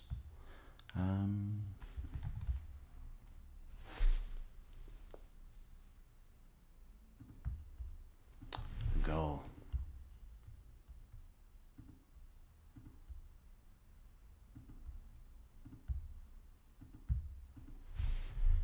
We are raising $300 to send into the Bitcoin wallet.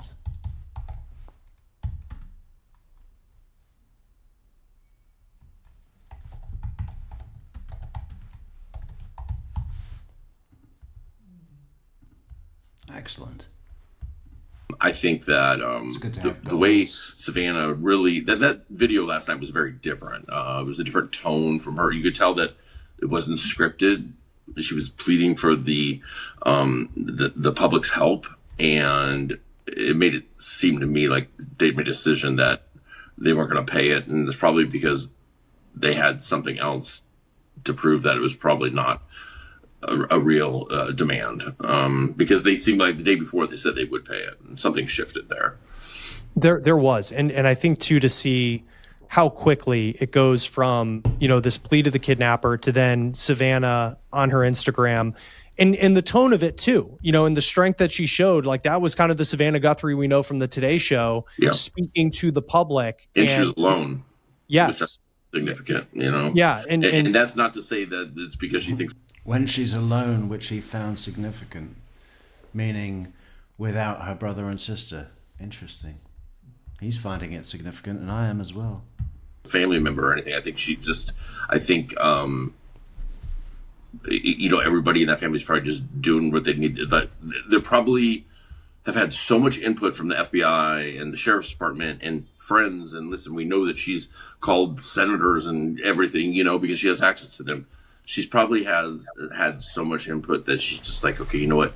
I'm just gonna do what I feel like I need to do for my mom right now. And I think that's what that was yesterday. I think she was like, I need help. You know, yes, I'm this famous person, I have a lot of money. Everybody thinks that like I can sell. I need the public's help. I need everybody's help. And it seemed like it was just very genuine, and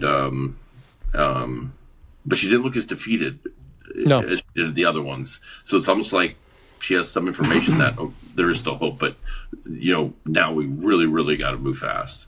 Yes. Yeah. And to think too, like with these pictures that came out in the images, and you know, when it's terrifying, right? Like the first time you see someone in a ski mask and you kind of realize like the face of the monster that we've all been kind of speculating about for days. But then there was part of me too, where, you know, I've heard a lot of people say like, because of what we believe wasn't left behind, like DNA or anything, that this person, you know, was a pro and they know what they're doing. Like, but then you watch them in the doorway And it seems like they didn't even think about a Ring doorbell, or as known as a Nest, but like a Nest camera being there. It just seems like they didn't seem as prepared as maybe I thought they would have been when I watched it for the first time. It doesn't even have a tool to remove the Nest cam with. He starts looking around and then grabs a plant to cover it with. Yet he's got what looks like a pretty full or him or her, backpack. I'm pretty sure it's him. But but you said it would have been so cool if he just had a can of spray paint. Just spray paint that lens. Something earlier that I've been thinking about all day long. I've been on a search all day long, but I've been thinking about this is after these videos came out, and a masked guy with a gun, holstered gun, which, by the way, again, I'm not a weapons expert. I don't think he's any weapons expert. He's using a universal kind of foam holster. It's not something tactical, but that's a whole different thing. But, I think about that person coming through the door, whether it be the front or back door, and her seeing that 84-year-old woman. Listen, I'm somebody that's been through a lot of training, tactical training, weapons and everything, and can defend myself. That would scare me to death if somebody came through my door like that when I was in bed. And I just can't imagine what she has seen and gone through, and hopefully is alive. But I mean, just like that'll ruin anybody for the rest of their life. That vision of somebody breaking down your door in the dark and being masked and having a gun and probably yelling and grabbing you. I feel for that woman and her family, and can't imagine. And the other part too, just kind of like looking at this suspect, and you think like, on the surface, it's like, wow, they were dressed and prepared. But then it's like, even just the ski mask they had on was very revealing. Like you could see that there's like facial hair, and you think of, now post pandemic, everybody had like maybe a sleeve over your mouth or something, but it's like it just kind of, and we'll see like if they're able to catch in this person, and maybe it's the person who was detained, at the time we're recording this, we don't know, but like, it's almost as if like they Googled what a home invader looks like, and it's like, I'm not trying to make light of it, but it's like, it seems like it's a very revealing mask where like the internet was able to zoom in on the eyes, zoom in on the mouth. I mean, you were able to see a lot. It's like they were not anticipating that there would be a camera at her door. Yeah, and they, Kash Patel put out a little bit longer clip where you see him kind of entering from, and it looks like he's coming from the right side of the driveway if you're looking at the front door, and he's just very casual.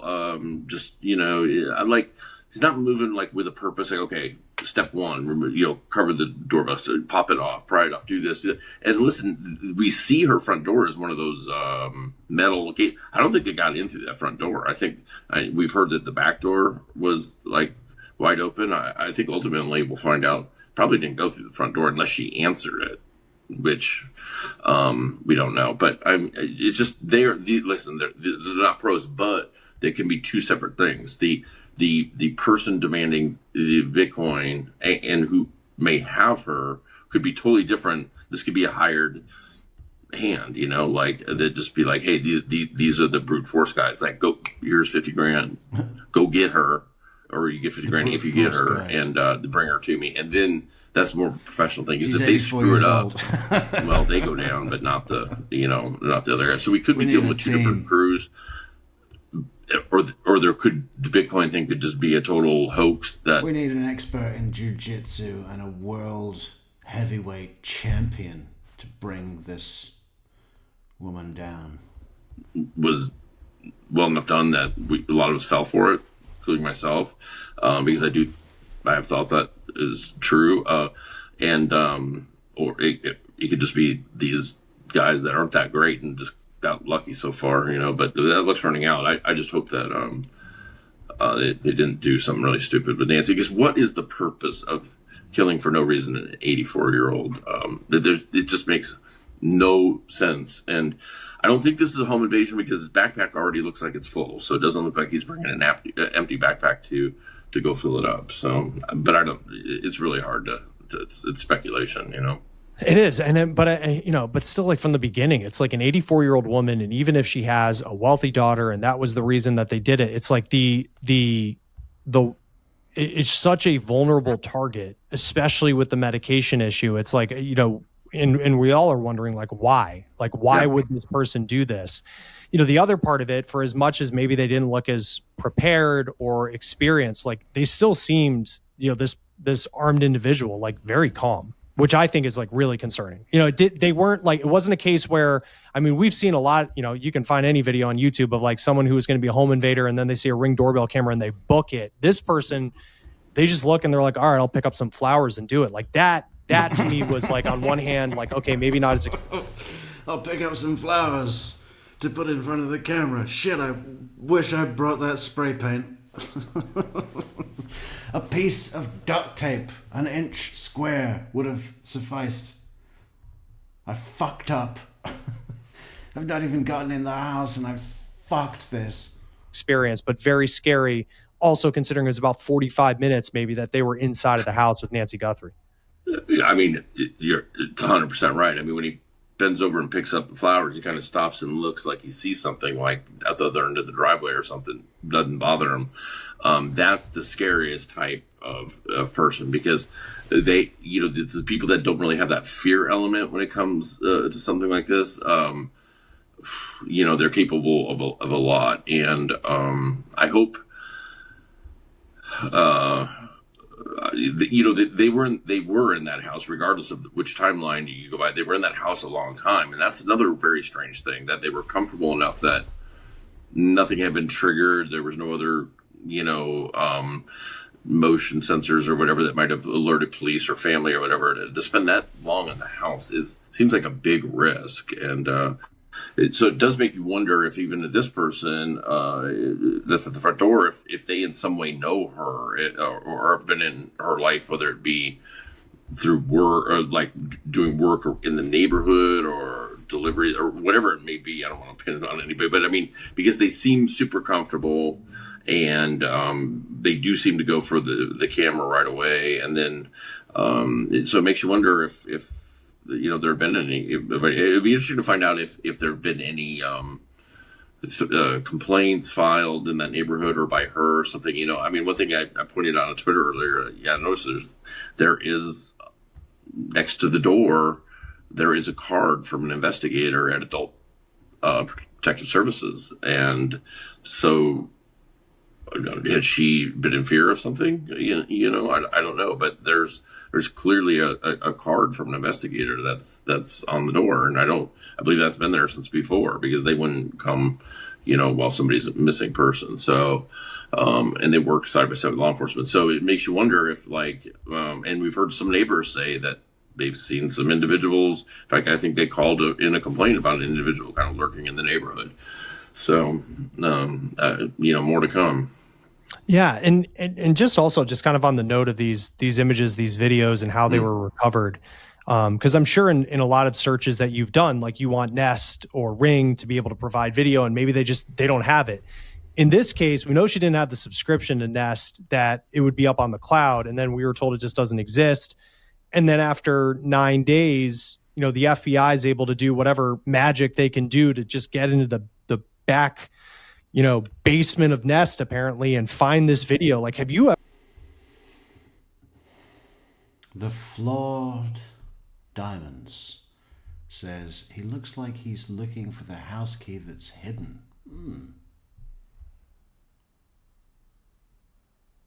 That's interesting. Let's see if we can see her front door.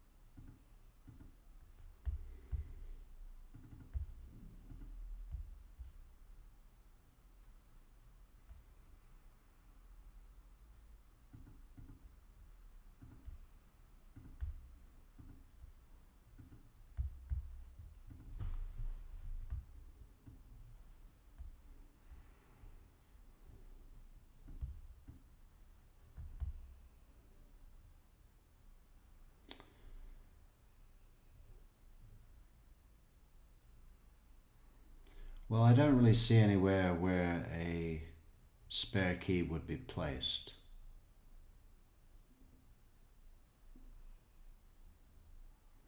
But there are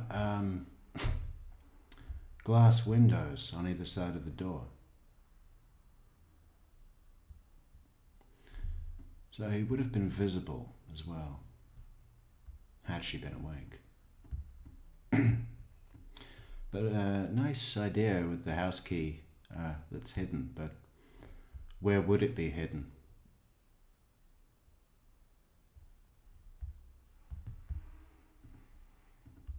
Ever seen, this actually go that way where they say they don't have it, but then, 10 days later with the power of the FBI, this video does actually exist? No, I haven't seen it. And I think that power of the FBI is technology power, or I think it is pressure. And they have that on their servers. And let me tell you, there's going to be a lot of subpoenas coming in to Nest, because there's going to be people that are like, wait a minute, we had video that we needed and didn't get, and this crime's not solved yet, or my family member, this and that, and you really did have it and said that you didn't because it didn't have a subscription. This is going to, listen, I guarantee the FBI was like, we need it. And then now that it's out, it's like, there's going to be a lot of other cases that are going to be like, we need ours too. And I don't blame them. If they have the ability to do this, they, in cases where there's a violent crime or a murder or an at-risk missing person, if they do have the ability and this video is actually on their servers, they could solve a lot of cases, and they should do the right thing. Yeah. And we'll see that, that part of it will be interesting. Obviously in this case, a huge crack, was able to crack the investigation, it appears. We'll see what happens with this person who's been detained. Still a lot of questions unanswered at this point. Missing persons private investigator Steve Fisher, thank you again for joining us on the fly here as this story is developing Tuesday night. No problem. Thanks for having me. Just to reiterate, at the time of this recording, we have been made aware that a person has been detained and in custody in connection to the disappearance of Nancy Guthrie, and that person was detained following a traffic stop south of Tucson, according to the Pima County Sheriff's Department. Mm-hmm. And the details we know about this person, they're a man. That's according to NBC. Fox News says that they're not a family member of the Guthries. It's unclear, though, whether they're that person who you see in the videos that were released by law enforcement today, and Fox News also saying that Nancy Guthrie is still missing at this hour. We are going to continue to closely monitor this story, and we will bring you new developments as they come in. That will do it for this breaking episode of On the Case presented by Law and Crime. Make sure you stay with us here on YouTube. You can also find us on Spotify, and now we are streaming on Peacock. I'm Chris Stewart. We'll see you next time.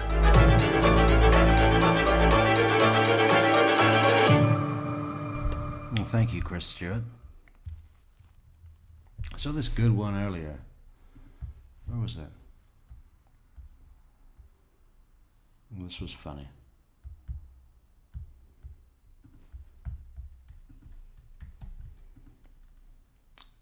Megyn Kelly. Megyn Kelly. What does Megyn have to tell us? All weekend I've been wanting to ask you guys about this, because I really thought we made some progress on Friday when we really were analyzing the timeline that had been given the day before. Came up with, it was a 41 minute time stint that we think the perpetrator was in the house. If you go from 1:47 when they disconnected the Nest cameras to 2:28 when her pacemaker stopped communicating with the iPhone that was in her house. 41 minutes. And we spent a lot of time on why does it take 41 minutes to kidnap an 84-year-old woman? And is it possible that they killed her? That's what happened? Because they shit themselves in that 41-minute stint.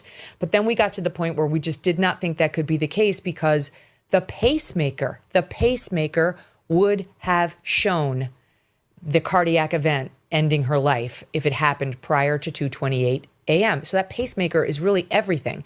But then over the weekend, I got to thinking, how much do we really know about the pacemaker? Like, is it possible, guys, that, because like all we know is that she got far enough away from the iPhone that it stopped recording events.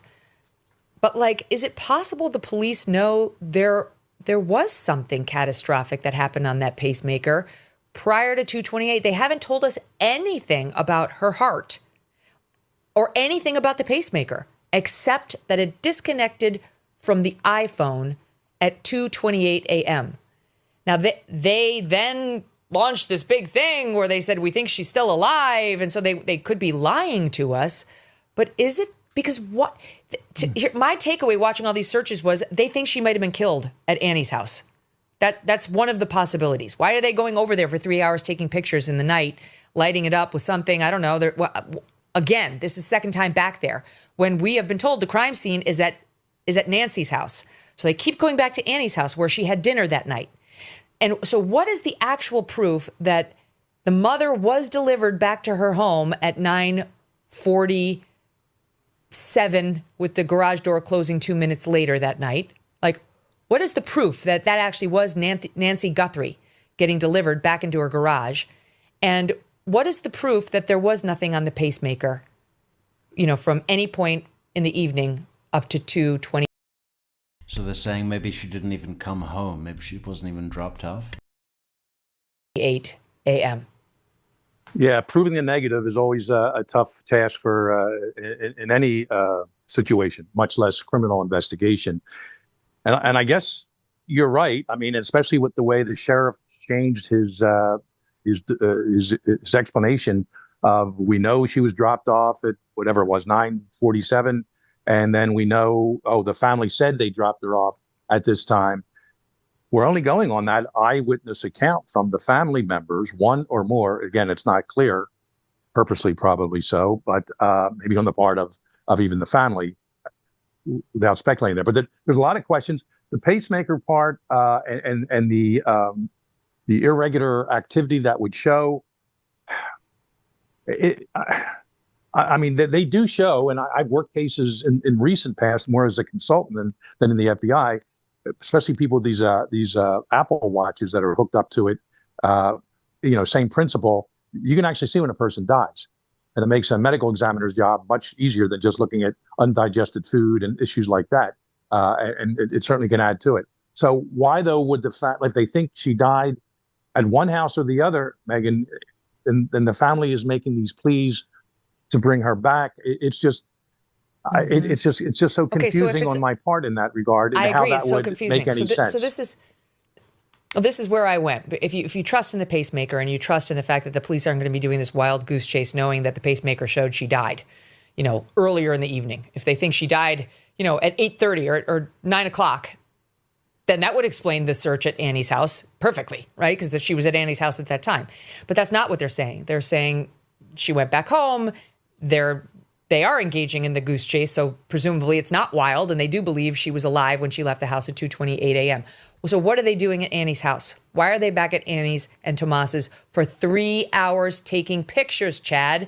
Is it think about this. Hold on, Megan. Think about this. Their shoes, their boots. Why is it that Nancy Ubered to the house for dinner but didn't Uber back? They're saying they drove her back, because if she Ubered back, we would have a definite interview from whatever that Uber driver was and saying, no, I dropped her off.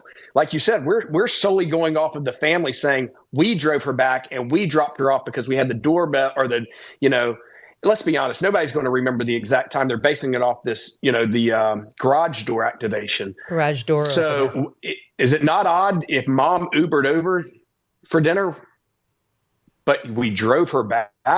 So, and then they mentioned that they were there playing games as a family. That tells me that, and they said with the grandkids. So we know there's I would find it very hard that you would commit a homicide in front of your own children of their grandmother, if they in fact were there. And again, the pacemaker would presumably show that her life ended well prior to 2:30 or 2:28 in the morning. But that suggests to me that then it was things inside the house that may be evidentiary. So what are they? I mean, are they looking for clothing that maybe reflects mud or time in a water tank? Are they looking for boots and whatever mud may be on? Like, what would they be photographing? And they did remove some evidence. They came out with bags. So, and by the way, they came out wearing blue gloves. Does that tell you anything? I don't know if like the standard FBI is like a clear glove and the blue glove is something you deal with chemicals. I have no idea, but they were wearing gloves. So obviously they were trying to protect at least against their fingerprints getting all over this place. And to me, it seems, Jim, that they were treating it as a potential crime scene. Everything and every place associated with Nancy Guthrie right now has to be considered a potential crime scene. There are multiple crimes. Whenever this thing is resolved, we hope it is, obviously inside the house by the front door is a crime scene of Mrs. Guthrie. And then the vehicle that was used to transport her, we're thinking it was a vehicle of some sort. And then if she was being held somewhere or put into a place in the ground or under cover, that's yet a third crime scene. Sometimes people go out and move remains. That could be then a fourth crime scene. So they're going to look at, so now we're not looking outside at this point. Now we're back at Annie's house and her husband's house. They feel they have some basic information that they just want to tie some loose ends, and they are doing it. And Megan, you brought up on Friday or so when I said they really need to get into some more intense interviews, perhaps polygraphs. Well, they don't want them to lawyer up. So that would explain. They don't want them to lawyer up. They never do. That's usually their main thing. Hey, check out that merch. Check out that great merch. That Guthrie merch. What is it? Some kind of coffee mug. That iconic image. Look at that. A hoodie. A mug. Fantastic. Look at that. Boom. Boom. Oh, so nice. So nice, yeah. Very nice. And that's on Bonfire. Metrix. Merch. Description. Link. Click. Purchase. Support. Buy. Own. Collect. Catalog. Buy one in each color. Everybody. Link in the description.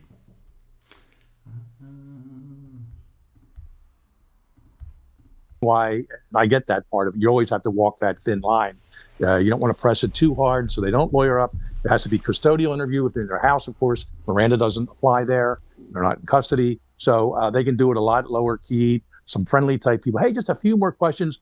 You know, we all remember the famous Columbo show. One more question as he's walking out the door. Sidney Riso kidnapping back in '92. And one of the agents now long retired, but he walked me through some of the things about that case. And I think from context perspective, it's very important to look at that case and others and how that played out. And because on the fourth day, It turns out that Mr. Riso died. And yet the husband and wife couple, so happens a husband and wife. I'm not sure what was interesting about this, but I'm not finding anything interesting about it now. Let's go to another.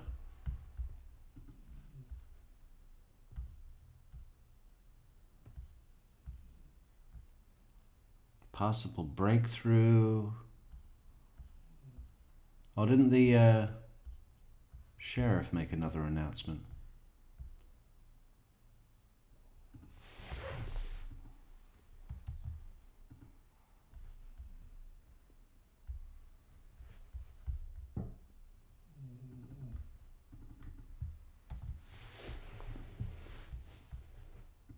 Now in Rio Rico, Arizona, which is about an hour from, maybe a little more than an hour from Tucson, very close to the border, very close to the Mexico border. And behind me, they've got this road closed because this is where they brought a man into custody, detained a man who they believe may know something or be connected to the Nancy Guthrie case. This is just a quiet area along the highway. His house, the subject's house, is behind this crime scene tape.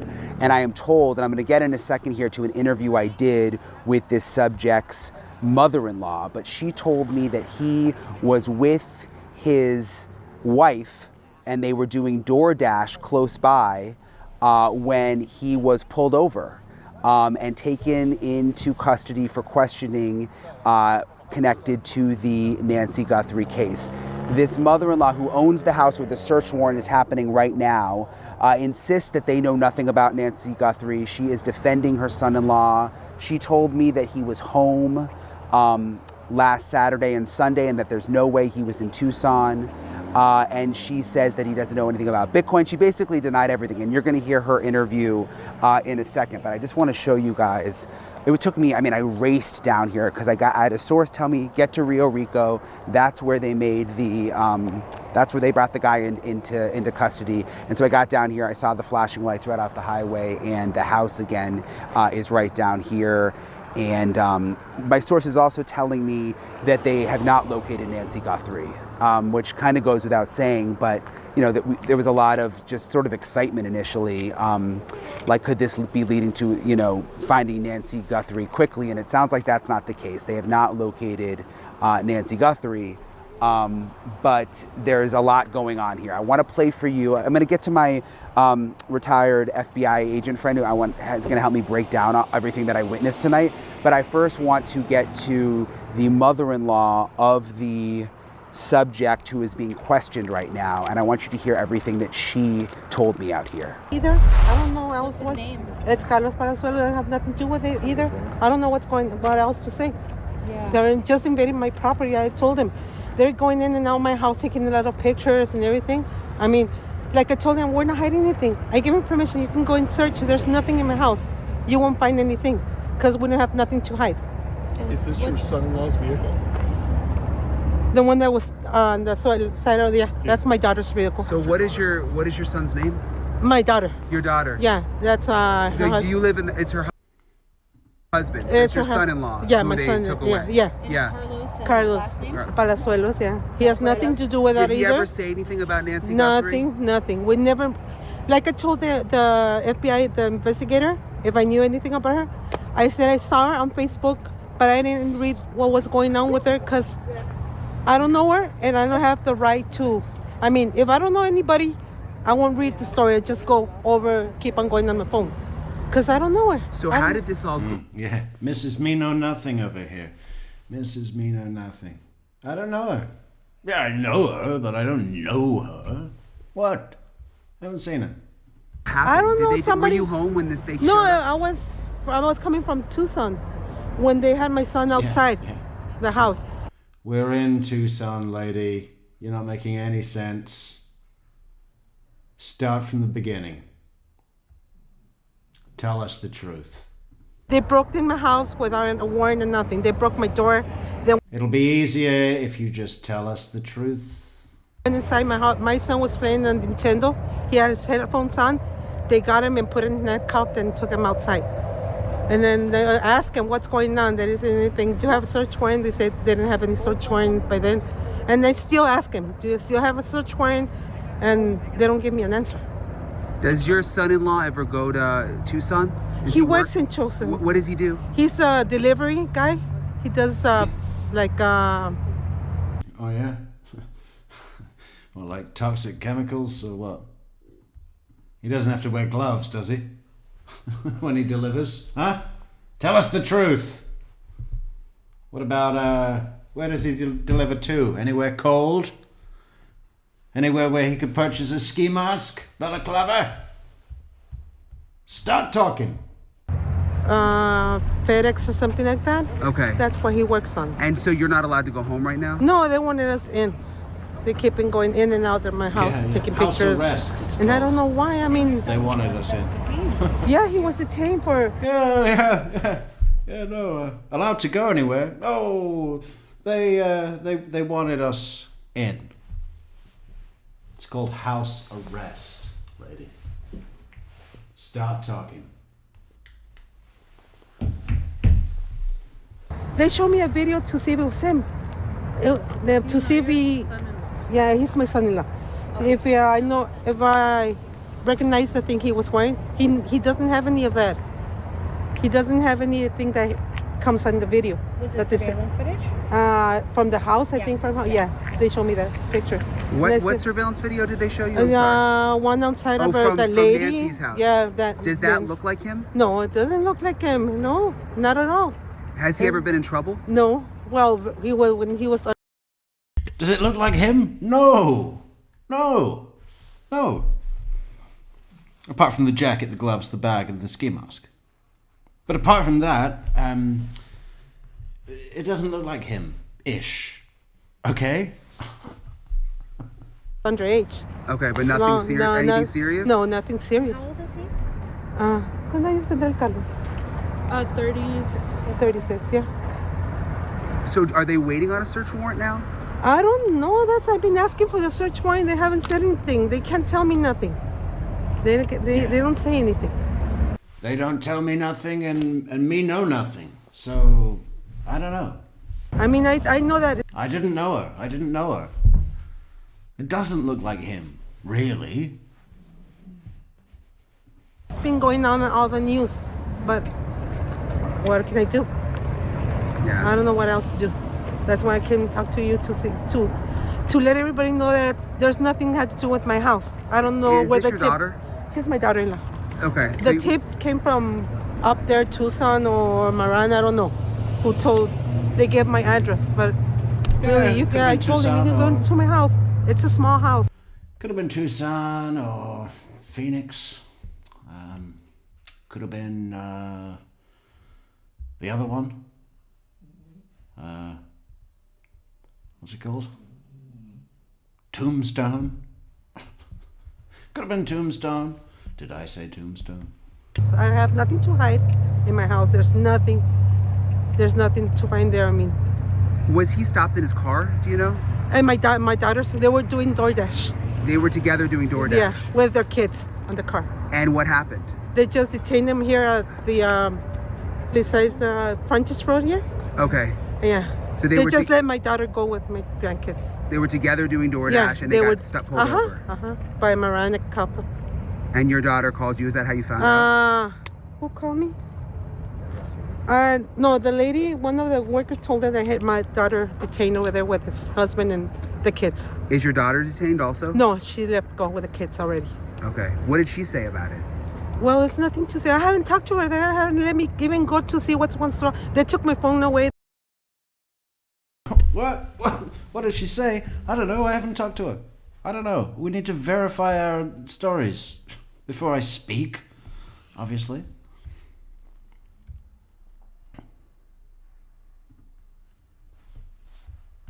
They took her phone. They took your phone? The kid's phone, her phone, his phone, my phone, my husband's phone, everybody's phone.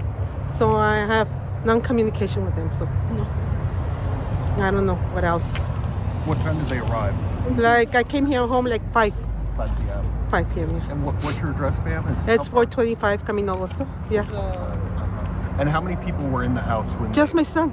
Okay. Just my son. Have they interviewed you? Well, the detective just talked to me and asked me a question about my son-in-law. And I told the truth. He doesn't wear the clothes that you showed me in the video. He has nothing to do with that kind of clothes. He works in Tucson. He stays with his mom. What about did you look at the eyebrows in the video? Yeah, you could that's not him. Yeah, that's not him. I know that's not him. The mouth? Yeah, that's not him. That's not. I told him I can show you a picture of him right now. Yeah. But Are you kidding? With the eyebrows and the mouth, that's not him. That's not him. That's not him. took the phone away from me, so I don't have no way to show him pictures. So I don't know. Yeah. So that was Josefina, who is, again, the mother-in-law of the subject who is being questioned right now in connection with the Nancy Guthrie investigation. What a day it's been. I just want to backtrack a little. What a day it's been, huh? Hey, thanks so much, Piebird, for being the very first soap supporter on her own Buy Me a Coffee platform there. Yeah, I figured we'd put all of the soap content there from now on, because I don't think posting soap content on the True Crime channel is good for the algorithm, right? So for all of Soap's fans, go to buymeacoffee.com/SoapDogMetrics for everything soap by association. Okay?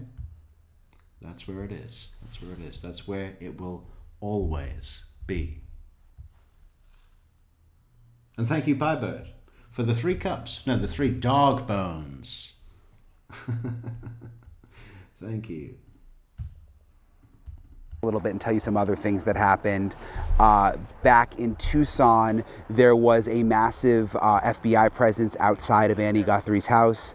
This afternoon went on for hours. Dozens of FBI agents searching around the house, searching neighboring yards. They were going door to door asking for consent to get on people's property, and then once they were allowed on, they were searching in sheds, they were going under fences. One neighbor told me that an FBI agent told him that they were looking for something that may have been dropped. So there was a big scene at Annie Guthrie's house. We don't know if that connects somehow back to what's happening here. There was also, at the sheriff's office, we saw the SWAT vehicles leave this afternoon, which was kind of put me on high alert, like what's going on. And I think that led up to this situation here in Rio Rico. So we don't know for sure if this person is connected, although you're hear my interview with Steve Moore now, retired FBI agent, who's gonna help me break all this down, that, you know, the FBI doesn't just go raiding houses and getting search warrants if they don't have some kind of evidence that a person is likely connected. Though we don't know at this point sort of what's going on behind the scenes, but it seems like there's a lot of movement. So this is my conversation with Steve. So I'm joined now by Steve Moore, former FBI agent. Thank you again, Steve. I'm in the car right now. We made it to Rio Rico, which is right near the border. And right outside the car here is the home where they're doing a search warrant right now for this, what they're calling a subject. First of all, what do you make of the word subject? Because they're not saying person. They're calling him a subject, they're calling him a detainee, they're calling him anything other than suspect. Of interest, and they're not saying suspect. Well, because FBI doesn't use the term suspect. They use the term subject, which means the person that they believe is responsible for the crime. If the FBI is actually using that term, that means he's their guy. Really? Yeah. So they're searching the house. I don't think so. Subject of the investigation. It's what there was in subject. They're not going to make a distinction like that. Oh, if the FBI says subject, that means suspect. House now. There's apparently a search warrant. We spoke to the subject's mother-in-law, who says that they took her cell phone, they took everyone's cell phone who was in the house. What do you make of this development? I mean, do you think this is going to be substantial? Well, you know, judging from how confident the FBI is on this, I would say that they feel pretty confident in it. It's not a guarantee. And they know that, which is why they are gathering more information before they continue beyond the investigative detention. And investigative detention can only last a certain amount of time before it becomes kind of stale. And at that point, it's kind of considered an arrest, whether or not you say you're under arrest or not. Are they allowed to keep someone detained? Like, could this person leave if they wanted to right now? The FBI like word games. When you're arrested, they call it detained. And when you're a suspect, they call you a subject. So when they say, we have detained a subject, what they really mean is we have arrested the guy that definitely did it. No, that's the point of Sorry for the hiccups. I've been eating hot sauce again, right from the bottle. Investigative detention, but investigative detention is. It's great in the morning. A very, very specific category, and it's really something the courts have looked at. So if you detain somebody for an interview or for investigation, you can't keep them 24 hours. that is no longer an investigative detention. And I'll bet all of you and most of your visitors or your viewers have been in an investigative detention, a car stop by the Highway Patrol. That is an investigative detention. You are not free to leave, but you are not under arrest. When you're talking kidnapping, the whole process has a little bit more gravity to it. With the search warrant, what do you expect there? I mean, she told us they took all of their phones. What else would they be doing in the house right now? Looking for those clothes and that gun and that holster, looking for those gloves, anything like a shoe. I believe he was wearing some booties on his shoes, like a medical booties, something like that. There's going to be a lot of things, and they are going to look for any personal effects of Nancy Guthrie. I haven't had a chance to talk to you since those pictures came out. What did you make of them? I mean, the fact, the gun in the front, the holster, the whole thing. Like, what was your takeaway?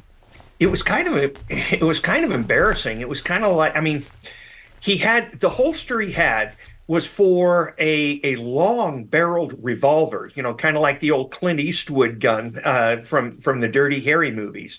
But what he had in that holster was a little tiny semi-automatic that took up about a third of the holster and looked like it was falling out half the time.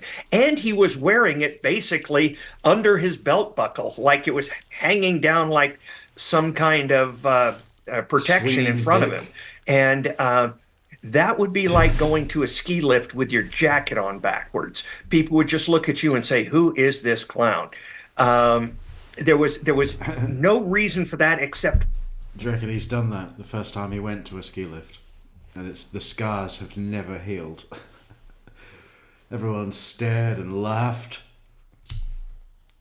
Who is this clown with this fucking jacket on backwards? It's like when it's the first day, it's your first day on the job. And the people that are more experienced, they say to you, go into the shop and get ask him for a glass hammer.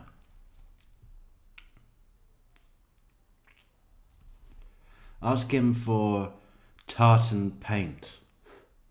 That's a good one. Have you got any tartan paint? What's the other one? There's another one.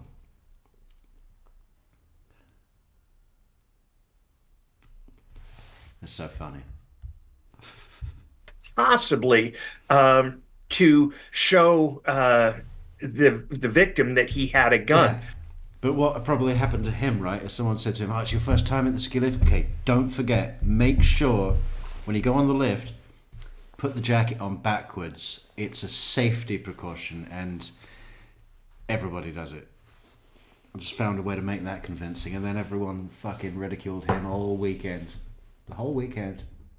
To me, it shows me that he's never used a gun, never had a gun.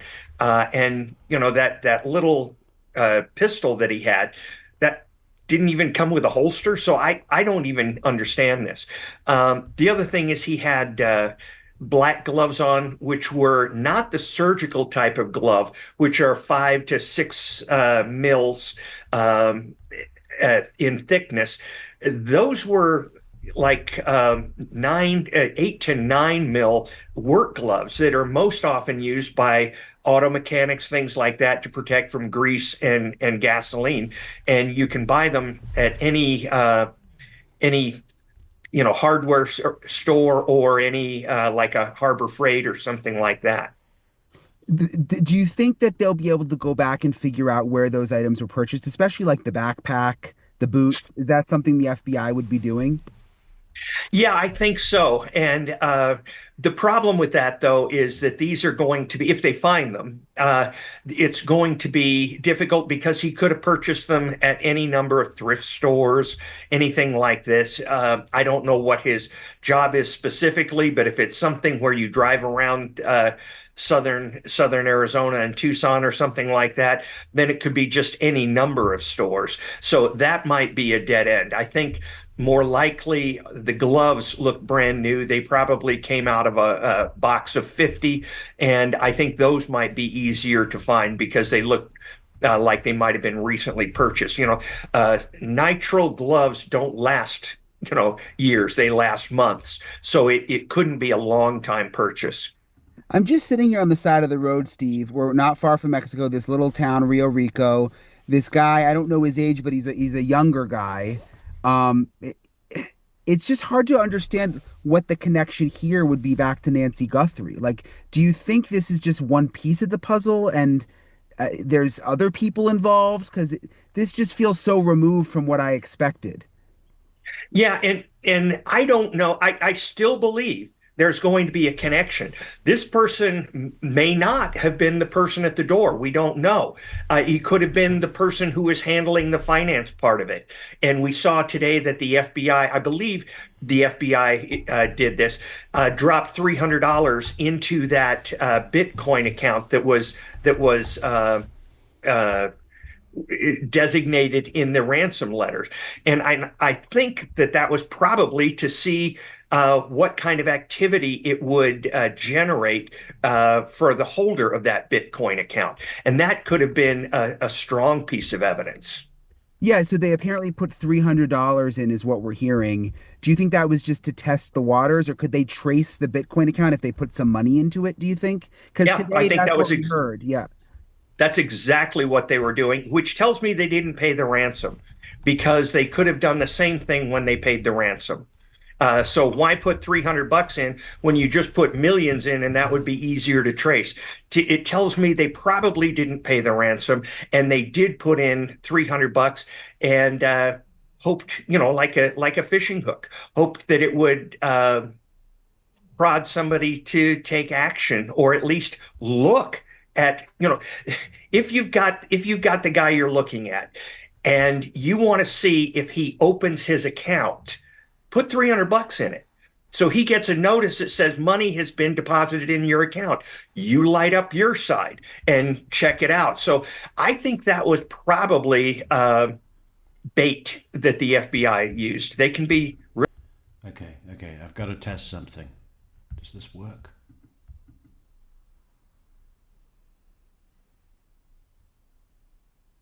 Okay, cool. Nice. So Soap has her own coffee alerts now. But there wasn't the oh no, we need the sound clip. Wait. No.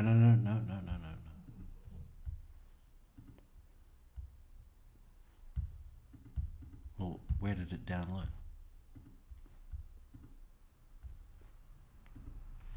In downloads, good.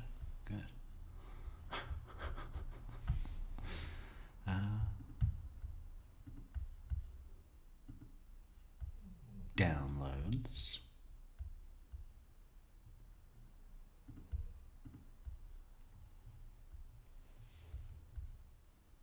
Now we'll see.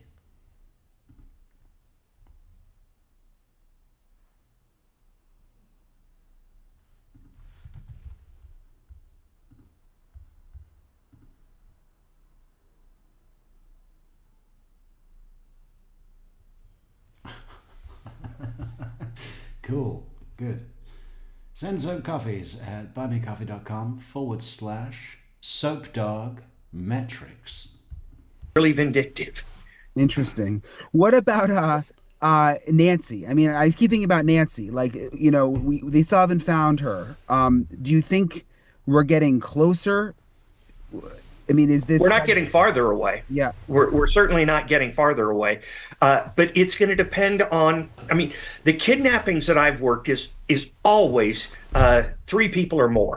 I'm sure there are 2 people kidnappings and things like that, but always the ones I've worked are 3 or more. And so we don't know which one we've got. I can remember pulling down a guy once who was actually making a ransom call. We traced it. We were able to get to him at the phone booth. But the child who they had kidnapped was 20 miles away with another co-conspirator. So just because they didn't find Nancy with this one doesn't mean they're not going to find Nancy alive. I think, there's wise concerns about her safety, but I'm not going to say all hope is lost. What about all the searching that we saw today around Annie Guthrie's house, Savannah's sister? There were dozens of FBI agents out there. They were going door to door. Allison, our mutual friend and amazing producer, said that one of the neighbors told her that they were looking for something that may have been dropped, which I thought was interesting. What do you make of that? Oh, don't sell her short. Allison's a pretty good investigator too. But I think when you have somebody who's obvious, you're not going to want to wear that ski mask a long way. If you go into the Circle K with that, people are going to start figuring stuff out. So you might wear the other clothes for a while, but you're going to take off those gloves. Yeah, they'll probably put their hands up and empty the register. Gloves, those booties, and the ski mask, and probably try to dump them not too far away. Maybe that was why the FBI was there. But as I've said, I do believe the FBI probably had 5 or 6 suspects, maybe had surveillance on 1 or 2, and were just looking for that one thing that would give them a link. And I think that photograph today probably matched the description of one of the people that they had been looking at. So while the Bureau was looking, while some agents were looking at this guy, other agents were looking at another guy. And both teams were hoping they had the bad guy. But it looks like this one had it. So do you think that are you saying there were multiple people maybe under surveillance already when they put this photo out? Early on in most kidnappings, or I should say midway through most kidnappings, I've seen surveillances on 1 or 2 suspects at a time, not knowing which one and would be which. And I've seen both surveillances at times turn out to be dry holes, that these people are innocent. And so you burn off the surveillance and try and put it on other people. But yeah, during these times where they have no suspects and no leads, they're usually got some people they're looking at because the FBI is not sitting waiting for the phone to ring. So I think I told you, we just interviewed this subject's mother-in-law, who is insistent that this is all a big misunderstanding. The sheriff's office did put out a release saying that they are questioning a subject. I noticed they have their PIOs out here now. I'm just wondering, would they have put out that release and sort of confirmed that they're questioning someone if they didn't think that they actually were onto something here? I think they might put out a release saying that they were interviewing a suspect in case they had to release this person and let them go. I mean, it is entirely possible that this is not the culprit. It is possible. The Bureau apparently thinks strongly enough of it that they pursued a warrant. And you have to show probable cause to believe somebody is the subject of this crime, and bring that before a federal magistrate and have them agree before you can get a search warrant. So this is not some harebrained, it might be him.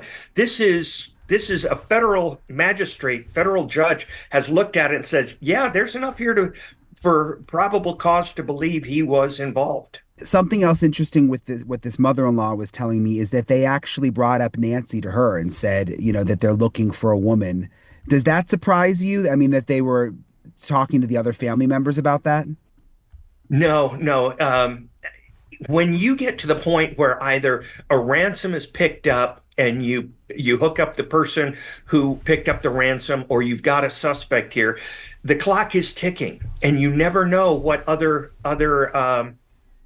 suspects, other partners in the crime might do.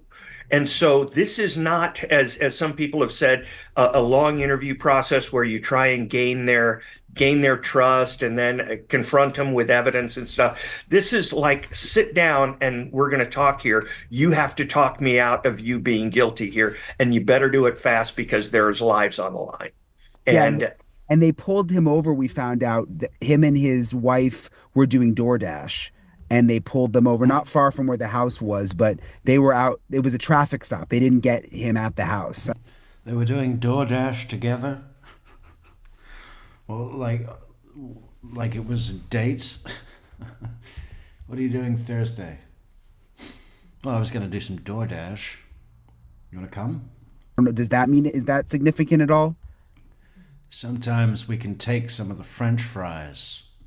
Well, it means he was under surveillance. I mean, but we kind of know that already. The FBI was probably on him before the pictures came out this morning, because I don't think, based on that. I already let them go. Melody has Layman. Melody Hasty Layman says, I already let them go. Do you mean they already let him go? Or who did you let go? If they already let him go, that's funny, isn't it? Yeah, we detained a subject that we thought it was definitely him, but turns out we were wrong and the investigation was botched. Photograph alone, that somebody in Rio Rico picked up a phone and said, hey, I know that guy behind the mask. That would be very surprising to me. What seems more likely to me is he was already, he had already gotten the FBI's attention. They were looking at him.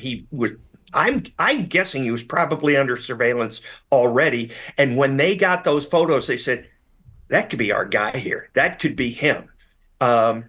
This is how real investigation works. I mean, and so it could be, obviously that somebody called, but I think it's more likely that the FBI was already on him and maybe even doing surveillance. But the fact that they were able to find him on a DoorDash run means they knew, somebody said, yeah, he's turning left on this street, that kind of thing. Yeah. Well, thank you, Steve. I appreciate your time. Thank you. As always, I really appreciate Steve for talking with me. What a crazy, I can't believe I ended up over here near the Mexico border.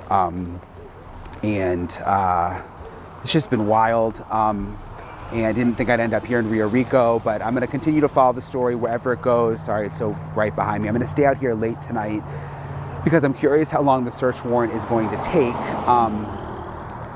Josefina told me she was told that to not.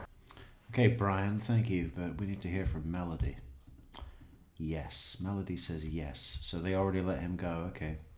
Melody also says, not really, because I'll be glad when they find this woman, and I'll be glad when, if she's safe and everything. If you go on Junior Investigates, they went to the man's house. Okay. Junior Investigates. Well, thank you, Melody.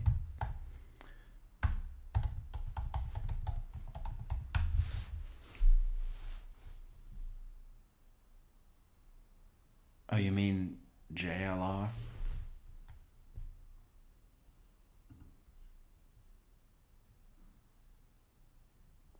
Well, I don't know. Can we watch that now?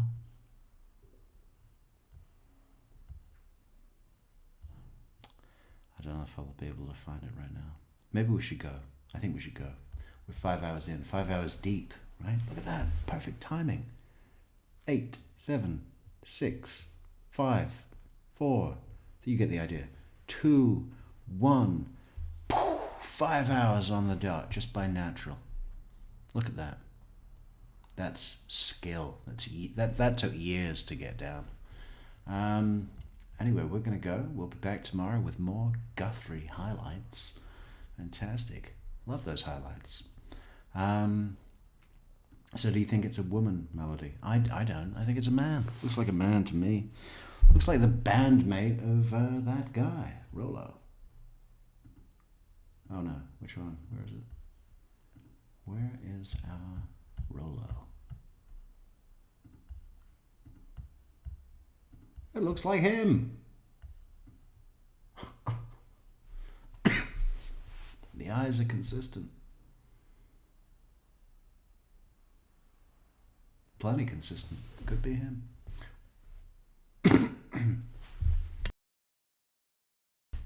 Anyway, thank you for coming to our program this evening and chatting and supporting and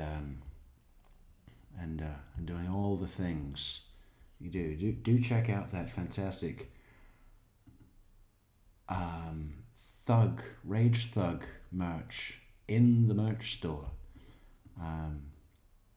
Link in the description to that.